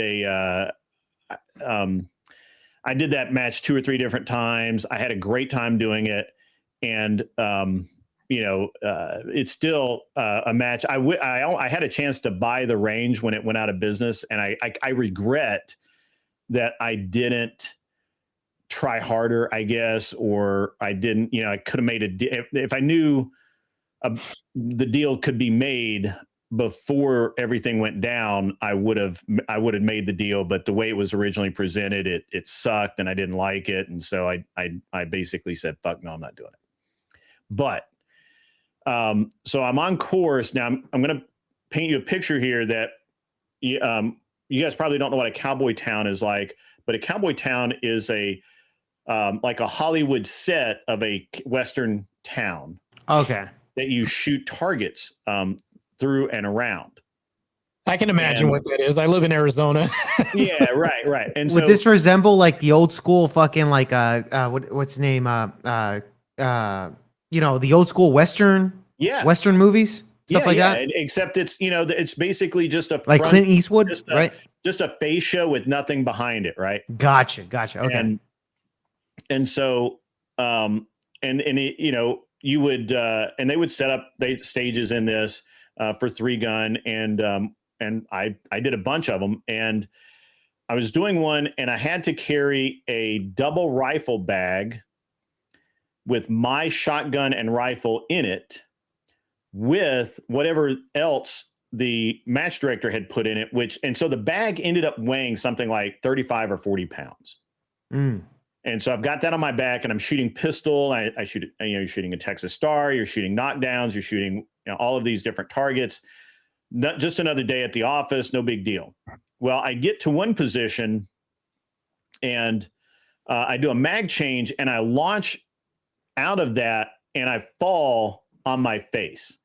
The nearest thing I can figure out is that I either slipped on some brass, or I stepped on the magazine I had just ejected, and my foot came out from underneath me. It was one of those two things. You ejected the magazine, fell on the floor, you stepped on it? Yeah. So so Cowboy Town has a boardwalk floor, right? So it's and so that's the only two things I can think of is it was one or the other of those two things. And so I launch out of position, and I just fall. Now I have a freshly loaded pistol. Oh shit. That's dangerous. So I just did this, and I landed on my face. Yeah. And my ear pro came out. My the gun didn't go off, right? No, of course not. I'm super safe. Okay. No, I had total control of the weapon at all times, but I landed on my face, and when I did that, my ear pro came out, my eye pro came off, and brother, I hurt. Right. You had a hard landing then. I had a hard landing. I landed on my face. Oh shit. And literally landed on my face. That's not good. Get back up. I get my eye pro back on, but I have no chance of finding my ear pro. So I get back up. I start shooting. Something happens with a pistol. I throw the pistol. Put the pistol away. But your ears aren't protected during this time, right? Like no, my ears aren't protected. So I'm just shooting. Wow, that's fine. I have auditory exclusion is a real thing, so I wasn't worried about that. That was no big deal. Well, Grid, you're shooting a gun in your hand, like it doesn't hurt your ears. Yeah, that's fine. So oh shit, okay. So then I get to the finish shooting that. I go and I take the gear bag, the double rifle bag off, and I grab my rifle, and I come out of the building to engage the long range targets. And I look at the RO and say, I don't have ear pro, but I'm going to engage these targets now. Like, I'm not stopping. Damn. And so I start to engage the targets, and he takes his ear pro off, puts them on my ears, and does this. Right. Yeah. The RO does, right. The RO is like this, and I'm shooting. So I clear the rifle targets. I go through the shed. I clear that. I get my shotgun, and I go to shotgun. Let me preface this a little bit. I had the shotgun slung, and I'm shooting rifle. As I'm shooting rifle, I realize that I'm bleeding, and that I'm actually blowing blood. Like when I'm breathing, I'm blowing blood out of my mouth onto my rifle. What? Wait, hold on. Oh shit! You're bleeding out of your mouth. Did you have a nosebleed too? Were you bleeding out of your nose or something? My mouth is bleeding, and I'm literally like I'm blowing blood onto the rifle. And so what I would do is that I would shoot, spit blood, move to the next as I'm moving to the next position, get in position, shoot again, spit blood. I kept going, and then I went to shotgun, and I shot shotgun. And as soon as I finished and unloaded and showed clear and turned around, a guy just like shoved gauze onto my face. I didn't even realize that my rifle was like this. Were you shooting slugs? What were you shooting? I was shooting birdshot and slugs. Yeah. Slugs. Those are loud, right? Those are like. Yeah, and I didn't. It's just as loud as birdshot. They're just as loud as each other. So, but it's just. Yeah, but I had the RO Zero Pro on. But this is my rifle. At the end of that stage, I didn't even realize it was that bloody. I put it away, and I get to the next stage, and I take it out, and I'm looking at it, and I'm like, "What the fuck?" What was it, Grid? Did you just hit yourself in the teeth or in the gums? I fell on my face. I landed on my face. All right, and I got a bloody. I had a bloody nose and a bloody lip, and I don't know if I bit something in my mouth or whatever, but I was bleeding from my face. Did you take a selfie at some point? No, I didn't. I didn't think. Come on. I didn't even think of it. Should have taken a selfie there, Grid. You missed out. For reals, Grid. You missed out. I have the picture of the rifle. Look at that rifle, dude. You missed the money shot, bro. There's blood all over the rifle. I have somewhere I have a picture of the glass, and there's literally specks of blood in the optic. And and I did not stop. Okay. Did not stop at all. It could be a woman that was on her period and was shooting that gun. So I don't know if it's that, or maybe it was a woman that was on her period. Because you didn't take the selfie. We don't. You didn't take the selfie. Yeah, exactly. This is hearsay, Grid. Yeah. Yeah. I'm just saying, man. I don't stop. Yeah. At least I didn't get pulled over on the way home. That would have been awkward. Yeah. You have a really bloody rifle there. Yeah. Yeah. So that was, and then Ben kept asking me the whole rest of the match. Ben Brown kept asking me, do you think you might have a concussion? And I'm like, nah, man, I'm good. Nah, I'm good. And I couldn't hit a slug target the rest of the day. And I normally am really good with slugs. And so I went back to the hotel room between, so I shot in the morning, and then the afternoon squad was shooting. So I went back to the hotel room, and I was just going to hang out and then go back to the range to hang out in the evening. And I got to the hotel, and I just laid down for a minute, and I was out for like 3 hours, and I never sleep during the day ever. I just don't do it. So maybe I had a concussion. Maybe. But I did land on my face. And yeah. And I bled all over that. And apparently I bled all over the gun bag that I was carrying. And they actually auctioned it off because it's the rock hard match, right? The blood added to the legend. God, that's still kind of gross that there's human blood on my blood, bro. Yeah, your blood. But I'm like, damn. Well, we know there's no AIDS in there. If it was Flow State's blood or yeah. One of these Panelverse people, maybe you shouldn't buy that. There's probably AIDS in there. With you, it's okay, fine. You're not gonna get a disease. Right. Yeah. But I just don't stop, and I don't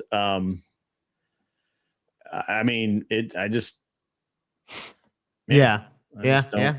You were motivated. Yeah, that's good though. You're driven. I just no, I don't have a concussion. Your eyes be looking like this. That's funny. It was funny. It was it never occurred to me that I might be actually hurt. But yeah, it was. And that's one of the reasons why it took me so long to heal after the Hard as Hell assaulter, or no, that was Hard as Hell Resurrection, which is where I hurt my leg. Yeah. I hurt it because I literally ran up this berm that was basically moon dust and twisted my leg, and I just didn't stop. I kept going for the rest of the match, even you know, I just locked down the pain. I don't care. But that was a mistake because that literally took a year and a half to heal. I probably should Jake admit Barr, that. you know, in the video games where you can buy different skins, what Yes. he did was create a different skin for one of the nomenclature, the guns that you could purchase. Like you can buy one of the skins. It's like the bloodied version of The bloody version of the fucking gun. Yeah, yeah. It's a rare 100%. skin that you could ever purchase. It's like Yeah. it's an Easter egg on the range. That's what it is.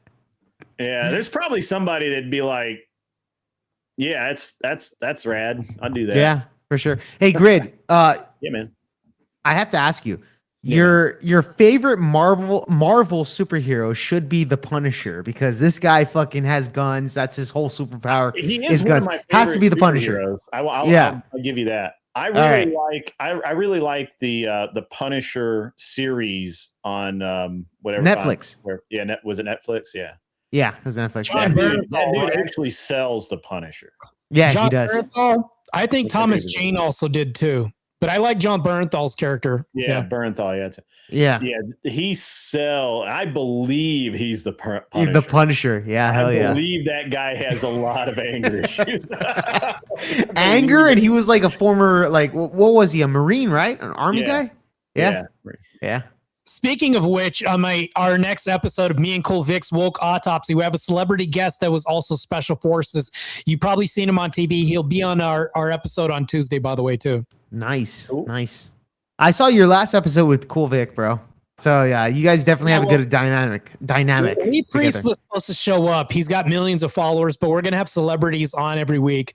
It's going to be a fascinating podcast, so tune in for that for sure. Not to just plug this, but yeah, plug it, bro. Hell yeah.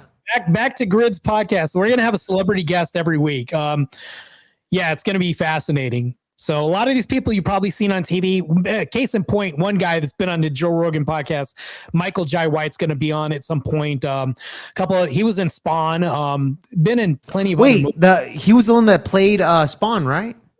Yeah, the black actor. So he'll be on at some point. He's just really busy, and it's hard to get these celebrities to line up. I've also got Henry Cejudo, Triple C from the USC. He's going to be on the podcast as well at some point. A bunch of other celebrities and pro athletes as well too. So yeah, the Woke podcast that we have hosted by me and Cole Vic is going to feature a lot of celebrity guests. But I'm not going to tell you who's going to show up because it's going to be a mystery. On Tuesday, you've seen him before. This guy is amazing. He's a fucking badass. He was also Special Forces and also an actor and is also on a great TV series as well too. He'll be on Tuesday. So right on. Cool. Once I become famous, I'll go on there too as well, bro. So it's about to be. Once I'm a famous, whatever the fuck I am, I'll be there. All right. Let's do a couple debates either and smash some liberals and we'll get there. We got to do that. Martel.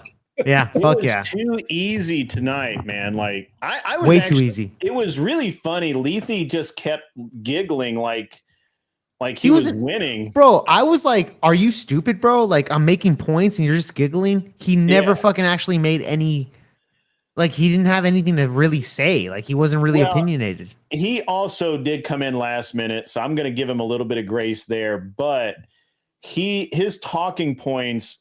So my problem with Democrats is their talking points are usually at least a year old. Yeah, they're not updated on everything. They don't update them because they're canned arguments. They don't, I don't think they really take it seriously, right? They expect to be able to win on rhetoric alone. Yeah. And, unfortunately, you can't do that. So, well, a lot of that too, and they're recycled too. Destiny's on his seventh time of doing like January 6th, and that's a problem too. He does it every year, bro. Every year he does the January 6th debated him on January 6th, and I'm like, he's debated like 3 other people since then. I'm just like, when are you going to move on to another argument? Well, he has to do it because January 6th was like their fucking like 9/11, bro. That's the 9/11 of like the leftists is January 6th. They have to debate it, bro, every year. Yeah, but he has this canned set of arguments. And like I called him on how fucking wrong he was and people let him get away with this shit all the time and they need to call him on it. So he will say, and I've watched him do it and I knew he was going to do it. He's so predictable because he uses the same arguments over and over and over again, that I knew he was going to say that Trump claimed the election was stolen. And I said, it's a lie. And you know it's a lie. And he's like, well, who did then? I'm like, well, I believe CNN was first, but it might have been Fox. I mean, an argument could be made that it was Fox that was said that there were irregularities to start with, but I believe it was actually CNN who said that reports were coming in that there were election irregularities. And then like a full day later, Trump finally came out and said something about it, right? Like, we're going to look into this. Originally, seriously. Yeah. Right. I called him out on that in the fake elector scheme on our debate, and then he threw that out and didn't want to use that because I called his bullshit out the first time. As a matter of fact, all three of us on this panel have something in common. All three of us have debated Destiny in a one-on-one form, the moderated debate that's happened between all three of us. That's something we have in common. I'll just my debates with Destiny were not moderated. It was just me and him, like our, in IRL. Moderator. No, the guy that was throwing it, there was no moderation. I mean, little bit, but not really. All of us have debated Destiny. I'll just say that. Yeah, we've all debated Destiny. That's for sure. I wouldn't say that I had a moderator either. Wick was definitely on. Wick's a fucking loser, bro. Like, I had a moderator. Wick was moderating my debate with Destiny. Okay, so then you guys didn't have a real moderator. So in a way, you're more in common with me, where I didn't actually have a moderator. It's the same fucking thing. Okay, so none of us had a moderator. None of us had a moderator. Debated Destiny. That's my point. That's my point here. Fair point. I just think it's interesting. I think so much of it's interesting. He gets away with so much in his argument about Jan 6. He'll talk about how the police were assaulted. I'm like, yeah, okay. The police were assaulted at almost the end of the so-called riot when the 200 people in black outfits magically showed up. I don't think it was 200. I just used their number because that's what they say, right? I think it was like 80. I think the FBI reported it was like 80 agitators in black outfits, but generically the left will say it was 200, right? Okay, even if you put those numbers, Grid, even if you have 200, but remember, this is like 3 hours into the 4-hour riots. The 4-hour riots lasted 4 hours, Greg. Yes. 4 hours compared to Black Lives Matter that lasted 6 months. Yeah. The point is that when you look at the left, and I'll tell you this, fucking hate it with the left. They will say January 6th was like the end-all be-alls. They'll ignore Black Lives Matter. They'll ignore all these Tesla burnings, etc., all this fucking garbage.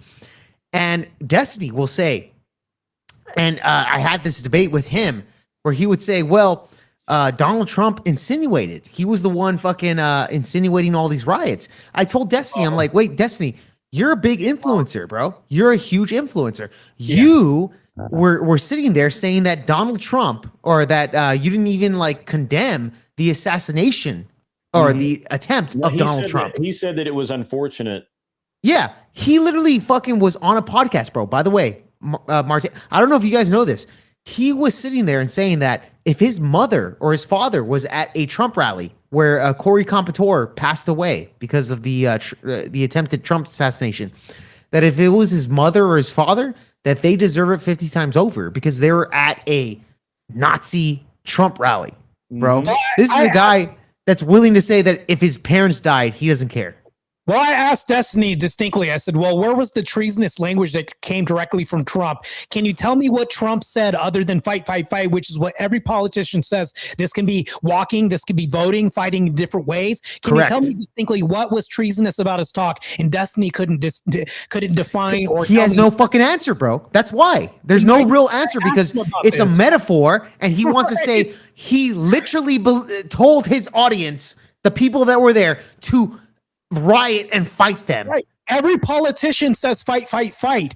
This is the same lingo that the liberals do, that the conservatives do. They all say to fight for your vote, whether or not it's to picket, to vote, to do certain things. It's not to have a treasonous event. That's something Destiny couldn't distinguish in the debate or even elaborate on. Crazy. Yeah. So, yeah. No, well, he can't because it weakens his position. So. Yeah. I hate that guy, bro. I'm not gonna lie. Me too. I want to get onto an actual like the way you guys like a webcam fucking debate with this guy or a panel. I don't even care. I want to get on with him again because I've only debated him IRL, right? Tomfoolery will get you on. Yeah, I told Tomfoolery. Yeah, when you were there. Ended up with me and Destiny again too, but I told him I'm not doing Gen 6 again. We've already beat a dead horse, and yeah, it is a dead horse. Yeah, gotta be something else, man. I'm not doing that again. You guys can do it. I'm not doing Gen 6. That's stupid. I gotta reach out to Tom to see if he can match me up with Destiny, because I told Destiny on the first in Detroit. I told Destiny, hey man, I'll hit you up on Twitter or X to see if you can get onto my show. He said, yeah, dude, hit me up. I hit him up. He never fucking responded. Fair enough. I'm sure he gets a lot of DMs. Just understand that I just recently had a debate with Tomfoolery, and I think it was you saw that, right, Wick? It was me and Wick, and it seemed like it was lopsided. It seemed like it was the moderation was kind of skewed to being biased a little bit. That's just my opinion. Just gonna say that. I've been on there before. I totally get what you're saying, bro. Yeah. You totally get what you're saying. Had a debate. Me and Pisco had a debate with some other libtard on there too. Yeah, it was you and me versus Pisco. Yeah, dude. That was fucking wild, bro. Pisco's a fucking moron. I think Pisco is actually smarter than Irrelevant, the guy that was on there. Irrelevant was dumb. Yeah, he was so dumb, bro. Irrelevant was stupid. Yeah, he was really bad. Pisco's smarter. So in my opinion, Pisco can be a good dude. He just generically chooses not to be a good dude. And he will literally, he's a tribalist. He will, you can almost see him make the decision to be bad faith in real time. Yeah. And I'm not saying, I'm not saying it's right, wrong, indifferent, because I've watched him talk with Rob, and him and Rob can just go back and forth, and it's very even and all of that for hours. Yeah. But then with other people, he just can't do it. Pisco knows what he's doing, Grid. Let's be honest. Yeah, he knows exactly when he picks a side, he knows what he's doing. I think with this, when it comes to Pisco, I think Pisco does like dabble into the technicalities of like politics and stuff like that. Me and you were talking about that before we went on there. Rob can really dabble into that. Rob's very good at that. But Pisco will equivocate to the nth degree. That's what he'll do too. Yeah, for sure. But with us, we wanted to take Pisco on our level of the actual like arguments of what we were making. And Pisco didn't. After a while, Pisco actually obliged to us. He wasn't trying to go into technicalities anymore. Well, what I was saying is I didn't want to bring it to some courtroom litigation with Pisco. That's not what I wanted to do. Matter of fact, Jake, that's the first time I met you or heard of you. And I was like, who's this Jake Varr person? But then we had a conversation afterwards. I was like, you sound great. And then when we had this conversation, I was like, fuck, okay, let's go. You're pretty aggressive in your debate style, and I like that about you. And also, you're pretty based as well, too. I'll just say that. Give your flowers. I appreciate that. You're alive. Yeah. No, I definitely know that you're... Dude, here's the thing. Dude, I'll tell you this. The debates that I've seen you in are very like anti-black debates that you've done that people would look at you because you're a black guy. That they would think of you and say that, hey, you should be on our side because of your skin color. Well, let's clear this up real quick. It's not anti-black, it's anti-culture. Give me one second. For sure. But Hornet, welcome in, man. We're just bullshitting. We had a debate earlier. I was in a debate earlier with Jake. Marte's we're just kind of bullshitting around right now. So feel free to hang out, chat, whatever. Yeah. But we're not really on any specific topic or anything like that. Yeah, I mean, I'm just against the culture. Right now, but Pisco in New Jersey at the debate con, he probably doesn't even remember. He struck me as a just kind of like full of himself sort of deal. Oh shit. Yeah, there is a touch of that. Yeah. Clover Tack, you missed a bunch of gun prattle, bro. We went down the gun prattle lane there. He doesn't see the AR in the background. Yeah, and you need to see. Jake, you are letting you do not have an AR, an American rifle, in the background of your. I'll get it. I'll put it right there on the American flag. Don't worry. There you go. Don't worry. Yeah. You had a podcast with Tyler tonight. Oh, AV average debate enjoyer. Nice. Yeah. His whole thing is backwards. He doesn't have his camera mirrored, Steven. Yeah. Fucking newbie. I'll tell you this, Marte, just real quick, bro. The way you kind of present yourself, I'll tell you this, man. I actually really love it, dude. You seem like a guy, if somebody said the N-word in front of you, you would say that fucking word doesn't control my emotions. No, what I would say is I would probably laugh or I wouldn't give a shit. Exactly, dude. Exactly. By the way, I had a entire fucking fallout with Fatty. You know Fatty. Oh, I destroyed Fatty. Fatty's, yeah. Fatty's a liberal black guy. Man. I said the N-word on my podcast when dealing with the Shiloh Hendricks situation. I said that black people overreact to the N-word and that white people should say it more often. That was my fucking claim here. He called me a racist. Jake, I'll say this right now. Black people weren't the ones who created the word. So yeah, it was. So here's the thing: it's almost cultural appropriation if we say it's our word. It's stupid. It's not. Yeah, exactly, dude. Stupid. And it's like, so dumb. The argument that black people are taking back the word is so stupid in itself that they use it in their music, etc. All this shit that, hey, I could use it, but if you're white, if you're Hispanic, if you're this and that, you can't use it and we will judge you. And most of them will literally put violence on somebody that uses the N-word. But hold on. You know what the funny thing is, though, is that they'll say that that's culture, literal cultural appropriation if you were to use something that another culture created, which is not black people that created the N-word. But you're going to get pissed if white people wear braids, which is what Vikings have done. Yeah, Vikings have done forever. Native Americans wore like the 3 braids for like the mind, body, and soul for spirit. I can go on a whole history tangent about this, but black people would be pissed about this. Yeah. So I don't know. It's like conditional reverse racism that happens all the time. And this is why I rail against the black culture per se. Like there's one of many other things. I can hold a whole podcast about this. Matter of fact, my whole channel, half of it's about this shit anyways. I get you, bro. I get you, man. Yes, Raging Patriot. This is a man crush between Marte and Jake. So it's all right. It's all right. So what, bro? So what? I'm here saying white people should use the N-word and black people shouldn't get offended and have that emotionally.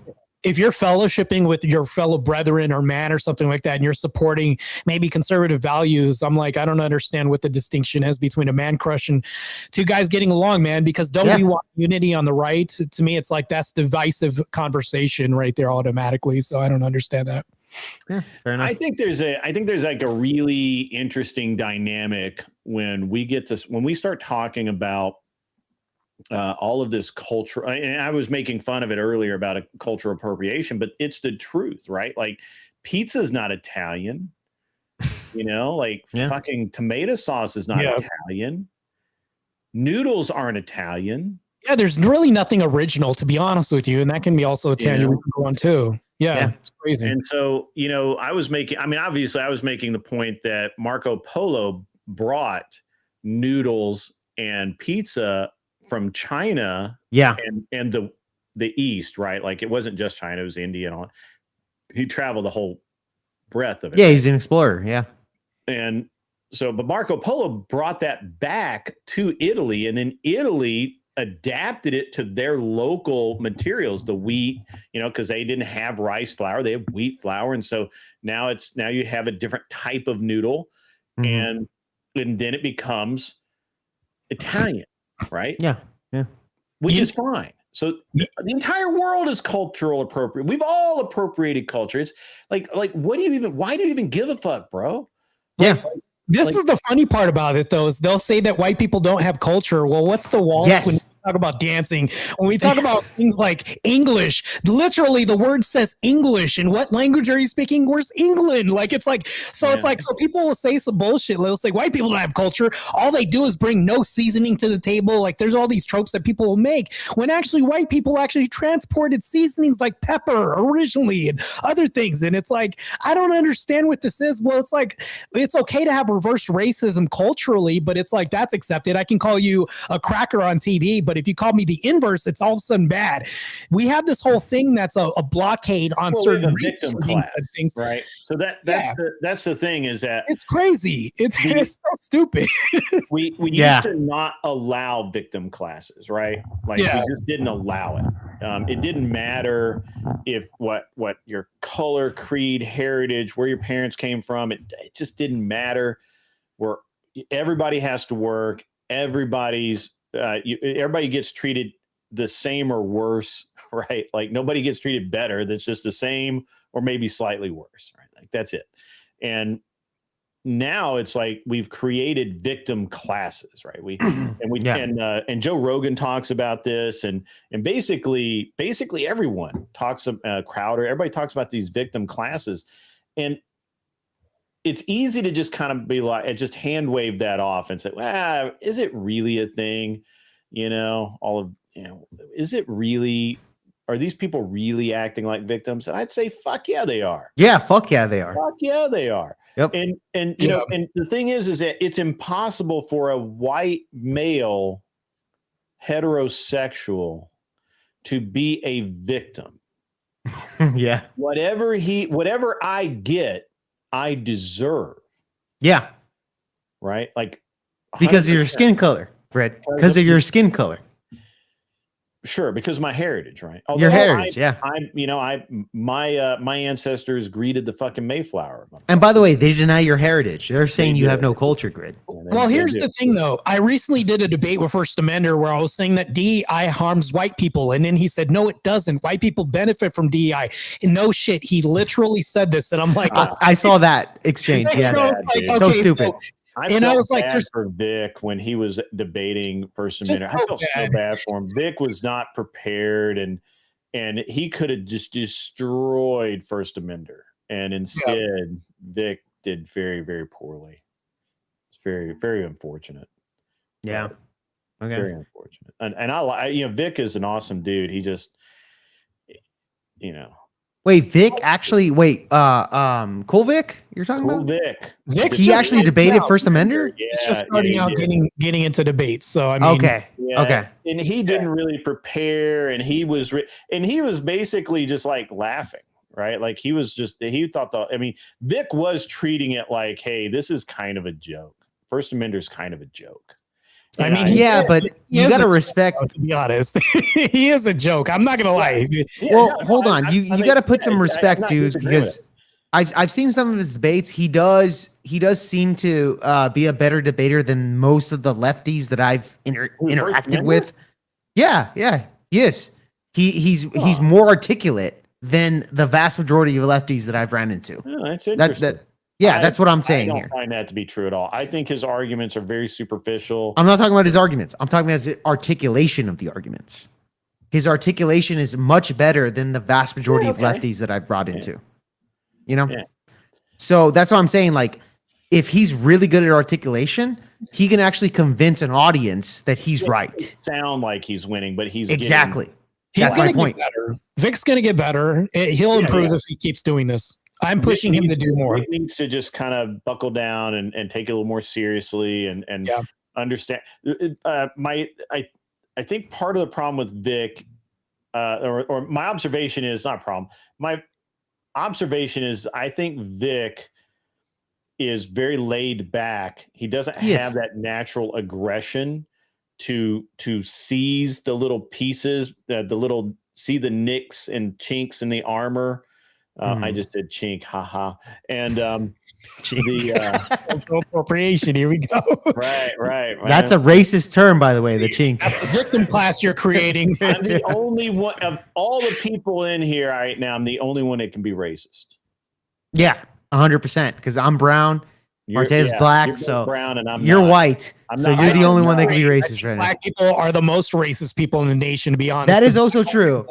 All right, so Black culture is the most racist, to be honest. I used to fuck with people all the time, especially when I was in college. I loved to fuck with people so much because I was an asshole.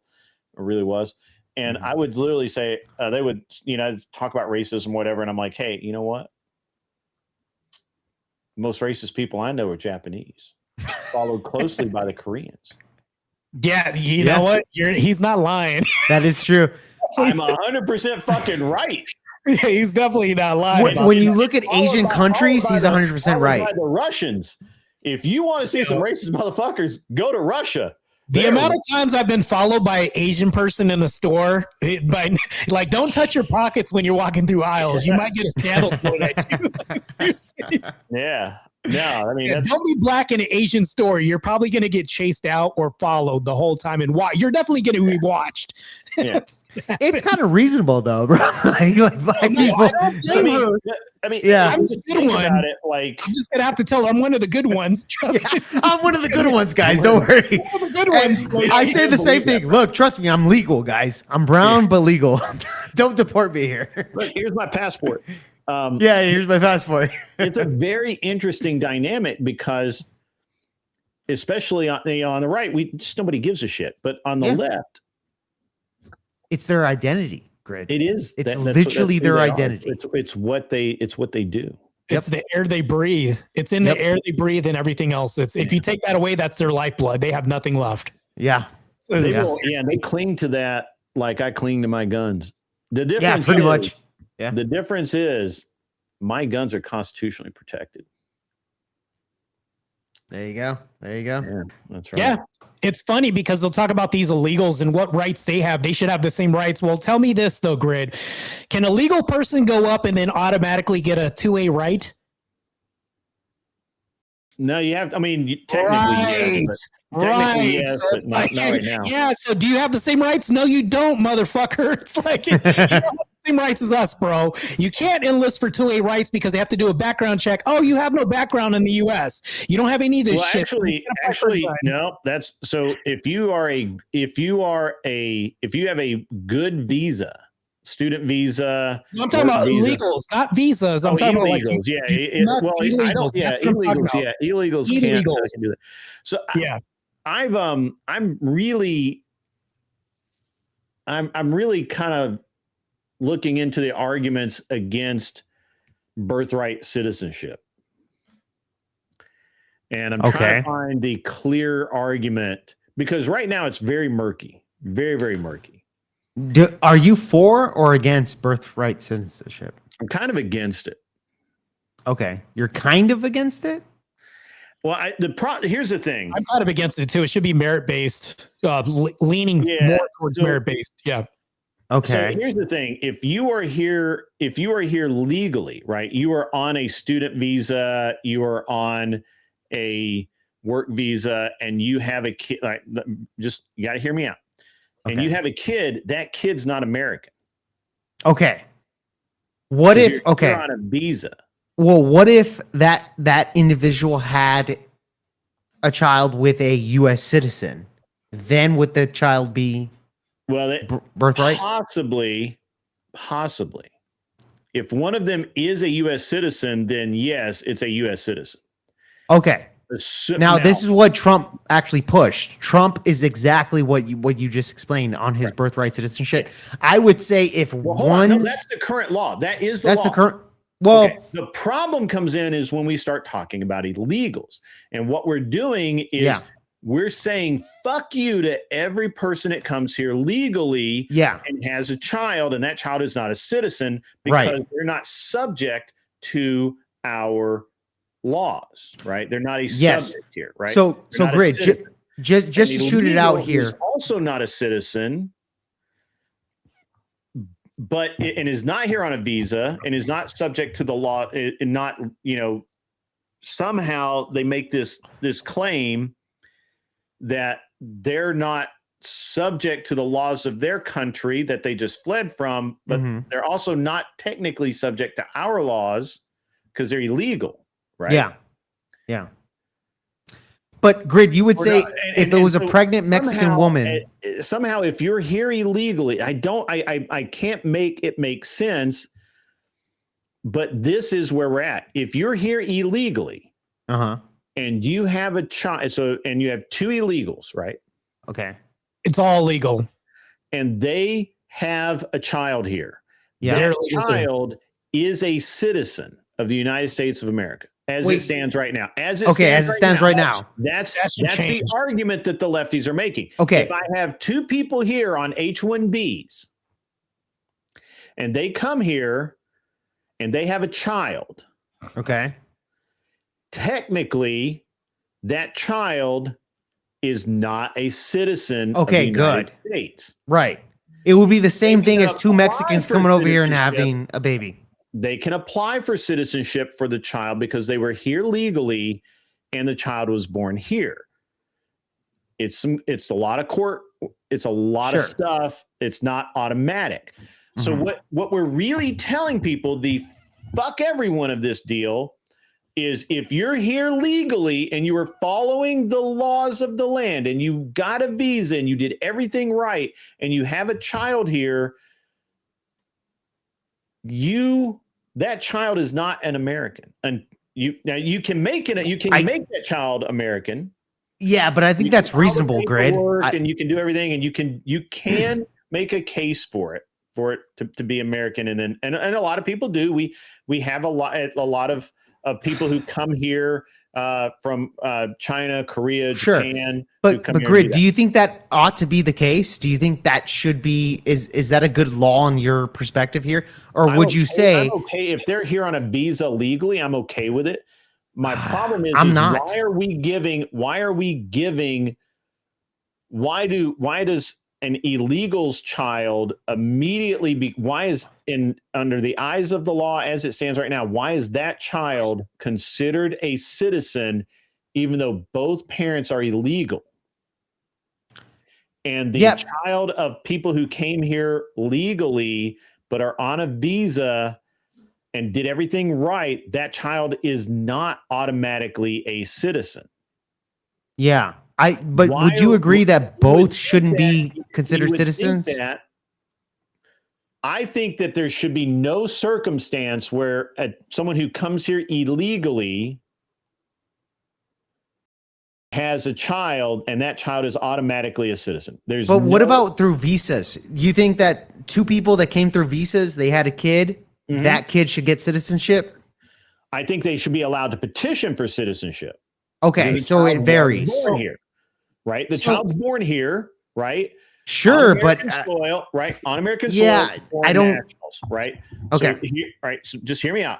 Okay. I think that if they're here legally, and that child's born here, I think there's and it happens every day that a case is made that this child was born in America. He's American, even though he's got foreign national parents, and they go. That's a loophole that you're creating, though, Grid. That's a loophole. Loophole, and it's worked for a long time, and that's and I don't honestly have a problem with that because I do though. That's a loophole, Grid. I have a problem with that. That's a huge problem, Grid. I think they're doing it legally, and the courts can always say no. You purposefully came here. You didn't come here on a tourist visa, but you purposefully came here to have a child, right? Yeah, but Grid, they can't prove that. It's very hard to prove I have intent. an easy solution. Grid, if I can still man your argument, Grid, and also give you a solution too.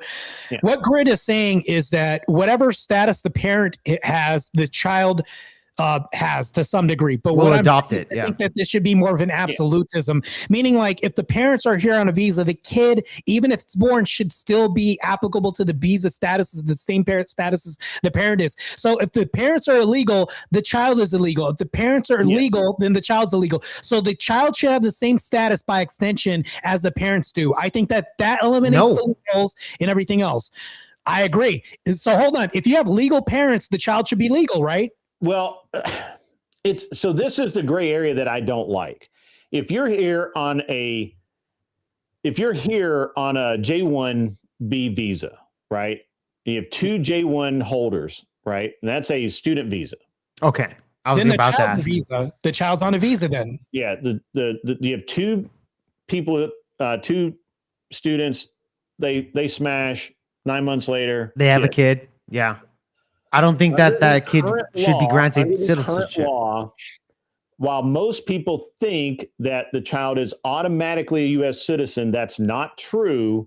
The parents can petition for American citizenship. And that could, but doesn't always provide a path for the parents to have American citizenship. Grid, as far as historically that I understand, if you have a kid on soil grounds of the United States, that child is granted automatically U.S. citizenship. I think you need to look that up. This is from my understanding. Yeah, I understand we that had a bunch of anchor babies. You know the anchor babies? I understand your understanding. The anchor babies. Yes. Right, but those people still have to go to court. That child's not. Yeah, okay, fine. But the vast majority, there's a bunch of anchor babies currently today, Grid. The anchor babies are actually. The anchor babies are not the people who come here on visas. The anchor babies I know that, who but walk across even if you border, these are two different circumstances. Yeah, I know, but even if you use that argument, they could still make the anchor babies argument, Grid. You could still have, they're still anchor babies, regardless of the situation. They were born on U.S. soil, therefore they're automatically granted U.S. citizenship. No, they're not. I would say they're not. They're not. That's the problem. that's the with law, this Grid. system. No, it is not. It has been for fucking years. No, it is not. Okay. It is not. If you are an illegal and you have a kid here, it's almost guaranteed that that child's going to be considered a U.S. citizen, and it's almost impossible to get rid of that child because you have undocumented parents, and that's just the way it is. Exactly, because they were born on U.S. citizenship. If you have people here that's on a visa, it's much more complex because now the parent country can recall those people, cancel the visas, and bring all of them, the whole family, home. No, Grid, but Grid, the whole law is that if you're born on U.S. soil, you are considered. That's not. I'd have to fucking fact check you on that, Grid. I don't think you're right. I don't think you're right on that. Parents. Yeah, just because a child is born here, especially to people who have legal status, it's the status that's the thing. Legal status doesn't equal that citizenship, though, Grid. Correct. Correct. Right. That's what I keep telling you. Just because the parents have legal status doesn't automatically convey citizenship to the child. They can petition for it. They can go to court, spend a shit ton of money, and get an attorney, and just like anybody else that comes here, just like anybody else who legally, but not necessarily, because two illegals that came and crossed the border and had a child, they don't have to actually. Yes, right. That's the problem. Right. I agree. That's the problem. But my question is, I don't think that actually pertains to people that are on visas, Grid. I think that would still.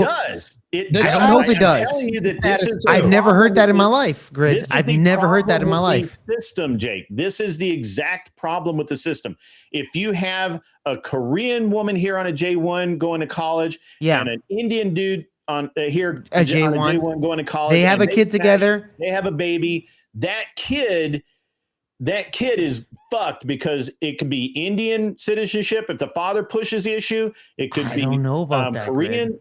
I think they'll still get. I think the child will still get citizenship. No, not in America. In America, that child does not automatically become a citizen. The parents will have to petition. They will have to go to court, and they're going to spend a boatload of money to get that child's citizenship. And a lot of parents do spend that money because they can then become legal immigrants themselves. It's different for illegals that walk across the border, and this is the problem with actual anchor babies. Is you have a mom and a dad who may not even be the dad, and just some dude that she knows or walked her across the border. They get here, they have a baby, they're from Guatemala or wherever the fuck. They get here, they have a baby, they're illegal. There's a bunch of resources that are going to guarantee that almost guarantee that child's citizenship. It's very hard to deny illegals who have a child here citizenship. It's the most fucked up issue that we have in immigration, is that if you do things right, if you do things legally, you can be fucked. You can just get a bad judge. But Grid, Grid. I just looked it up on Google, a quick Google search with the AI. I asked if two people who are on visas and have a baby in the United States, does it grant the baby citizenship? It says, according to the AI of Google, it says, yes, a baby born in the United States to parents holding visas such as student, work, or visitor visas is automatically a U.S. citizen at birth. The 14th Amendment grants birthright citizenship to almost everyone born within the country's jurisdiction. So, That's this would be Google the being same wrong. thing I'm on telling both. you that it doesn't work that way. It just doesn't. It just doesn't. Grid, work. I've never heard that before. Well, And Grok said, and you know what? Grok Hold says on. you're wrong. Grok says that. well, Google says you're wrong. So. Jake. Hold on. The problem with this is that the country of origin denies the visas. Are they just going to leave the child here by themselves? Say that again. Happens? So if the country of origin denies the parents the visas, what do you think would happen to the child? Do you think they're just going to abandon the child? If the country of origin denies the visas, what do you mean by that? Argentina has some, let's say these people cross the border and they're Argentinians, right? And next thing you know, their visas get denied by Argentina. Why are they crossing the border if they already have visas? Let's say that they're tourists, right? Let's say that they flew across the border, got here, whatever this is, on visas. Through visas. Yeah, they're here legally. And that, let's say Argentina denies their visas. What do you think would happen to the child? Do you think the child should stay and the parents abandon the child? Or do you think naturally the child should be denied as well too because they're one and the same? They should. The child should be denied and going back with the parents. Right. So that kind of null and voids what you saw on Google, by the way. No, it doesn't. No. Well, no. I was actually clarifying Grid's fucking claim. Grid said that if two parents are on a visa, that they would have to fight in order to get the citizenship. According to this, it says yes, a baby born in the United States with parents holding visas is automatically granted U.S. citizenship. Student visas that I know too many student visa holders who had to go home with their kid because they couldn't afford to go to court and fight it. Okay. Fees, all that stuff. Okay, so you said Grok told you a different. We're not talking about spending $1,000 or $2,000. We're talking the average cost in immigration court to have if you were here legally with an anchor baby it's gonna be $10,000 US. This is like maintenance. This is like maintenance for a license or something like that. Like the equivalent of that. So they're gonna be paying out of the pocket. Right. And you know, Mullet Baby looked it up, saved me because I'm too lazy to fucking type it out. Grok says the child's U.S. citizenship does not convey immediately immigration status to the parents. They must still abide by the terms of their visa and depart when it expires. Right. Does the child go with them because the child's granted U.S. citizenship? The child isn't always granted citizenship immediately upon birth. I'm looking it up on Grok right now. I just typed it in. Back to their country of origin. They're taking the child back with them, bro. I get you there. I'm asking Grok right now. I just asked Google. Under the 14th, and I'm asking Grok right now. Under the 14th Amendment of the U.S. Constitution, children born in U.S. soil are generally granted citizenship at birth. Yes, generally. Okay, great. Regardless of their parents, immigrants, or citizen status. Okay, the principle known as birthright citizenship or just soil applies even if both parents are in the country or temporary visas. So H1B1, they name these things F1. So they're still going to have to petition for the citizenship. They're not going to walk in with a passport. But grid. Social security number. They're not going to walk in and get a U.S. birth certificate. Grid. They say generally. That doesn't I mean. Understand that. I understand. Okay. Generally, they're going to do it, and then maybe they can have enough money. I don't know, but But you could say the same thing with two illegal immigrants that cross the border. Generally, they'll have the birthright citizenship. The illegals it's virtually impossible for them not to have birthright citizenship. But they have, bro. I literally have people in my backyard I know. that are illegals, have babies, and they're citizens. Yes, that's what I just said. That's the problem. It's impossible for them to not have birthright citizenship when they're illegal because they have people that fight for them. Right. Yeah, do but the that visas for ones, I wouldn't free. consider them legal Right, citizens. They're not legal citizens, Grid. So great. That creates this contradiction because it's a slap in the face for people who put merit do it right. and Yeah, merit it's a system. slap in the Yeah, face. sure. Do it And right. do all this. It's a slap in the face because they're doing things illegally and they're granted the same thing that these people have to work for: hard time, money, cost, all this other Yeah. stuff, and merit-based programs. Right, Again, and- it's a and slap I'm in going the to put face. it to It's an you. insult. So Jake, let me just what I've seen people go through, right? Yeah. So I actually, when my wife was in college, she had some friends of hers, and they were one was from China, one was from Taiwan. Doesn't matter. They have a kid. You would think that child is automatically a U.S. citizen, but no, he's not. And but they decided, you know what? They like it here. They have a child here now. They don't want to take the child, and they couldn't decide whether to live in Taiwan or China, right? So they decided they're going to stay here, and they want the child to be a citizen. I have no idea the exact amount of money they spent, but they spent a small fortune getting the child citizenship. They had to go to court. They have to petition the court for citizenship. It's not a rubber stamp process. Then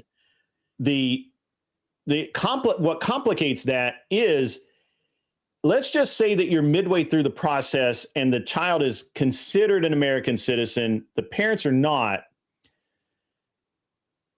On the illegal side, I think it's actually a law that you cannot separate the parents from the child. On the legal side, if their visas come up or are revoked, those parents have to leave. The child can stay here. The child can't go back with them a lot of times because they're not a citizen of the country that they're going to. The Obama administration split up more families than the Trump administration ever did. That's right. So that was the problem. So they changed that distinction between this administration and the last, for sure. Right. So, and it becomes a real shit show for the people who try and do it legally, and they spend a lot of money. And eventually, the kid, getting the kid citizenship isn't hard. It's just expensive.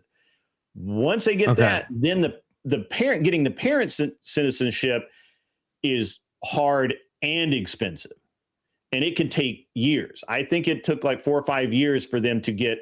First of all, they had to get they had to turn in their visa and passports and get green cards. They had to stay. Then they couldn't travel. They couldn't leave the country. They couldn't go back home.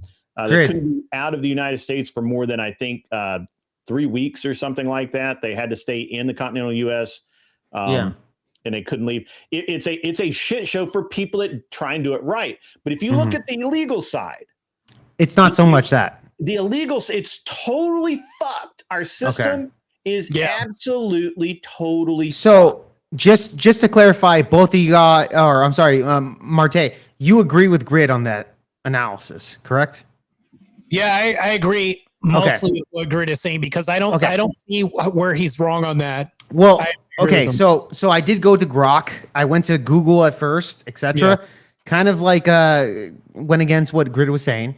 I originally told Grok if two people are on visas and they have a child who is born, does he automatically get citizenship? They said under the 14th Amendment, this is true, right? They said that. Grid made the argument that these people have to pay money in order to get the actual citizenship. So I did a follow-up question. Do parents have to spend money to get the child to be a U.S. citizen afterwards, right? This was the follow-up question. Grok said citizenship itself is automatically for the child that's born in the U.S. So there is no fee or payment required to get or acquire U.S. citizenship. It's granted by law at the moment of birth. However, to obtain official proof of the citizenship, which might be needed for school enrollment, travel, or other processes, parents do typically need to pay fees for documents like certification, birth certificates, or U.S. passports. That's all it says. So I'm just saying, I'm asking Grok. It seems like Grok is agreeing with me. Sure. Okay. Okay. That's not been my experience in the immigration system. right? Okay, this is how I understand it. Yeah, though. I understand. Yeah. Fine. And I don't actually. I mean, maybe the 14th is that clear. I don't know, but anyway, we have this jackwagon over on Twitch. I don't even know what you're talking about. I don't even know what dumbass. that means. Just wondering what we're doing here. We're having a great time, or I'm about to go to bed, but these guys are having a great time. Why are we arguing these semantics when Epstein files are a thing? The Epstein files aren't even a thing, bro. We're not even talking about Epstein, I don't understand bro. what the fuck you're. This isn't even your channel. Talking about the Epstein files. We didn't learn anything significantly new that we didn't already know. Yes, Trump's name's mentioned a million times. Yes, because he was being investigated, and there were millions of fucking tips that didn't lead to anything. Most of the time his name is mentioned, it's in FBI notes as part of their investigation. So I don't know why we're even talking about Epstein. Is anyone going to get prosecuted? Probably not. There's no fucking evidence. And if there was evidence, why didn't Biden go through all of this? What the fuck? It's Prince not even the Andrew chatter was stream. arrested, but you got to read why he was arrested. It's very interesting, actually. There's real things in the world. No, the Epstein files aren't real. Why do you think they're fucking real? Why do you think they're real? They're not real. What the fuck's wrong with you? We haven't moved past it. It's just there's no evidence. And every time some lefty or even some righties try and give me evidence, it's not evidence. It's fucking hearsay. It's fucking bullshit. It's not evidence. I want evidence, right? Like I want actual fucking evidence. Like a smoking gun. I don't even need a smoking gun. I'm like, why not explore it? Because it's fucking stupid. It's fucking stupid to explore and ponder bullshit. I have more important things to talk about. Then speculation. Thousands of victims, that's bullshit. Actually, we do have proof of some things in the Epstein files. It is absolute horse shit that there's any proof that Epstein was trafficking women. There's no proof of that. There's no trafficking network that so far they've not been able to prove it. There's nothing that shows that he had after 2004. Now, pre-2004, in 2004, he was convicted, right? Yeah, there was proof that he was a, Yeah, he was. Yeah. And we know. But as far as the network, proof that Epstein abused minors. We have absolute proof of that, 100%. And this is after his 2004 conviction. We know that for certain. We know that he abused minors. We know that. Yeah.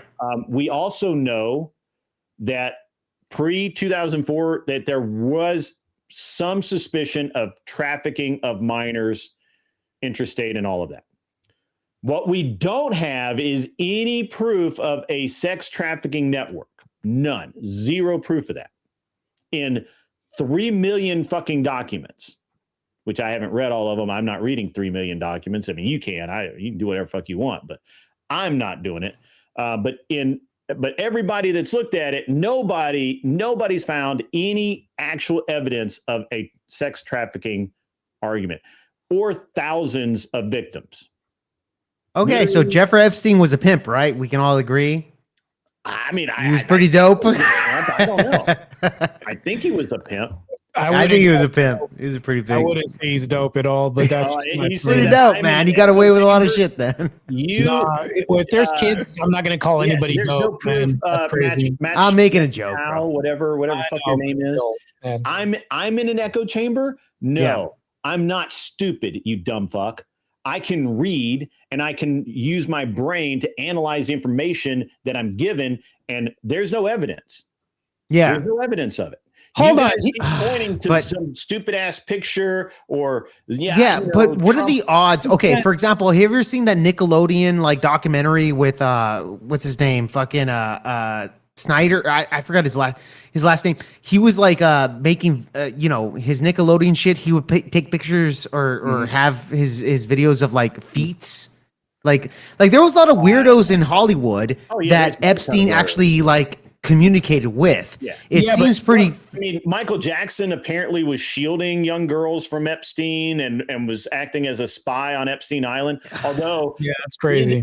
If that's real, then where's the fucking proof? Yeah, but Grid, it's not about the proof. It's more about the speculation. Yeah, it's alleged, in right? my perspective, if I look at these people, I would say they're all fucking demonic human beings, right? But Jake, if we're in an echo chamber, how come me and Grid just disagreed with you on something? And we and we had this whole dispute about it, right? It's like we're in an echo chamber all the time, bro. Yeah. But here, all right. So Mr. Mystery says, and I agree with this. What we did learn, is that he was a top political consultant for a variety of Democrat leadership. Correct. Democrats. Yes. Obama's lawyer, Hakeem Jeffries, Plaskett, and many others. Yes, that's fucking true. It's that's true. Now, what we don't have is any credible evidence whatsoever that Elon Musk did anything except, hey, I'd like to come to this party. You know, sure. So and so is going to be there. Grid. But would you agree we that know that, by the way, we don't know that. We have something that says that. Would you agree that Epstein at least had some type of dirt on powerful people, that whether they're celebrities? Absolutely. Would you say that that's the case? So therefore, because again, he was an echelon of like intelligent agencies, whether it be Mossad or whatever the case is, at least my opinion here, that he was like a kind of like a puppet for them. And he made a lot of money off of that he was able to kind of gain some type of dirt. Yeah. Hold on. I got to say something. What would happen if I'm assuming Trump was found guilty? He'd go to fucking jail. Yeah, easily. What will you do if he's found innocent, you dumb fuck? Why are you convicting someone with zero evidence? Why are you mentally convicting someone with nothing at all? Zero evidence. It's literally mental masturbation on the grandest scale I've ever seen. You must have so much semen on the brain. You got deadly semen backup. Where Trump is concerned, you are mentally masturbating yourself to the most ridiculous orgasm possible over Trump possibly being some sort of sex maniac that only you in your sick, depraved, Coomer mind can envision. I can't envision it because I'm not a sick fuck. I don't mentally masturbate like you do. Okay? This is the Me Too movement from the chat right Perfectly put, Grid. Perfectly put on that. Okay. This is what the left does. Destiny said that he would masturbate to some guy that he actually attempted to, like, he was asking his audience to actually go over there and kill an individual, bro. And he wanted to actually masturbate to that. So, these people are insane, Grid. The chatter is saying he could be. Notice how could is doing some of the most of the heavy lifting here. You stupid fuck. When you say could, it's not evidence. When you say could, all this is just speculation. Sure. It's bullshit. Yeah. The thing is every time we investigate it, we don't find anything. Everybody's like, oh, no, it's not good enough. Nope, not good enough. Got to investigate more. Okay, fine. Why answer me this, you imbeciles? Why did Biden not release the Epstein file? Fucking document? Not one. Not a single one. Not one. Trump has released millions of documents. Millions. He literally released everything we knew about Epstein was released by Trump. The most by U.S. history, actually. The previous administration wouldn't release any documents. Biden was president, and Biden didn't do shit. Pew, pow, whatever. You are literally mentally masturbating to the idea that Trump is some kind of deviant. You need him to be some kind of deviant to make yourself feel better. You are really a sick fuck. You Major really TDS. He got TDS on the brain. Big time. Worse than TDS. He's in love with the idea that Trump's some kind of sick sexual pervert. And he jerks his girk to that. Yeah. I'm swear to God. Here's the thing. Again, no proof. Yeah. No proof. And I'm sick of hearing leftists and people on the right and so-called centrists who I don't give a fuck. I just don't like Trump, whatever. I'm sick and tired of every single release. Yes. Everyone's like, this is it. This is the lightning. We've got Trump by the scrotum now, boys. We got him and we're going to crush him. We got his balls and we're crushing him. And you know Sure. what? It's a fucking nothing burger every Yep. damn time. Every single time. Every single time. Yep. Yeah. Every single time. Every single time it's, well, you know, there was credible proof. Remember back in 2016, Katie Johnson, who didn't exist. There's no proof that Katie Johnson, which was an alias, ever actually existed. She disappeared the second she was asked to give a statement on the record. When the court, when her lawyers, use that term very loosely, right, told the judge, hey, we've got a credible accusation against Trump. There's this girl who said that when she was 13, he took advantage of her. How convenient of her not to show up, though. Yeah. Yeah, for real. It's a fucking weird. The press, because they're fucking douchebags, said, well, maybe she was paid off. And that rumor spread. Oh, she was paid off. She's paid off. Yeah. By the way, they're talking shit saying that a black man supporting Trump is wild. Yeah. It's They're wild. talking about you, bro. That's you. By the way, I'm a brown guy also supporting Trump. We got a brown guy up here too. I don't discriminate. I'm not racist like So hold on.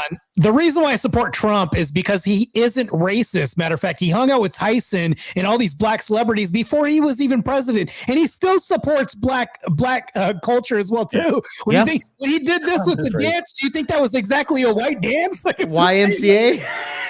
Come on, let's be honest here. Like, he had rhythm. Come on, bro. It's literally like it's so bad. It's so bad, right? So, you know, these guys, you know, this guy says I'm centrist or I hate lefties or what. He's a lefty, guaranteed, 100%. Probably, you know, probably scared of guns. You know, just, you know, again, can't do much more than just mentally masturbate. Can't actually masturbate, by the way. Matter of fact, Trump gave more to HBUs than any other president did, and these are black universities. He also gave more towards black scholarships than your previous president, Obama, and also Biden as well too. Trump also gave more to grants toward black communities than the previous two presidents either. So I can go on with that. That's least racist. Matter of fact, he was Jesse Jackson's best buddy until he decided to run as a Republican. Bro, I'll tell you this: if Trump is a racist.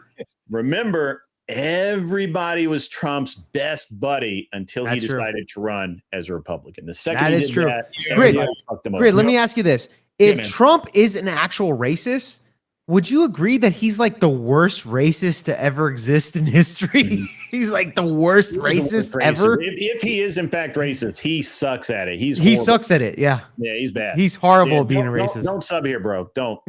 I won't take your sub. Please move along.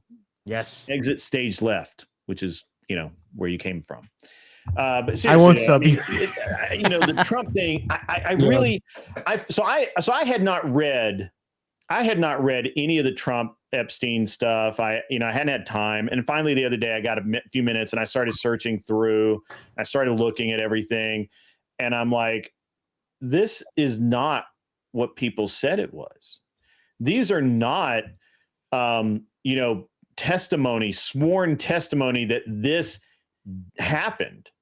This is FBI investigation notes where they're positing theories, right? They're saying, well, this person said this, this, and this, and so maybe this happened, or we suspect that X, or I mean, it's very interesting language used throughout most of the documents. And again, the only things that we know for sure that we can prove, right? This is the most important thing that we can prove is Epstein definitely abused minors. We have no proof at all of a trafficking operation, period. And I'll get into that in just a second because while we're talking about sex trafficking, there were definitely girls that went to the island, but that doesn't mean they were trafficked. Sure. I think people are using the term traffic these days just willy-nilly, and it doesn't mean anything, right? Yeah. Trump, in fact, was in Trump's in millions of photos, dude. So what the fuck are you? So are so many other celebrities, by the way, like Howard Stern. What the fuck? You know, Piers Morgan. He had his clothes on in all of them. Yeah. Yeah, that's true too. Yeah. Right. That's true too. He's a photogenic guy. What can we say? Hey. Also, another thing I saw in the Epstein files, I could probably bring this up on screen. Trump was one of the first people who outed Epstein as somebody who was probably a snake, somebody else too, and he also reported during the investigation. Yes. Yeah. Trump was one of the first people who outed him and reported him. So just to let you know, that is true. That is true. And so we've got that right. So by the way, that chatter said 1,000 photos. Right? That's fucking garbage too, bro. It wasn't. Yeah. It's not thousands of photos. You fucking idiot. But whatever. Yeah, what we can actually, I only care about what we can prove, what is actionable. There's this thing in corporate America, in the military, in spy organizations, actionable intelligence. Do you know what? I understand that this person, am I unaware? No, sir, you're unaware. You don't understand the term actionable intelligence. We don't have any. We have a limited amount of actionable intelligence. This is what we absolutely know. We know that Katie Johnson was made up, a complete fabrication, who lied back in 2016 and accused Trump of abusing her. She is the only case where anyone actually said out loud that Trump abused them. The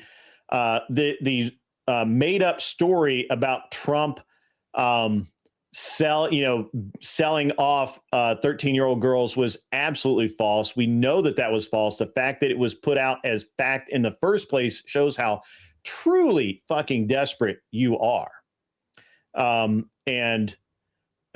Truly desperate, right? Yeah.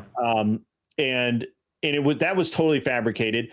All of the things that the anti-Trumpers say they can't prove. They can't prove any of it. So what we know is that over 3 million pages have now been released by the DOJ, which is half of the total required. I'm sure they're still working through as far as I think they have to follow some CSAM regulations as to what can be released. So we'll figure that out.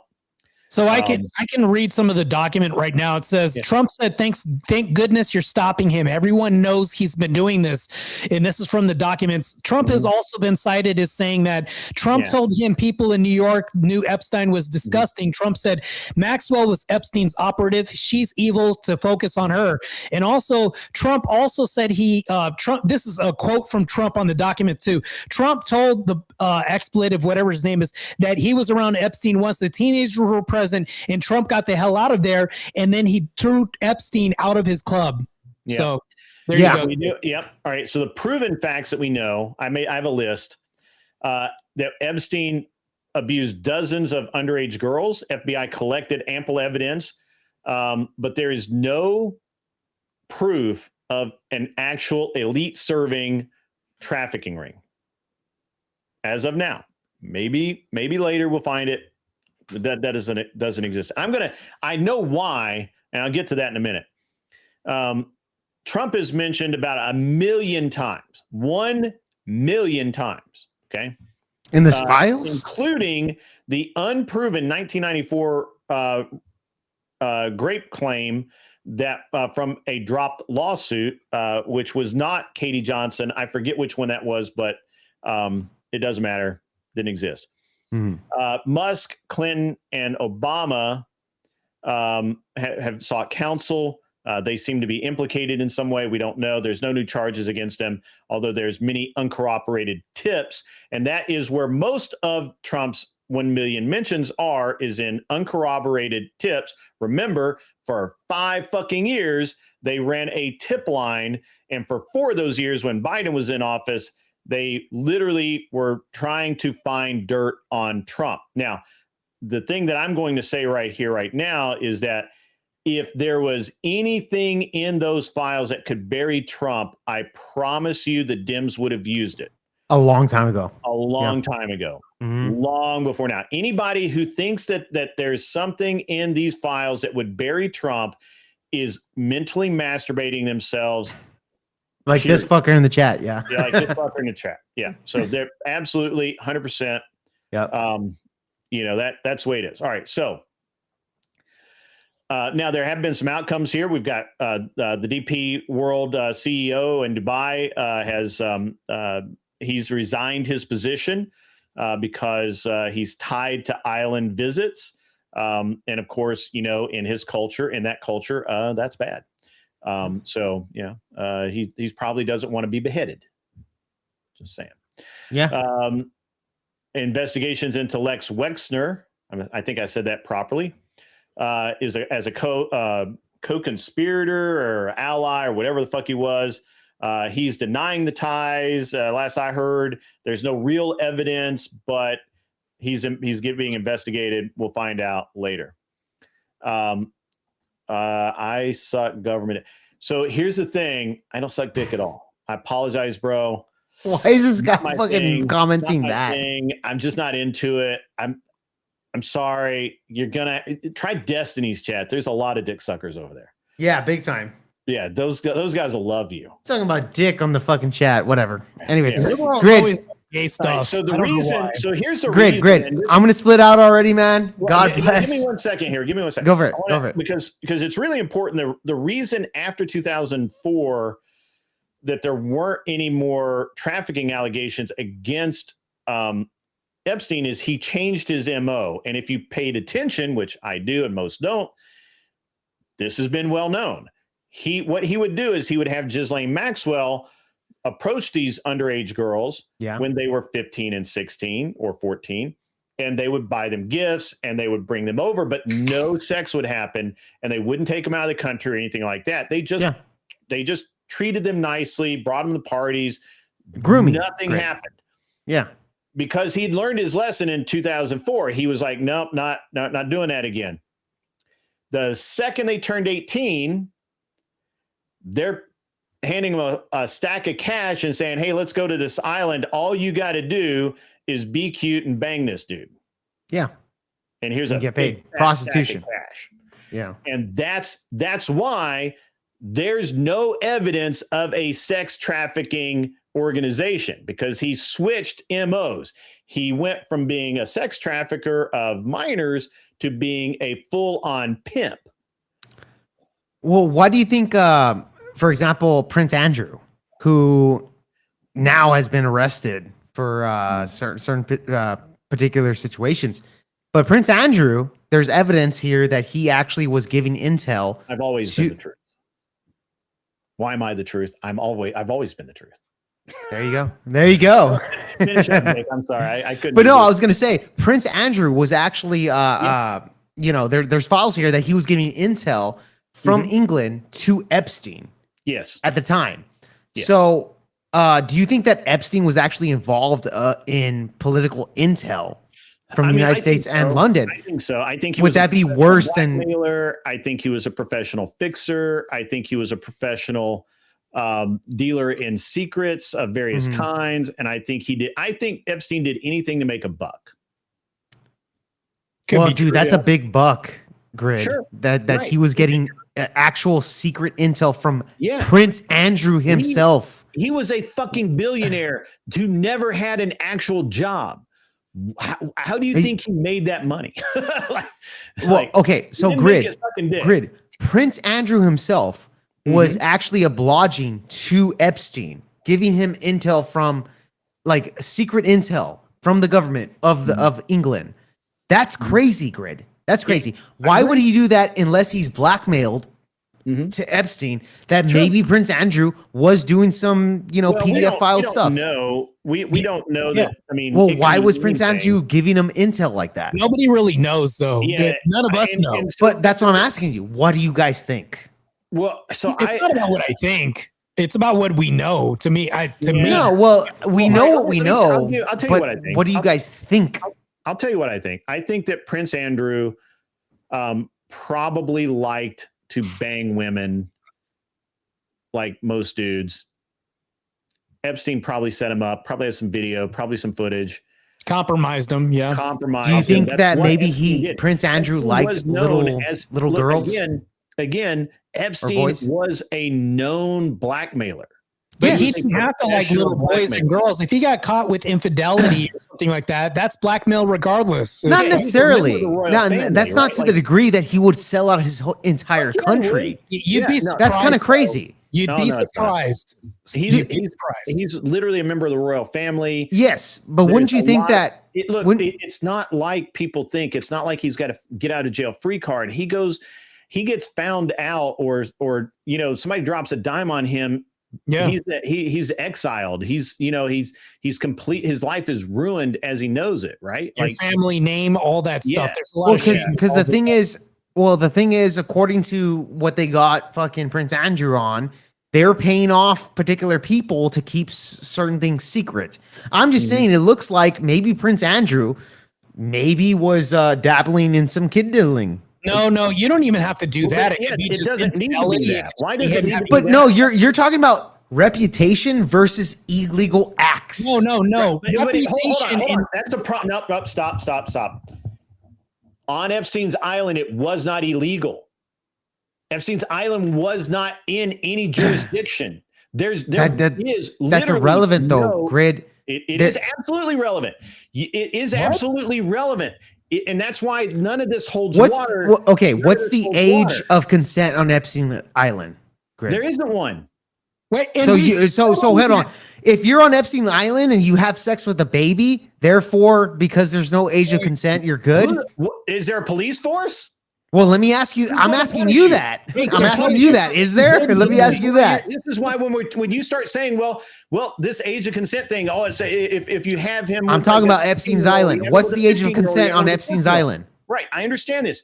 If you say, well, he's got these incriminating photos, it doesn't matter to a royal. A royal doesn't care. Again, it doesn't matter what's the age of consent on Epstein's Island? It doesn't matter whether that woman is 30 or 15 or 1 or 2 or 3 years old. His life's ruined in any case. You're trying to make it something that it doesn't have to be. If Prince Andrew had sex with a baby on Epstein Island, is that incriminating? But Jake, you're implying that kids are involved in this equation. Well, no. I'm asking a hypothetical here. Let's say they're not. Just as incriminating as if he sleeps with a 30-year-old woman. It's just okay. So then, Prince Andrew, if he had sex with a 3-year-old, okay, hold on, Grid. I'm trying to make sense of this. Hold on, really quick. I just want to clarify. Grid, you're saying that if Prince Andrew had sex with a 3-year-old on Epstein Island, it doesn't matter because there's no jurisdiction, because there's no age of consent on Epstein Island. That's your argument. Who's going to arrest him? Well, No. Are you confirming that? Are you confirming Are you confirming that though? Whose jurisdiction is he in? I'm asking you that. I don't know what jurisdiction is he in. There's no jurisdiction. Okay, no jurisdiction. So therefore, he can fuck a 1-year-old. He can fuck babies on Epstein Island. So therefore, there's no jurisdiction. So it's totally legal and it's okay. Hold on. I could be wrong. Sport Brand is telling me that Little St. James is in the United States Virgin Islands. Oh, wow. It's a U.S. territory under U.S. federal law. That may or may not be true. It's a private island. So again, and it may. Grid, what's the age of consent on Epstein Island? That's my question to you. Hold on. Let me. You gotta listen. It may be U.S. jurisdiction. I don't know that it is, but if Sport Brand's probably. If it's not, then what is it, Grid?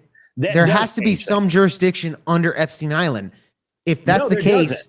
No, there doesn't. If you go to Midway, Island, who's the police force on Midway Island?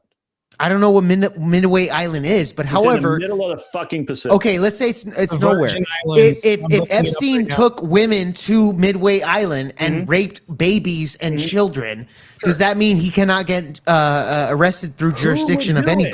Who would do it? Let's say he did. Who would arrest him? Well, no, it's not who. Is that illegal? And would they arrest him? That's my question. Okay, legal is a matter of jurisdiction. It's not legal. It's not legal. My point is, who would arrest him if he did that? If there's no jurisdiction. Would arrest him. Yeah, Grid. I don't think that's the case, Grid. Okay. All right, look, if I spit on the sidewalk in China, I get caned. If I spit on the sidewalk in New York, what happens? Nothing. Nothing. So it's jurisdiction, right? Yeah, sure. But Okay. you're making the claim that Epstein Island has no jurisdiction. Well, Therefore, apparently, any I rich could be person wrong. can Apparently, go I to could be Epstein wrong. It could be Island part of the US and have Virgin sex with Islands. babies, and Hold on, there's hold on. no. Again, it's part of the U.S. Virgin Islands. My original, I Well, I don't know if it is. I don't know if it's part of the Hold U.S. Hold on, you got to let me. You got to let me finish. It's got to. My original impression was that it was its own island. It wasn't part of anybody's jurisdiction. Like it's just an island out in the middle of nowhere. That's nobody's jurisdiction. There would still be a jurisdiction, though. Who? Like, yeah, well, same thing with like the Pacific Oceans, etc. Like there is jurisdiction that people who's the law own. enforcement for the U.S. If you're on a boat at sea, whose jurisdiction are you under? Which sea? The Atlantic Ocean. I got the answer. If you're in the Atlantic Ocean and you're on a boat and you rape somebody, or you're doing a pedophile ring in the Atlantic Ocean, I don't know exactly whose jurisdiction that would be, but if that were to go into the public, yes, I think there's some justice there that countries would go and have actually take a part on that. I don't know. Right. You tell me. Okay, let me. Okay, I believe the Atlantic Ocean is actually owned by the U.S. I got the answer right here. Very specific thing. Right. Well, hold on. Now, I think the Atlantic Ocean is owned by the U.S., so that would still be under. Oh, no, let me. I have the answer right here. I just looked it up. So it says no special age or different age of consent applies to the island itself. It follows U.S. or Virgin Island law, and Epstein's documented crimes where there violated those laws. And the age of consent on Epstein's Island sometimes circulates online as dark rumors, but also it's the same as regular rest of U.S. territories. That's what it says. Which is U.S. law. Well, I mean, but the age of consent's different in different places. Right, but it says that it was still illegal. Consent. Like in Tennessee, I think it's 17 or 18, and there's like a Romeo Juliet law here. I think they may have changed that recently. In other states, it's 16. I think in like Utah, it's they're saying on his island it was still illegal regardless. Sure. That's what they're saying here. That's what it says here. So yeah. All right. So then we have jurisdiction there, right? So then yeah, then our age of consent would matter. But yeah. So that's we would have to. He would be arrested by the United States law enforcement. Right. Yeah. So there you go. Okay. Yeah. That's what I was kind of considering as well, Gray. That's what I'm saying. I don't think there's we are literally not the police of the Atlantic Ocean. We don't. Well, I didn't say that. I just looked it up. The international law, particularly the UN. The international maritime law. Yeah, exactly. So it's not like belong to anybody specifically, but the point is they do have laws Stephen under McCarty that. is correct here as well. U.S. can charge citizens with crimes committed in other countries based on the principle of extraterritorial jurisdiction. While citizens are primarily subject to local laws abroad, U.S. law allows federal prosecution for specific acts, including a bunch of including terrorism, drug trafficking, bribery, and sexual exploitation of minors. That is the sex tourism law that when people used to go to Thailand or other Asian countries and do weird things. Yeah. That's that's it. So yeah. All right, Grid. I gotta get going already, man. No, man, I want to argue more. Oh, dude. Oh, I've been arguing with you all fucking night at this point. I'm having a good time here. I'm having a good time. I'm having a great time too. And you're a good sport about it, right? So yeah, of course. But I mean, So apparently, I don't know that. We'll see. As a UK citizen, our laws may or may not really affect him, but I don't know. I think that I don't think that they're even charging him with anything related to girls or anything like that. I think the thing, and I have to look. Andrew, you're talking about Prince Andrew, right? Yeah, Prince Andrew. I think what they've arrested him for is state secret misconduct or some crap like that. Yeah, sure, but which he gave to Epstein, though. That's the thing. Right. Why would he give that to Epstein? Epstein was doing that with a lot of different people, right? Like well, we don't have that particular evidence fully, but Prince Andrew literally was giving him this information 5 minutes within the time frame of when he got that information. Grid. Sure. That's crazy. So I'm just saying blackmail works. That's how. What did he blackmail him on? Was it kid diddling? Seems kind of crazy. It could be anything. Maybe I doubt it. What, him cheating on his wife? I don't even think that it could have been anything. No, not cheating on his dude. Cheating on your wife is nowhere near as crazy as kid diddling. Bro. Yeah, but it doesn't have to be crazy though, Jake. It kind of does if you're giving intel to sell out your entire country, bro. You're thinking of this like an American. Yeah. No, I'm thinking of this logically that if I fucking cheated on my wife, like every celebrity in Hollywood does, you are not going to be exiled where you can't step foot in the country. Yeah, royalty. You don't. It's a different level of punishment, right? Kid diddling is worse than cheating on your wife, Grid. Can we all agree? Hold on. Can we all agree that kid diddling is worse than cheating on your wife? No, but you're trying to. So you're trying to. You're here. You're trying to. You're trying to like push. What am I trying to do? You're trying to level this up, right? Where no, I'm not. The same. It doesn't matter what it was. It does. All bad. It's all bad. No. There's levels of bad here, Grid. There's levels of bad. Right. Cheating on your wife is not the same, even in a public domain, as kid diddling. But you don't know. Diddling a child's wiener is not the same as cheating on your wife. Yeah, but you're doing the same thing that this jackass is doing with Trump. There's no proof. No, I'm not. Yes, there's no proof. There's no evidence. I'm not talking about the proof. I'm talking about this. No, you're speculating. Jake, you're speculating. Yeah, but again, I am speculating. Listen to my claim here. Right, you are speculating. To your claim. Yes, I'm not saying that I wasn't. I never claimed that I wasn't. The same thing, Jake. No, I'm not. Listen. I'm stating that Prince Andrew was giving intel to Epstein to sell out his own country, which is a big deal. This is literally big time treason, bro. It's a huge deal. Why was he giving intel? What that information was. Hold on. We Listen. just know his secrets. We don't know what it was. It could have been phone numbers. I don't know. No, it was. No, we do know what it was. What was it? I believe according to the Epstein files, he was giving full-on intel of espionage secrets to the England government. We to don't Epstein. know what it was though. We're back at square one, though. Dude, spying in intel is a huge deal. Yeah, but what was the intel of spying? I don't know the exact thing, but dude, any type of intel that you give to another foreign individual is literally treason. Who are you? It's literally treason, bro. Why would this guy give treasonous information to Epstein? If Epstein had hold on. Let me finish my question. Why would he do that to sell out an entire country that he is the prince of? Prince Andrew. Did it that way. We don't know that he was.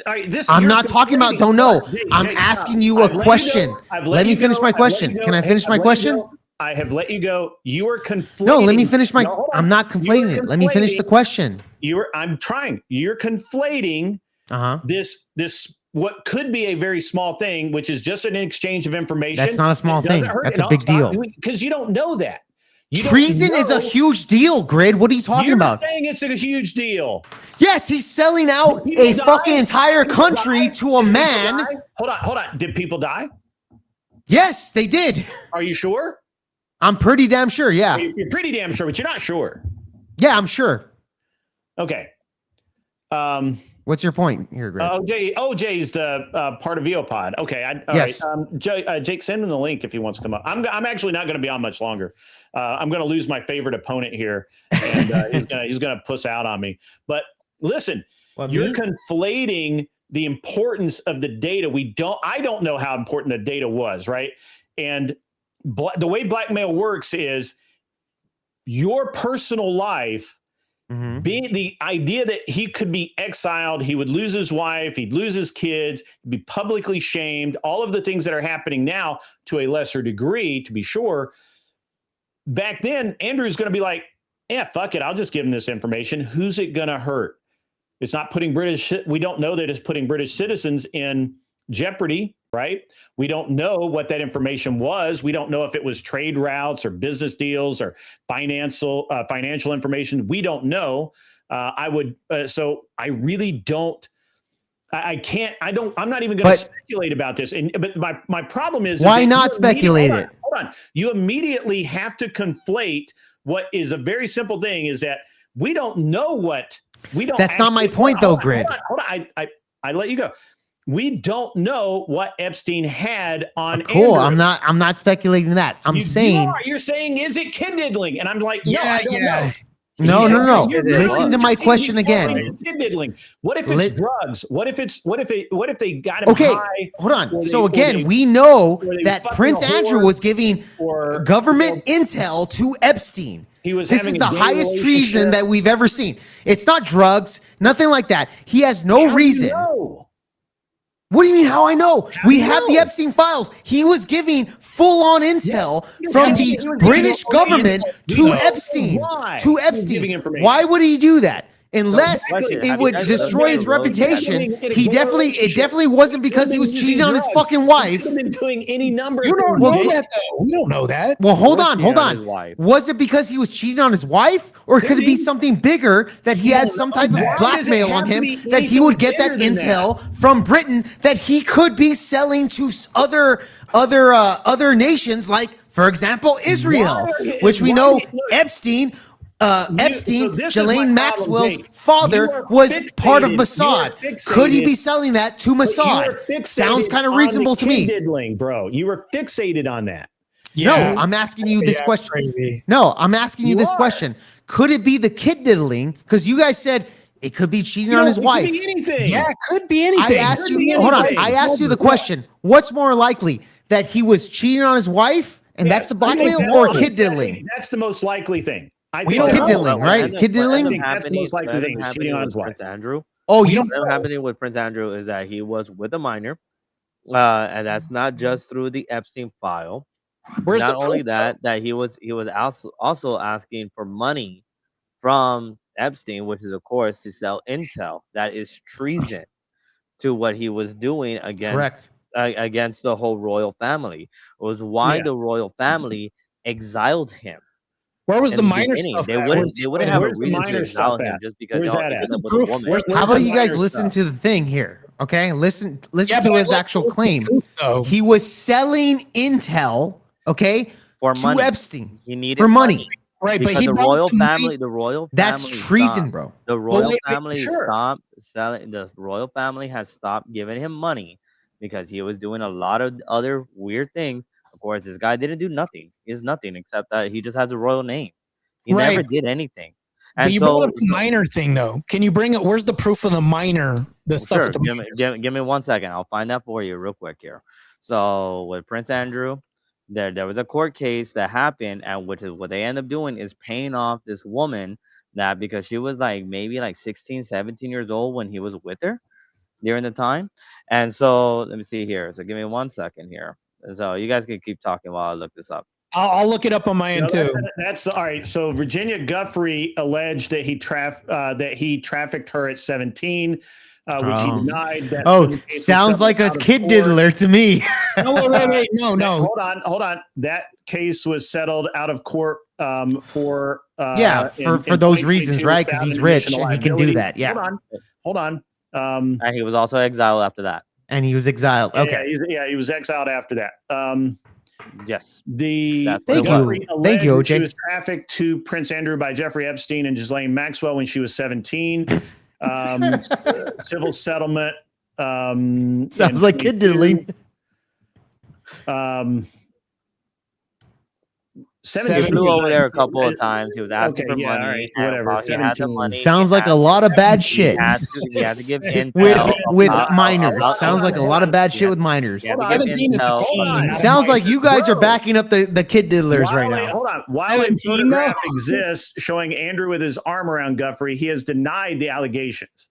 Other allegations from victim like Johanna Schoberg mentioned unwanted touching, but none resulted in criminal charges against him for sexual acts with minors. Yeah. Now, that this was a civil settlement, not a criminal one, and there appears to be no actual proof because they didn't want it to go public, so they had to do it civilly. Yeah, exactly. He wasn't charged at all. Is public. Well, no shit, he wasn't charged because he paid her off. And it's why civil would he have to pay her off? I wonder about that if too. he was innocent. That's the age of consent in a lot of the states. Yeah, in 17, it's the age of consent in England as well too. So I mean, of course they claim I think England's but lower. she was actually a little younger than that. She was 15. Can you show me where it's younger than that's when it comes 17 though? But that's not what was alleged. Yeah, I don't see it younger than 17. Yeah, so you guys again are backing up fucking individuals that are that. Yeah, you are. I'm looking for actual proof. Hold on. The proof. Hold on. The proof is that he was selling intel to Jeffrey Epstein. You fucking guys. I'm sorry to tell you this, but there has to be.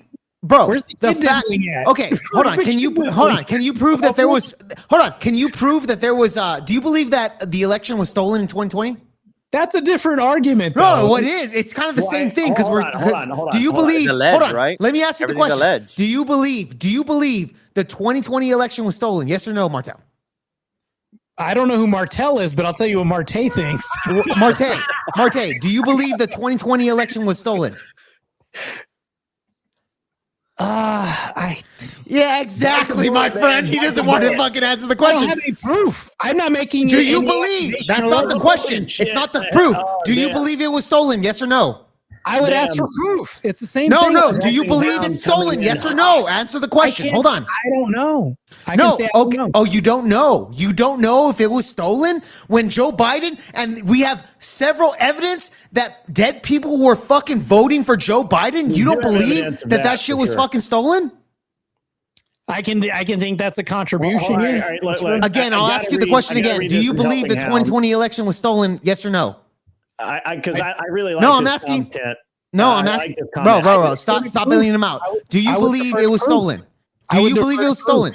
I'm asking you a straightforward question. Do you believe it was stolen? I can say I don't know. Is that fine for me to say? No, it's not fine. Answer my question, yes or no. If I'm ignorant to this, why would you come out here also saying that? Because it was stolen. Hold on. Oh, you believe it was stolen? I think it was stolen. Okay. You're asking me to ask for proof, even though I'm not asking for proof. I'm asking for your opinion. Do you believe it's stolen or not? If I'm ignorant, I can't give my opinion, can I? I can't hear you. Do you believe it's stolen or not? If I'm ignorant to knowledge or information, I can't give my opinion, right? No. You can give your opinion. Do you believe it was stolen or not?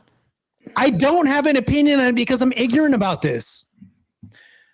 Dude, you're not ignorant about it. Stop lying. I'll give you my opinion. I know you're a right winger. You know what the answer is. Do you believe it's stolen or not? One of the things that I didn't delve into. Do you believe dead people voted for Joe Biden? I'm actually literally ignorant on this. Wow, this guy's fucking claiming ignorance to avoid this. No, I am. So I'm not. if you're gonna make the claim that you're just so ignorant about it, but I'm literally giving you off the Epstein files that he was giving fucking intel to Epstein on an entire country, and you're saying, well, I don't know. I don't have proof of why he did it. You're assuming knowing that Epstein blackmailed several people. Fred and Marte. Have you all seen that series, the Royal Scandal? Have you seen it? I haven't seen it. No, it's actually really good. It's really good. Actually, it explains. Yeah, but you see how I'm honest in saying I'm admitting to ignorance with that too. It's the same thing. No, it's not the same thing. Engage with this, Jake. I kind of want to engage. I don't have the information about this, bro. It is. I sent the link earlier to Grid's chat before. First of all, at least Grid's honest and he believes that it was stolen. I'm gonna read Helping Hound's comment here because I think it's fucking funny. Historically speaking, 17 is old for a monarchy. I'm assuming he means affair or whatever. That's true. That's true. Well, if you want to go to that, but also you got to they've keep in been, mind that versus England versus monarchists US have law, been, they like them young, as they say. So I think that's funny as fuck. It's sick, but it's also funny as fuck. Now, Jake, I will engage with you on that. I believe that there's some proof that the election was. I think there's a lot of proof stolen on is that. right word, but definitely there were irregularities, and I think it needs to be investigated. And I think it's never been properly investigated. Correct. Now, correct. The deal with Do you Prince believe it's Andrew- stolen hold though? on, You hold do. on, hold on, You do, hold on, right? Hold on. The deal with Prince Andrew is a settled civil case is not proof of actual conduct, right? You're just conflating. Yeah, that, which is but fine, no, which is I'm not fine. conflating that because it's the same situation with the election that wasn't actually full on investigated, and you already stated that you believe it was stolen. Hold on. Did all right? So do you believe that Trump molested that woman in Saks or whatever? Well, he said he settled a civil case, right? So what? It's the same thing. No, it's not. It is exactly the same thing. Donald Trump was not selling out his own not the country. same thing. He was not selling out his own country to Epstein like Prince Andrew. Grid, what are you talking about? It's not the same thing. Andrew's obviously a person. He was not selling intel to a fucking Epstein who has connection to other intelligent agencies. Grid. Sure. Okay. It's not the same thing then. Fine. All right. Fine. Then why are you comparing that? Because it's the same fucking thing. It's not. It is exactly It's not even the close. same You thing. actually agreed You with me just that it wasn't. said- You just said or actually the article just said, I didn't know this. So, forgive me. I didn't know this. That the reason that Andrew was selling out his country was for money. He needed money. Why would he need money if he's in the family of multi Yeah, so his motivation is I need cash and I don't really give a fuck about this country that's already exiled me because of this Virginia Guthrie situation. They So fuck exiled those him guys. after that. Sorry? They exiled him after the allegation. After which allegation? Which set of allegations? The allegation after the 17-year-old that he was sure. married. Yeah, I got that part. But when did he sell the secrets? Oh no, he sold it prior to that, and then they found out afterwards. After Okay. they found out that he was selling the All right, secret. so he because didn't. because the family decided. That's actually interesting because I had The made the family assumption that he the sold family the secrets to pay for his the case that he lost against Guthrie. That I was actually trying to make a neat little square there, but if he was selling out secrets no. He was before the already Guthrie selling thing, the information prior to that that's- because the that's family was even not less giving him. proof of him The family was being not giving him any money whatsoever. right. And So- right. So yeah. So Jake, so I'm sorry, buddy. I think it boils down to his family wasn't giving any money. He sold secrets to Epstein. Epstein had dirt on him, and he got a little more dirt. What was that dirt? because of Virginia Guthrie, I don't know. Maybe Andrew did something Epstein didn't like, or maybe, or maybe he had some type of fucking dirt on him. Dude, I'm not finished. And it wasn't cheating on his dude. wife. I'm That's not for damn finished. sure. Hold on, I'm not finished. what you know? I don't know. I don't pretend to know I don't pretend to know all of the inner workings of degenerate minds. I really do. I do. I don't. So Yeah, I do. If he had already settled if he had already sold the secrets and Guthrie's Guthrie or whatever fuck her name is was after that, then he didn't need money to settle the civil case. He's already been he's facing exile.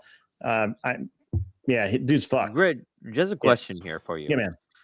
Why do you think that he's the one that's being targeted first out of everybody? I actually have a theory on that because it was already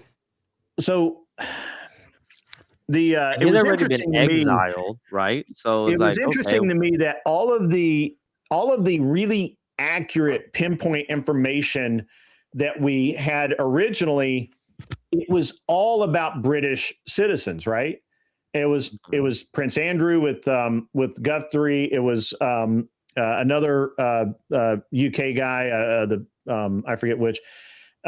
and a lot of intelligence issues and things like that. And it was, and there was suspicion that Epstein was actually working with MI5 or 6 or whatever the fuck. And personally, I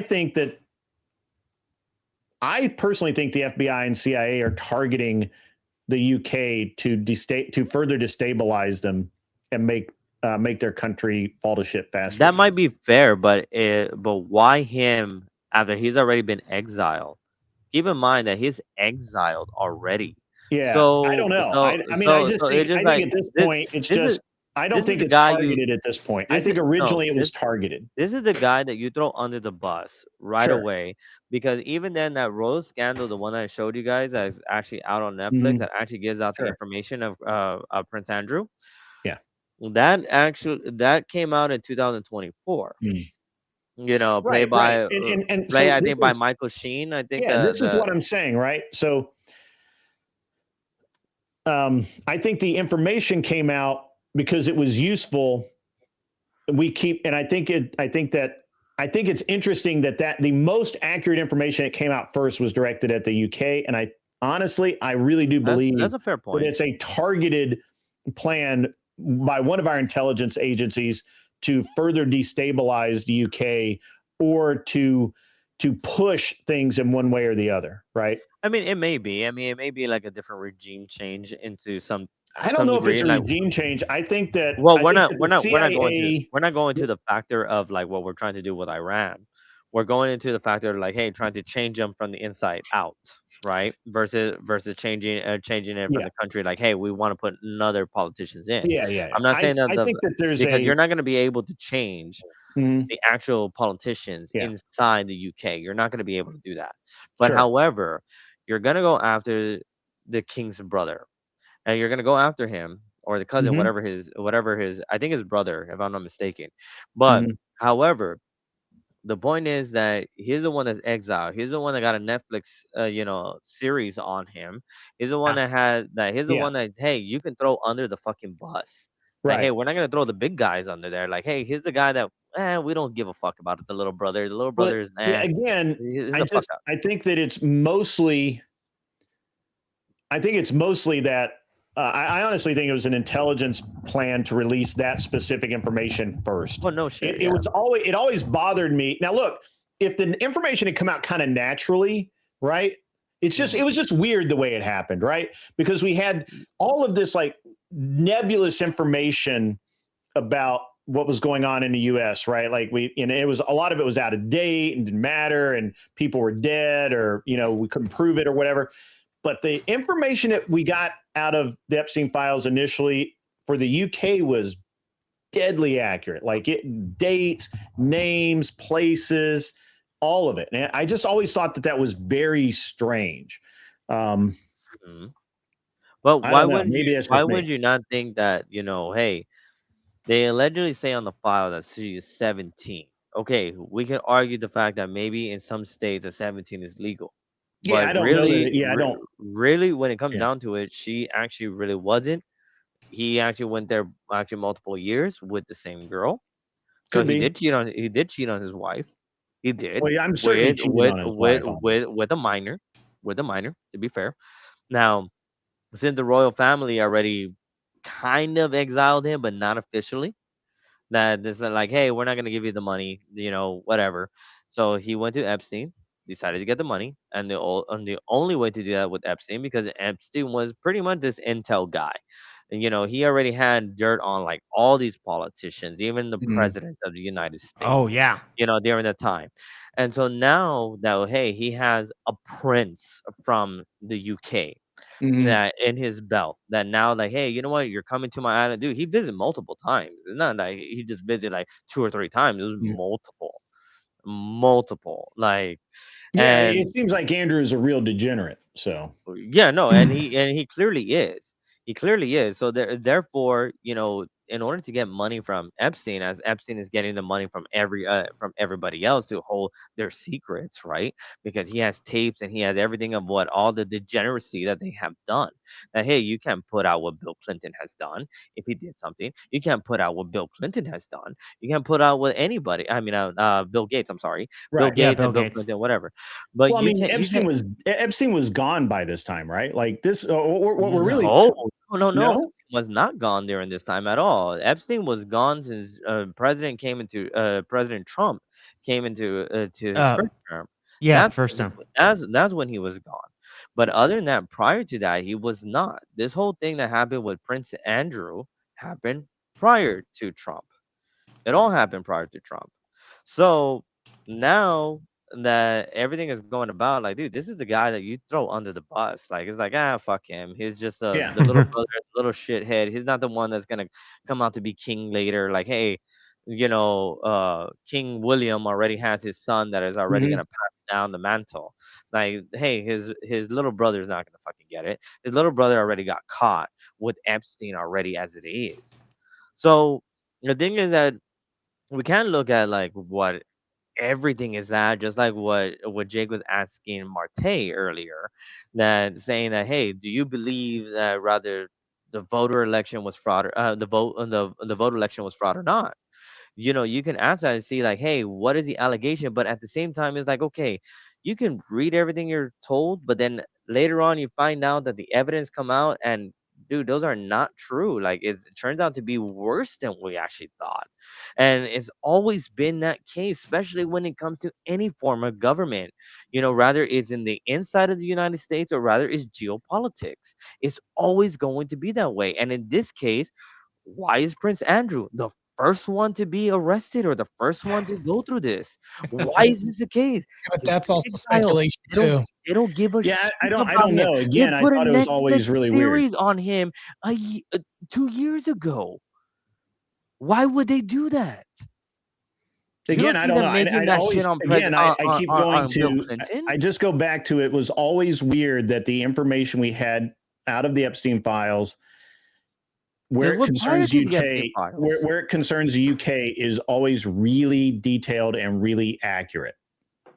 It's not like the other information we get out of the Epstein files. You don't think Queen Elizabeth was very precise on her shit? She was very precise on her shit. Very precise. Sure. So what I mean, and she would allow her son. She would allow her son to go through this and be like, "Hey, you know what? You're the fuck up in the family." I think so. I mean, look what she did with Meghan Markle. Yeah, look what she did with Prince Diana. Yeah. Well, Diana was a little different, but yeah, but at the end of the day, you think she just got killed by accident? Yeah. Well, we don't have proof, right? We don't have proof. We don't have proof. Just like the election wasn't stolen, like Martel's saying, like, well, I can't speak on that. I don't know. I mean, come on, guys. I come fucking on happened. here, dude. I don't know that there was a. I don't know. I'm just saying, you guys sound like leftists right now. I guess I'm not as big a conspiracy theory. I wasn't into politics then. I was a pro athlete competing all over the world. The least thing I was concerned about was politics during that time. Yeah, but now you are in the political world, so then you can kind of conclude now, right? Yeah, but there are going to be a lot of gaps that I don't know about. I'm getting caught up right now. Now that I'm getting into these things, there's going to be some ignorance, and that's my honesty there. So yeah, all right, fair enough. I'm just going to be honest. I'm maybe not a big enough conspiracy theorist because I honestly actually do believe that the driver lost control of the car and crashed and killed her. So I don't believe that at all. I understand you don't believe it. You guys are like professional conspiracy theorists. Which is fun. Yes, it's fun. The conspiracy theories were right, right? The conspiracy theories were right. I'm just saying, we're always right. FYI, there's nothing wrong with saying you don't know. Let's just be honest. If you don't know, there's nothing wrong with saying you don't know. No, there's nothing wrong with that. But at the same time, hey, at the same time, I'm saying that. Hey, I fully know fully, but it's like, come on, you got to think about it. To be like, okay, guys, give me a second. The thing about conspiracy theorists like these guys is they're really fun to poke with sticks because they have a lot of little facts, and some of them are really not facts, but they're close, and they'll give you a different perspective.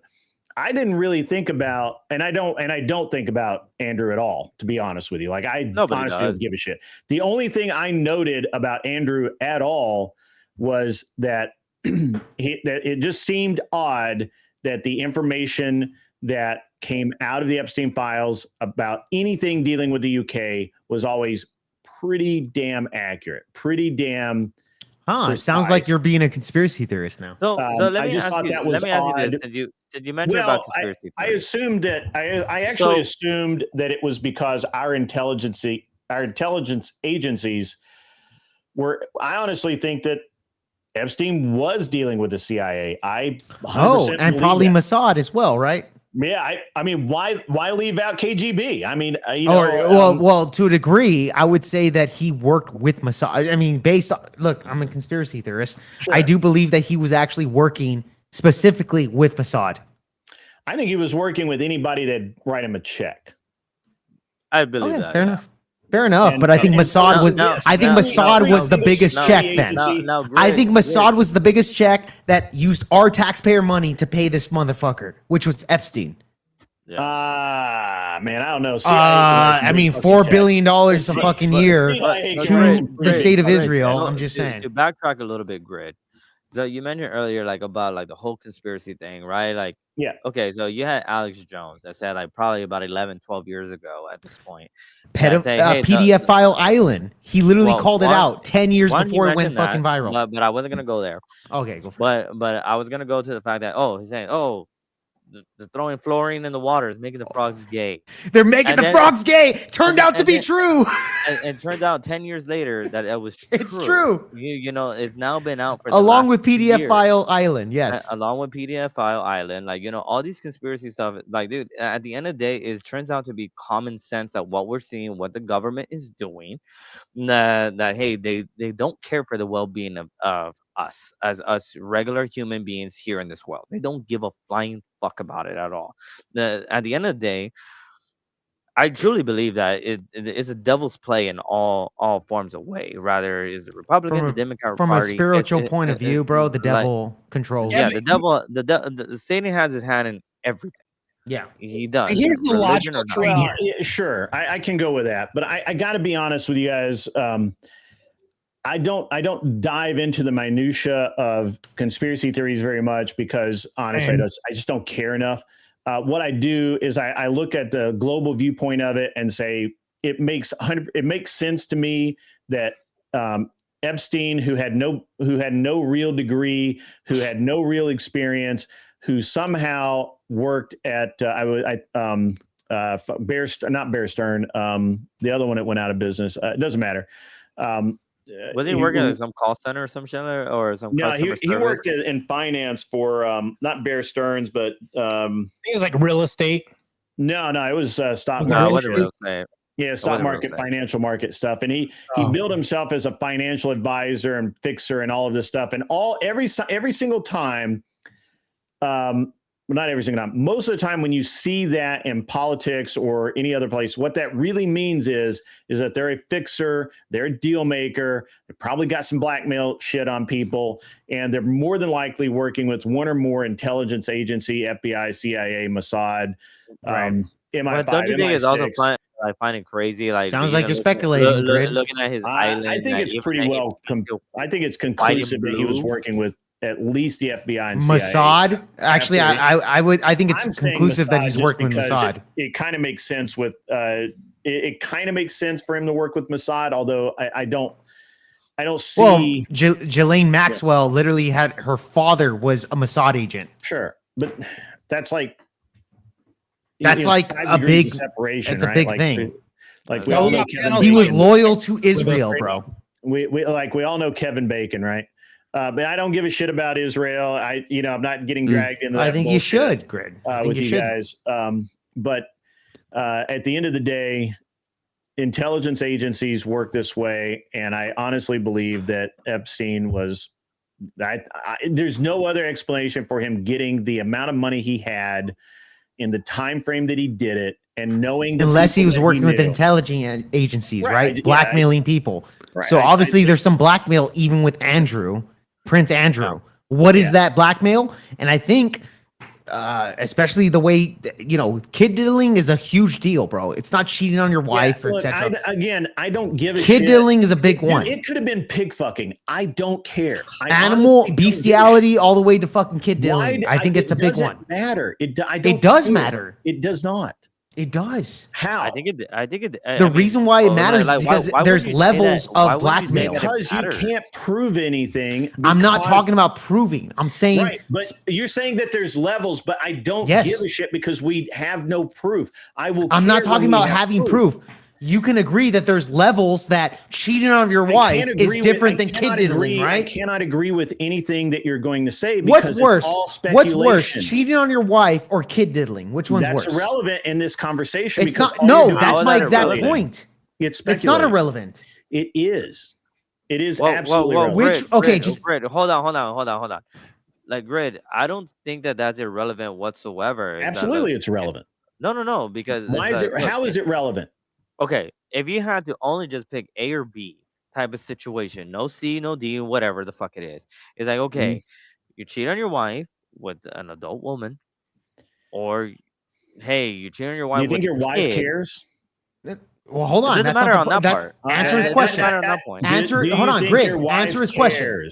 Answer his question really quick. Hold on. My question I do not have a definition for worse. 17-year-old or 18-year-old or 19 or 20-year-old. Let's say it's 5-year-old. Let's say it's a baby. Doesn't matter.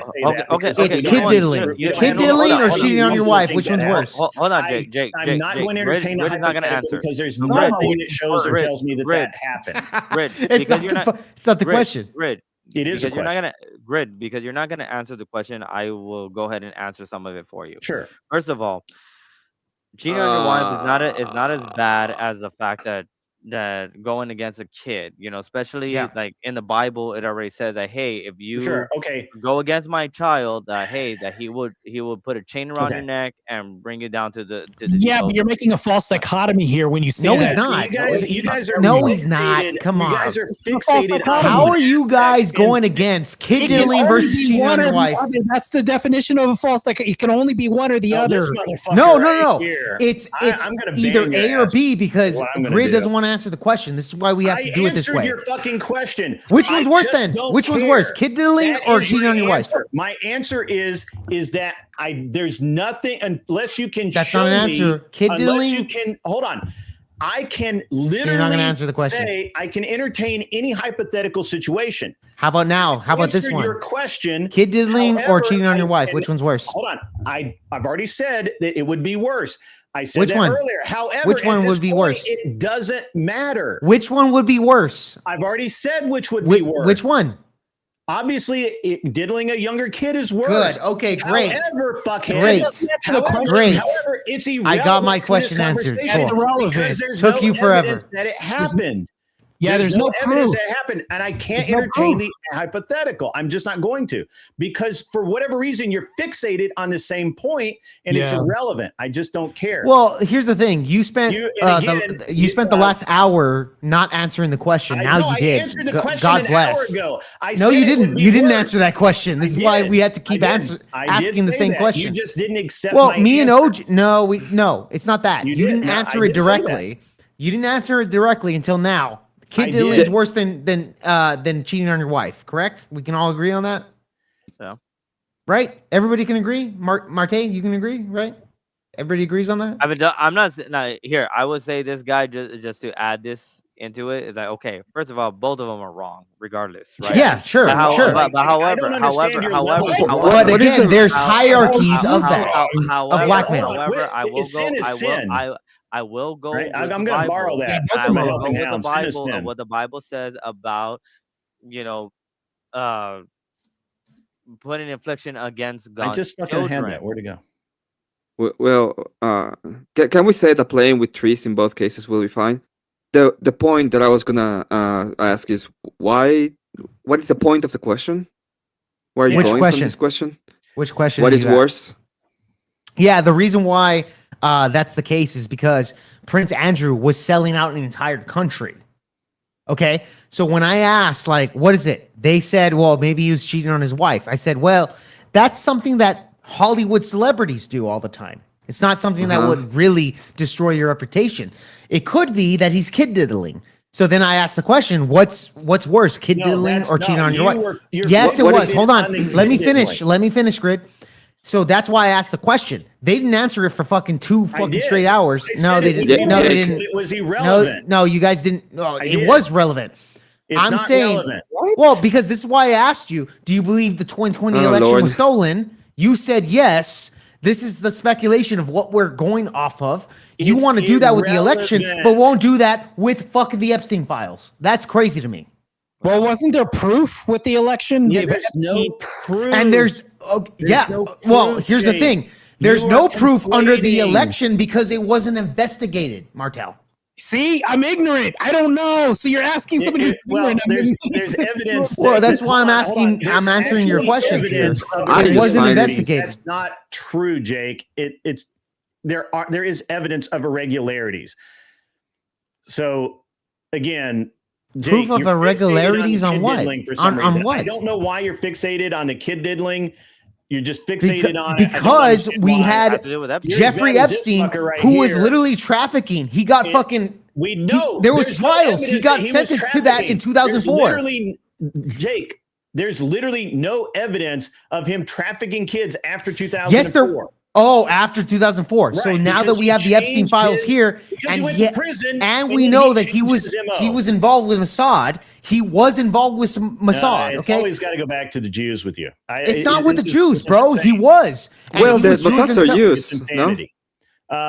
What was that, Emmett? By the way, the kids were eating thing. Bullshit. If you believe that, I need to ban your ass. Because that's dumb as fuck. What did they say? That kids were eating, it's all in the files. That they made some baby jerky. Ejectocito cuz. Okay. So, nevertheless, I think there's safe assumptions similar to the election fraud stuff that you guys are just willing to ignore. No, Jake, come on, man. You're conflating. I didn't ignore it. I'm just making a comparison here. Well, I'm still confused on what is the point of the question. I just fucking answered it right now, Emmett. What the fuck? Have you been paying attention or what? I'm going to steelman Jake's argument for you. Go ahead and steelman it. I'm going to steelman Jake's argument for you. See if you do it right. Here's the deal.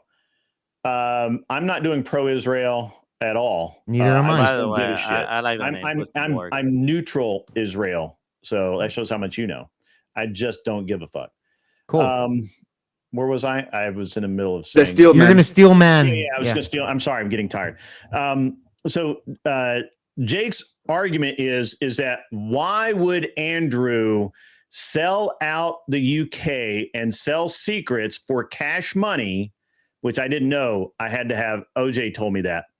I originally thought that it was just basically blackmail, but no, it wasn't just blackmail. It was cash for secrets. Apparently, Jake ignored that, did not talk about that. But his argument is that for Andrew to sell out his country, it had to be something really bad, like not just regular cheating, not getting caught with a 17-year-old, not getting his or a 5-year-old. We don't know that, Jake. We don't know. Right. Yeah, minors. In other words, minors. Jake is fixated on kid diddling as the only possible reason. No, didn't say that. The most likely reason. Most likely, okay. Andrew sold out his country by selling secrets for cash money to Epstein. Now, who was involved with? Hold on. Am I Mossad? Correct? Am I correct? Yeah, sure. Who was involved with Mossad? Hold on. And the CIA, no? And the CIA, yes, correct. He did not sell those secrets. Andrew did not sell the secrets to Mossad. He sold them to Epstein. We don't know what Epstein did with them, and we don't even actually know. Fucking Mossad as well as we actually don't know even what intelligence agencies that he was working with. We're talking about here. We just know that some secret information was sold by Andrew to Epstein. Emmett, do you believe that? Hold on. Is that a correct steelman? I think it's more or less correct. I think you. Okay, all right. I think I corrected My it during position, your. My position, Emmett, is that it doesn't matter. Epstein was a professional blackmailer. It could have been anything.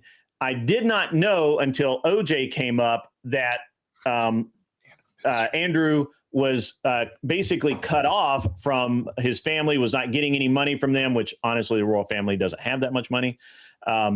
So probably couldn't afford his lifestyle. Andrew wanted money. Epstein had money. Andrew had access to secrets. Bing, bada, boom. That's money is the oldest currency currency for secrets, and I believe it could be as simple as that. Jake cannot get past this idea that it has to be kid diddling. That's the only thing that explains. Oh, it's the only thing.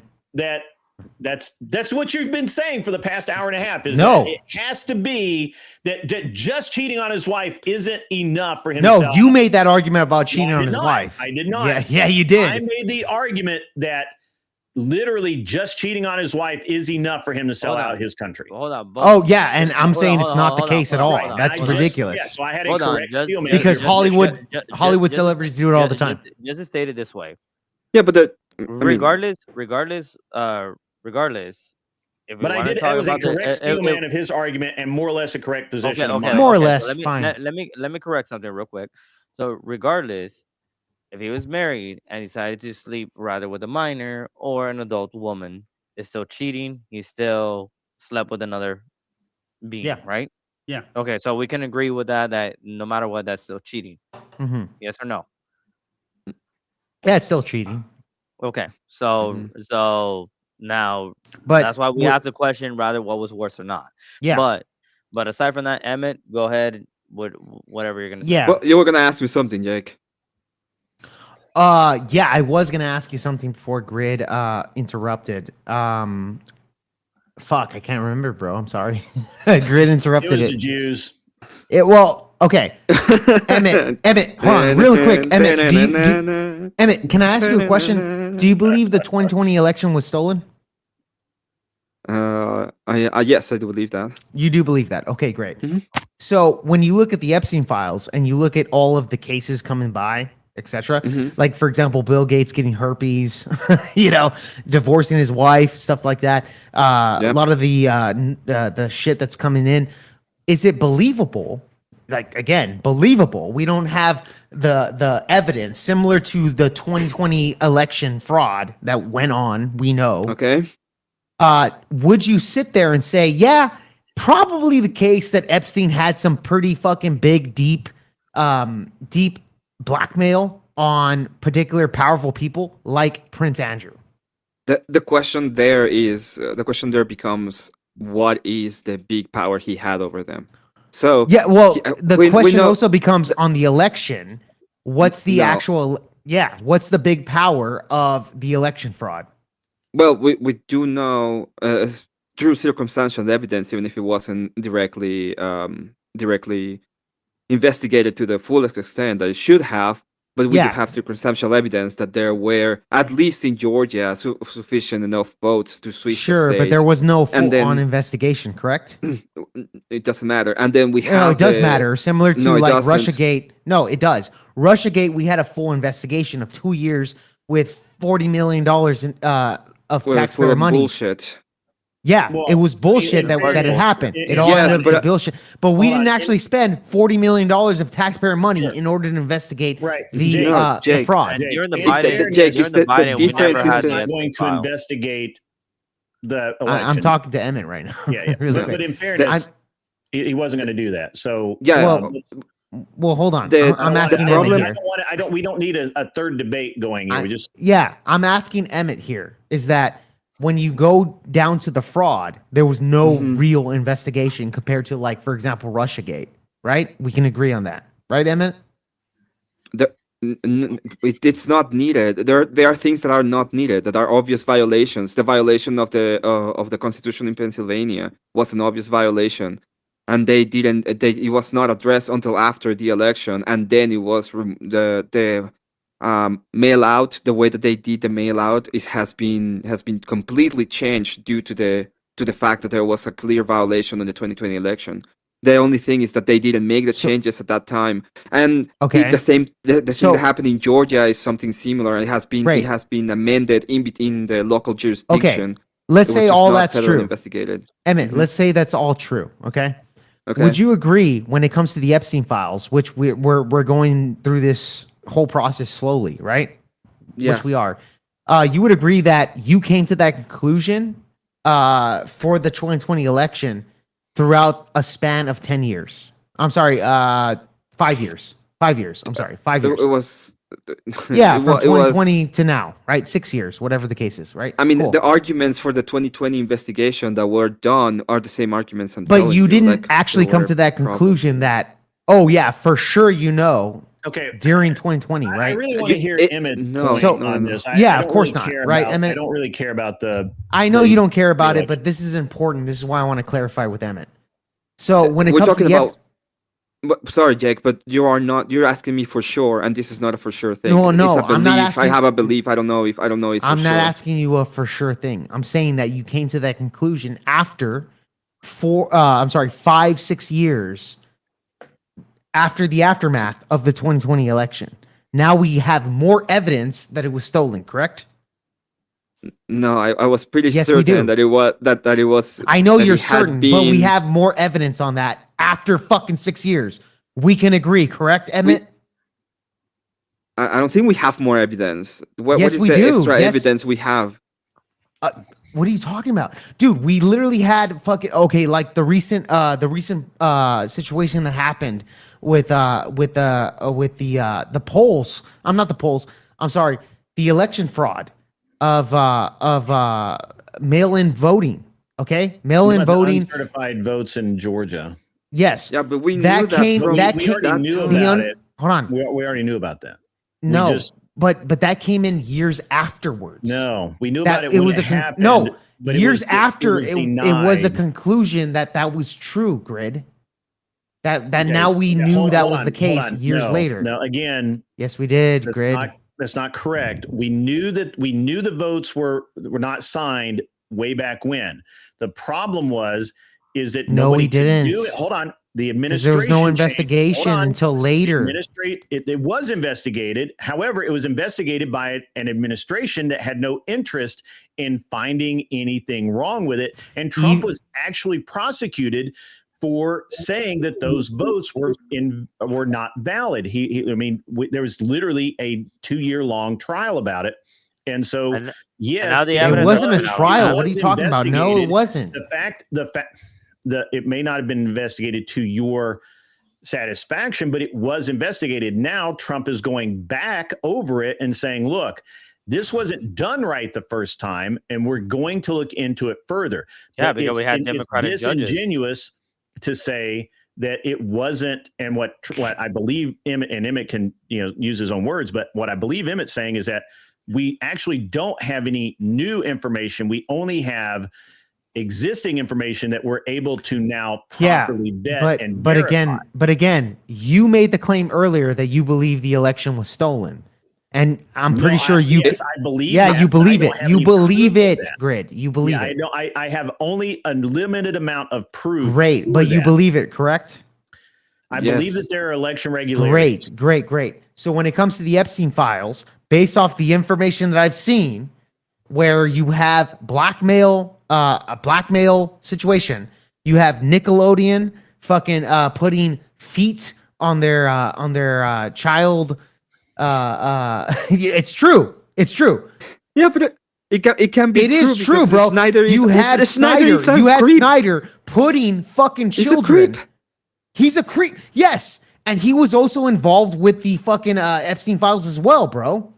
I don't. Even if it didn't exist, I'm pretty sure that he would have put those fucking feet in there, dude.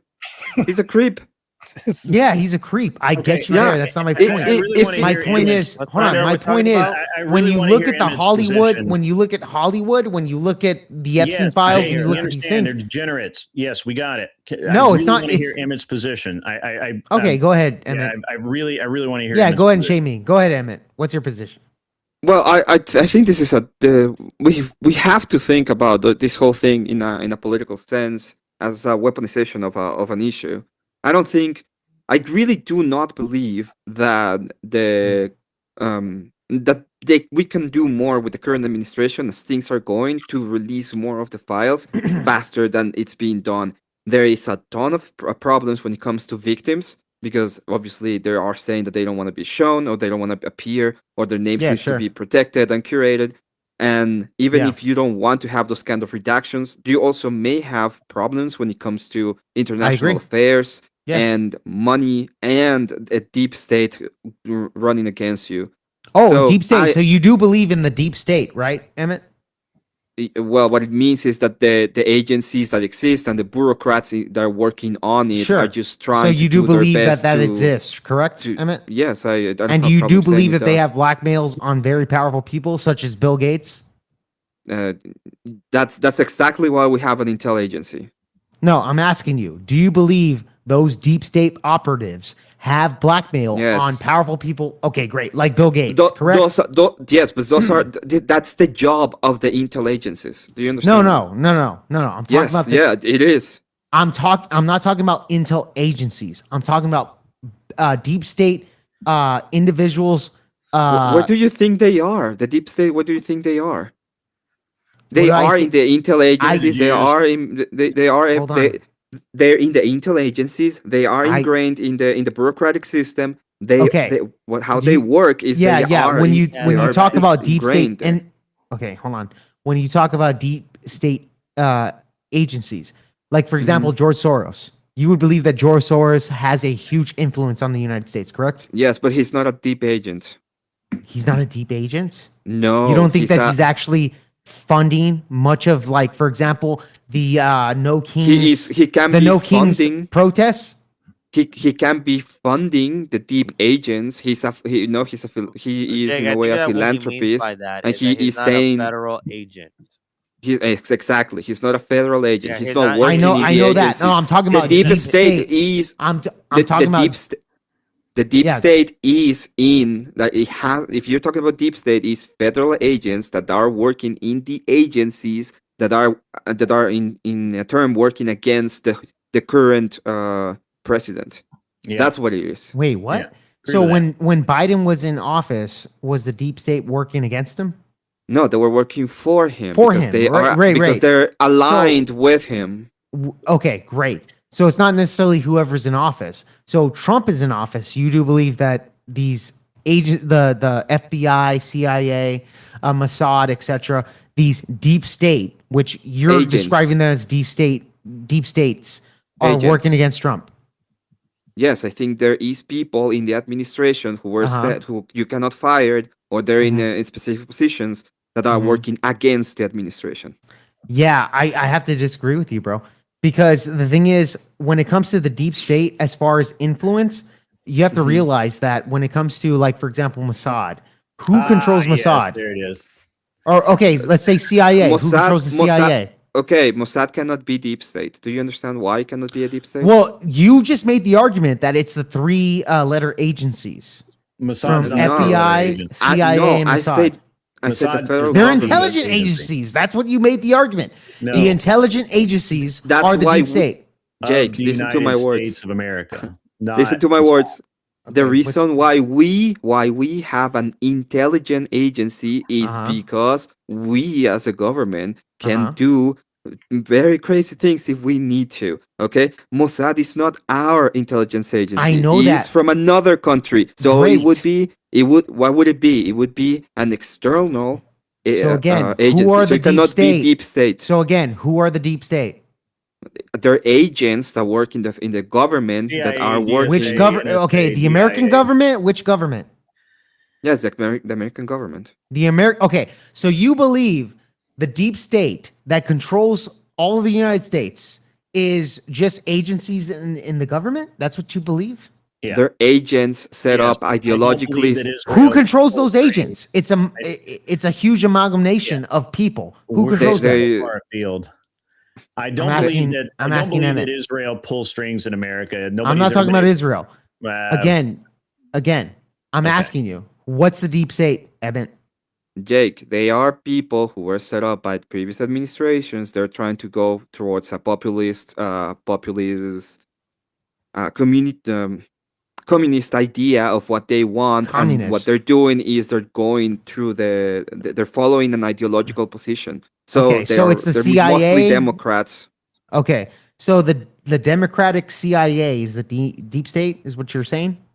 No, it's agents. You said FBI agents. Listen, Yes. I didn't say that. It's agents set up in all of the government. They're in every part of the Which government. agents, They're set bro? up- Which agents? If I knew every single agent, Jake, and I could tell you the list of who was working in this way, God. I would. But I can't. Just give me a because I straight don't have answer. it. Who is the deep state? For example, Comey. Comey is a good example of a deep A state communist? agent. Comey, James Comey. Oh, James Comey. James Comey. Oh, James Comey. So James Comey. Yeah, he is was a fucking deep- communist too, by the way. Fuck that Okay, guy. so James Comey is part of the deep state. He would be considered to be a deep state agent. Yes, what he did was he Okay, started. but who does he work when for? He was, Who's his boss?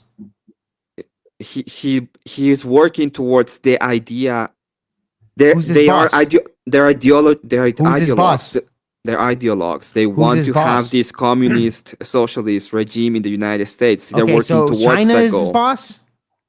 No, they want it in America. They have an ideological point. I get you there. I get you. He has an ideological They point. don't need to have a boss, who Jake. is the- You can who do is things the in deep accordance to state? ideology. You're saying there's mixed agents that have deep state shit. Who's the actual deep state, bro? You saying that there's mixed agents doesn't tell me anything. Yeah, what they're doing Yeah. is what they did is all of them have the ideological idea that they want Who's to all of have them? this utopia. The whole of them. Okay, and What's they all of see them? All FBI, all the CIA, FBI, are they the deep state? Who's the deep state? if you cannot understand that there's people that are ideologically Because you're not explaining possessed, it. Well, they look, are guys, Well, dude, okay, so people that It is celebrated 1 Charlie o'clock. Kirk's death, they also have a deep ideology. Yeah, who's the boss of them, Jake? I don't know. Who You told tell them? me. Who's No, the no, deep you state you of tell that? me. You tell me, Jack. Who told the little hold on. girl with the green hair Guys. to be all happy about the death of the guy? Well, Who if you told look her? at TikTok, Emmett, great, Jake, I'll answer give me a that minute. question. If you look at TikTok and the algorithm of what TikTok actually promotes, yes, it's run by China, for example. Okay, Not anymore. and we saw that in not California. anymore, but. At the time, yes, China actually has a huge influence on our influence here in Yes, the they United States. absolutely did. Great, Absolutely but did. let me ask you this: I wouldn't say China's the deep state of the United No. States or anything like that. Why not? I'm asking you. I'm asking you. Who's the deep state that you're talking about? It's ideological, Jake. So there's no deep Okay. state. It's just like everybody's random. Great. Okay. All right, hold on. While I would really enjoy this conversation, I've got to go to bed. I've got to get up in the morning and do stuff. It's Fair actually enough. already morning. It's 1 o'clock. I didn't realize that. I was having a lot of fun. Jake is awesome, man. Really had a lot of fun. I love you, Grid. I know Yeah, I'm it very was combative. great, and I really want to continue forward with this. It's just I got to go to bed. A couple of things. First, Emmett, go live so Jake can go over there and you guys could keep slugging it out. Okay, I'm live. Oh, you're live. All right, sweet. Yeah. I'll come over too. Emmett, do you have me on Discord? Just send me the Yeah, Discord link. I'll open a place so we can be. Marte's live too, so you guys could all figure it out. I'll go to Now, Marte's. One thing I want to say. First of all, deep state are the unelected bureaucrats that stay in office between regimes. They're nameless, they're faceless, but they are part of, as Emmett says, the inner workings of each agency, and it's DIA, DSA, all of these different agencies. And that You've never expands even heard worldwide, the right? initials of. Yeah. It is not worldwide. The deep state is American exclusively. Okay. I don't believe in Mossad. I don't believe that they're pulling. I don't believe in Jews pulling strings in the United States as far as our government is concerned. I know Yeah, that I you do, disagree with Jake. that. I'm not going to argue Yeah. with you about that right Fair now. It's okay. You can believe what you want to believe. I can believe the truth, and it's fine. Emmett, I think that your position on this, I never actually got to hear your full position on it because you went down this deep state thing. But I'm just going to give my kind of final position on this. I just don't care what Prince Andrew did to get exiled or to get all of the heat that he's getting. I think that professional blackmail artists like Jeffrey Epstein are very gifted at figuring out what buttons to push to get you to do what they want you to do. And that is just the fact of the matter. And it could be something that's stupid simple. If my brain was working, I could probably remember a couple of cases or two where a nothing burger was used against someone to literally ruin their lives because they just didn't want that coming out. Whole bunch of examples, yeah. Yeah, and but anyway, I agree with you, Grid.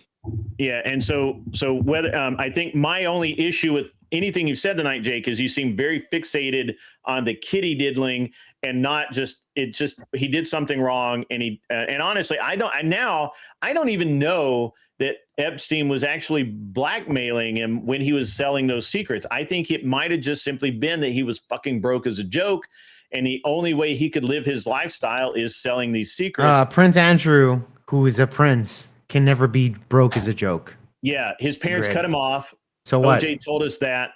Yeah, sure, but he's still a millionaire, even if his parents. Hold on, the royals are not as wealthy as you think they are. They get a stipend from the state, and they have the properties. He's still minimum a millionaire. Grid. Okay. Yeah, he is. Okay. I don't know. I don't know about that. I'd have to look into it. That's the royal family of fucking England. Grid. Okay. Believe you me, he's not gonna live on the streets. Grid. Okay, he's not gonna go to San Francisco, and shit on the fucking sidewalk. If you have a standard of living where you take helicopters to work every day, and you run out of money, all of a sudden, you're not downgrading to a Pinto. Okay, I get your point there. There that he doesn't want to downgrade his lifestyle, which isn't even that much. Get you there. And he's not directly in line for I think that's still a fucking weak argument compared to him.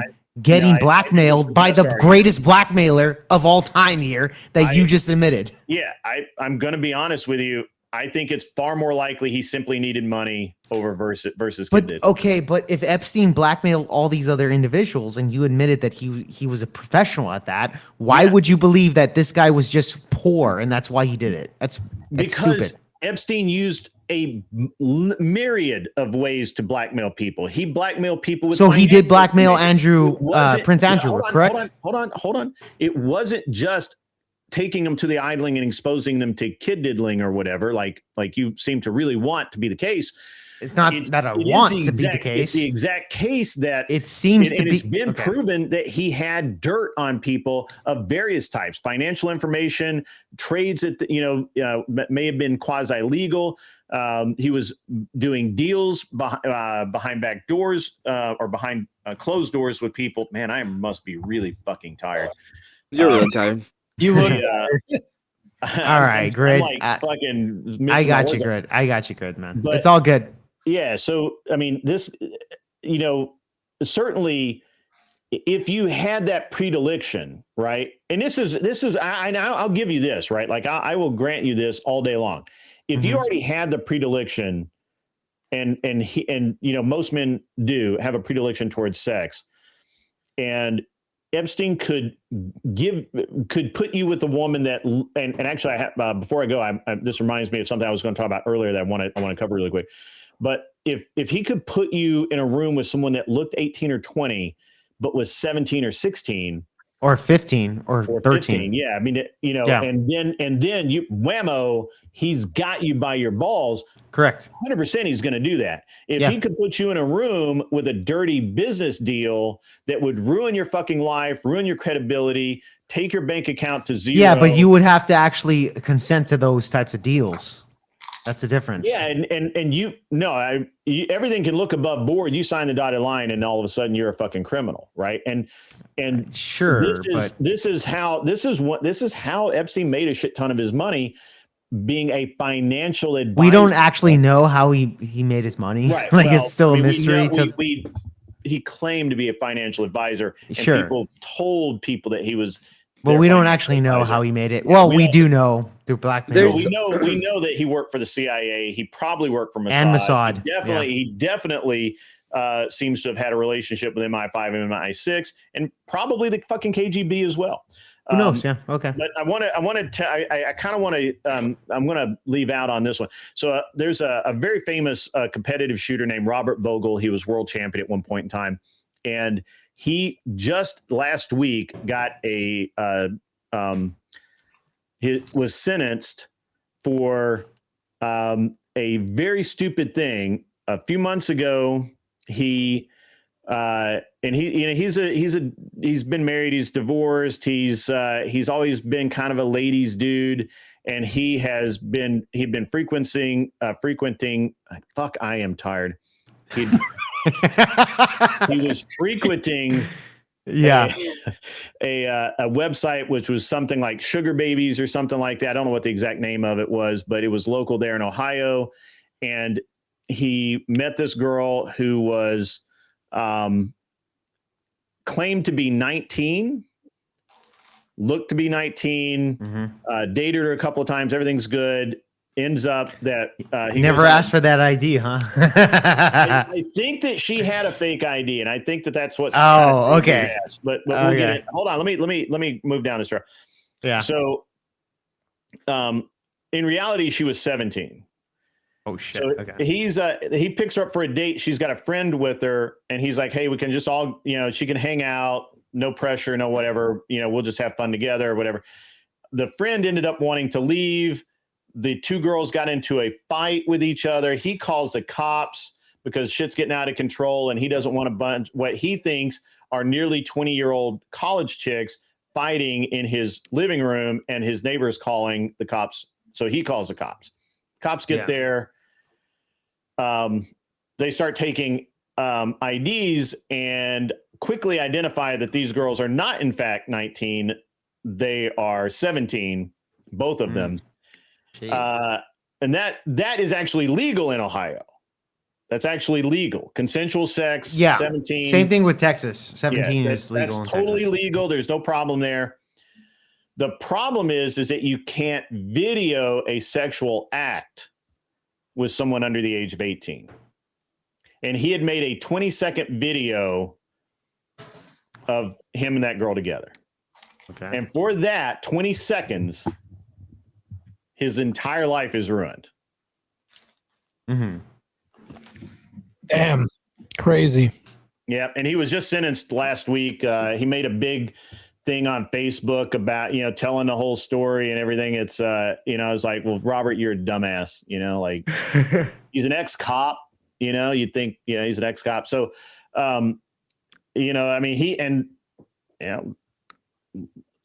absolutely. Yeah, don't be a degen. Get married. Don't be a degen. Absolutely. He thought he did everything right. And he's like, yeah, I really should have looked at the ID closer. He did everything right other than looking at the ID, actually investigating. And he's like, you'd think as a cop, I'd spot a fake ID. Yeah, his dick was fucking hard. His dick hit him in the face and he forgot what he was fucking doing. Right? Yeah. That's what happened. Let's just be honest. I'm sure. He's like, I just, when you think with head number two, you get screwed. And always. So that's degens. Degens. And so I'm sure that there's a lot of that kind of shit that happens more than people probably realize. And his life's fucking over as he knows it. Like he's got to register every year. He has to register on a sex crimes database. He obviously can't. He's now a felon. He can't own firearms anymore. Like I said, his life as he knows it is fucking over. Yeah. So gotcha. All right, Grid.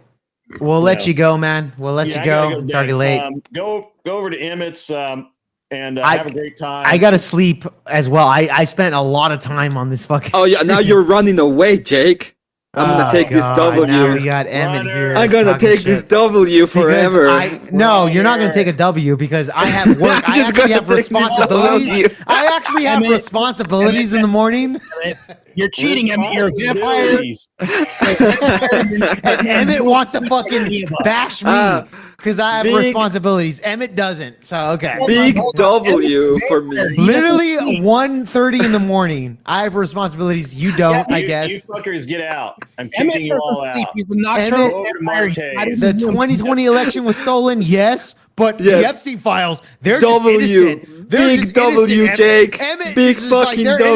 innocent. They're I just take innocent. the W. They're I innocent, won. but the 2020 election was not. I win. It was stolen. I won. But they're Thank you. Fuck Thank you for Emmett. your participation. You're gonna have to go. You have to go. Fuck you, Emmett. You fucking Thank you for your cocksucker. participation. You fucking cocksucking faggot. Bye bye. All right, I'm out. I'll give you. Bro, I'm obviously not. I told you like multiple times that I'm not fucking like gonna respond to like. I can't understand like just a whole like wall of like text. You can like say something and respond or not, but I'm like you're like obviously I'm not gonna engage with your argument like that. Like what? Like that's so lame.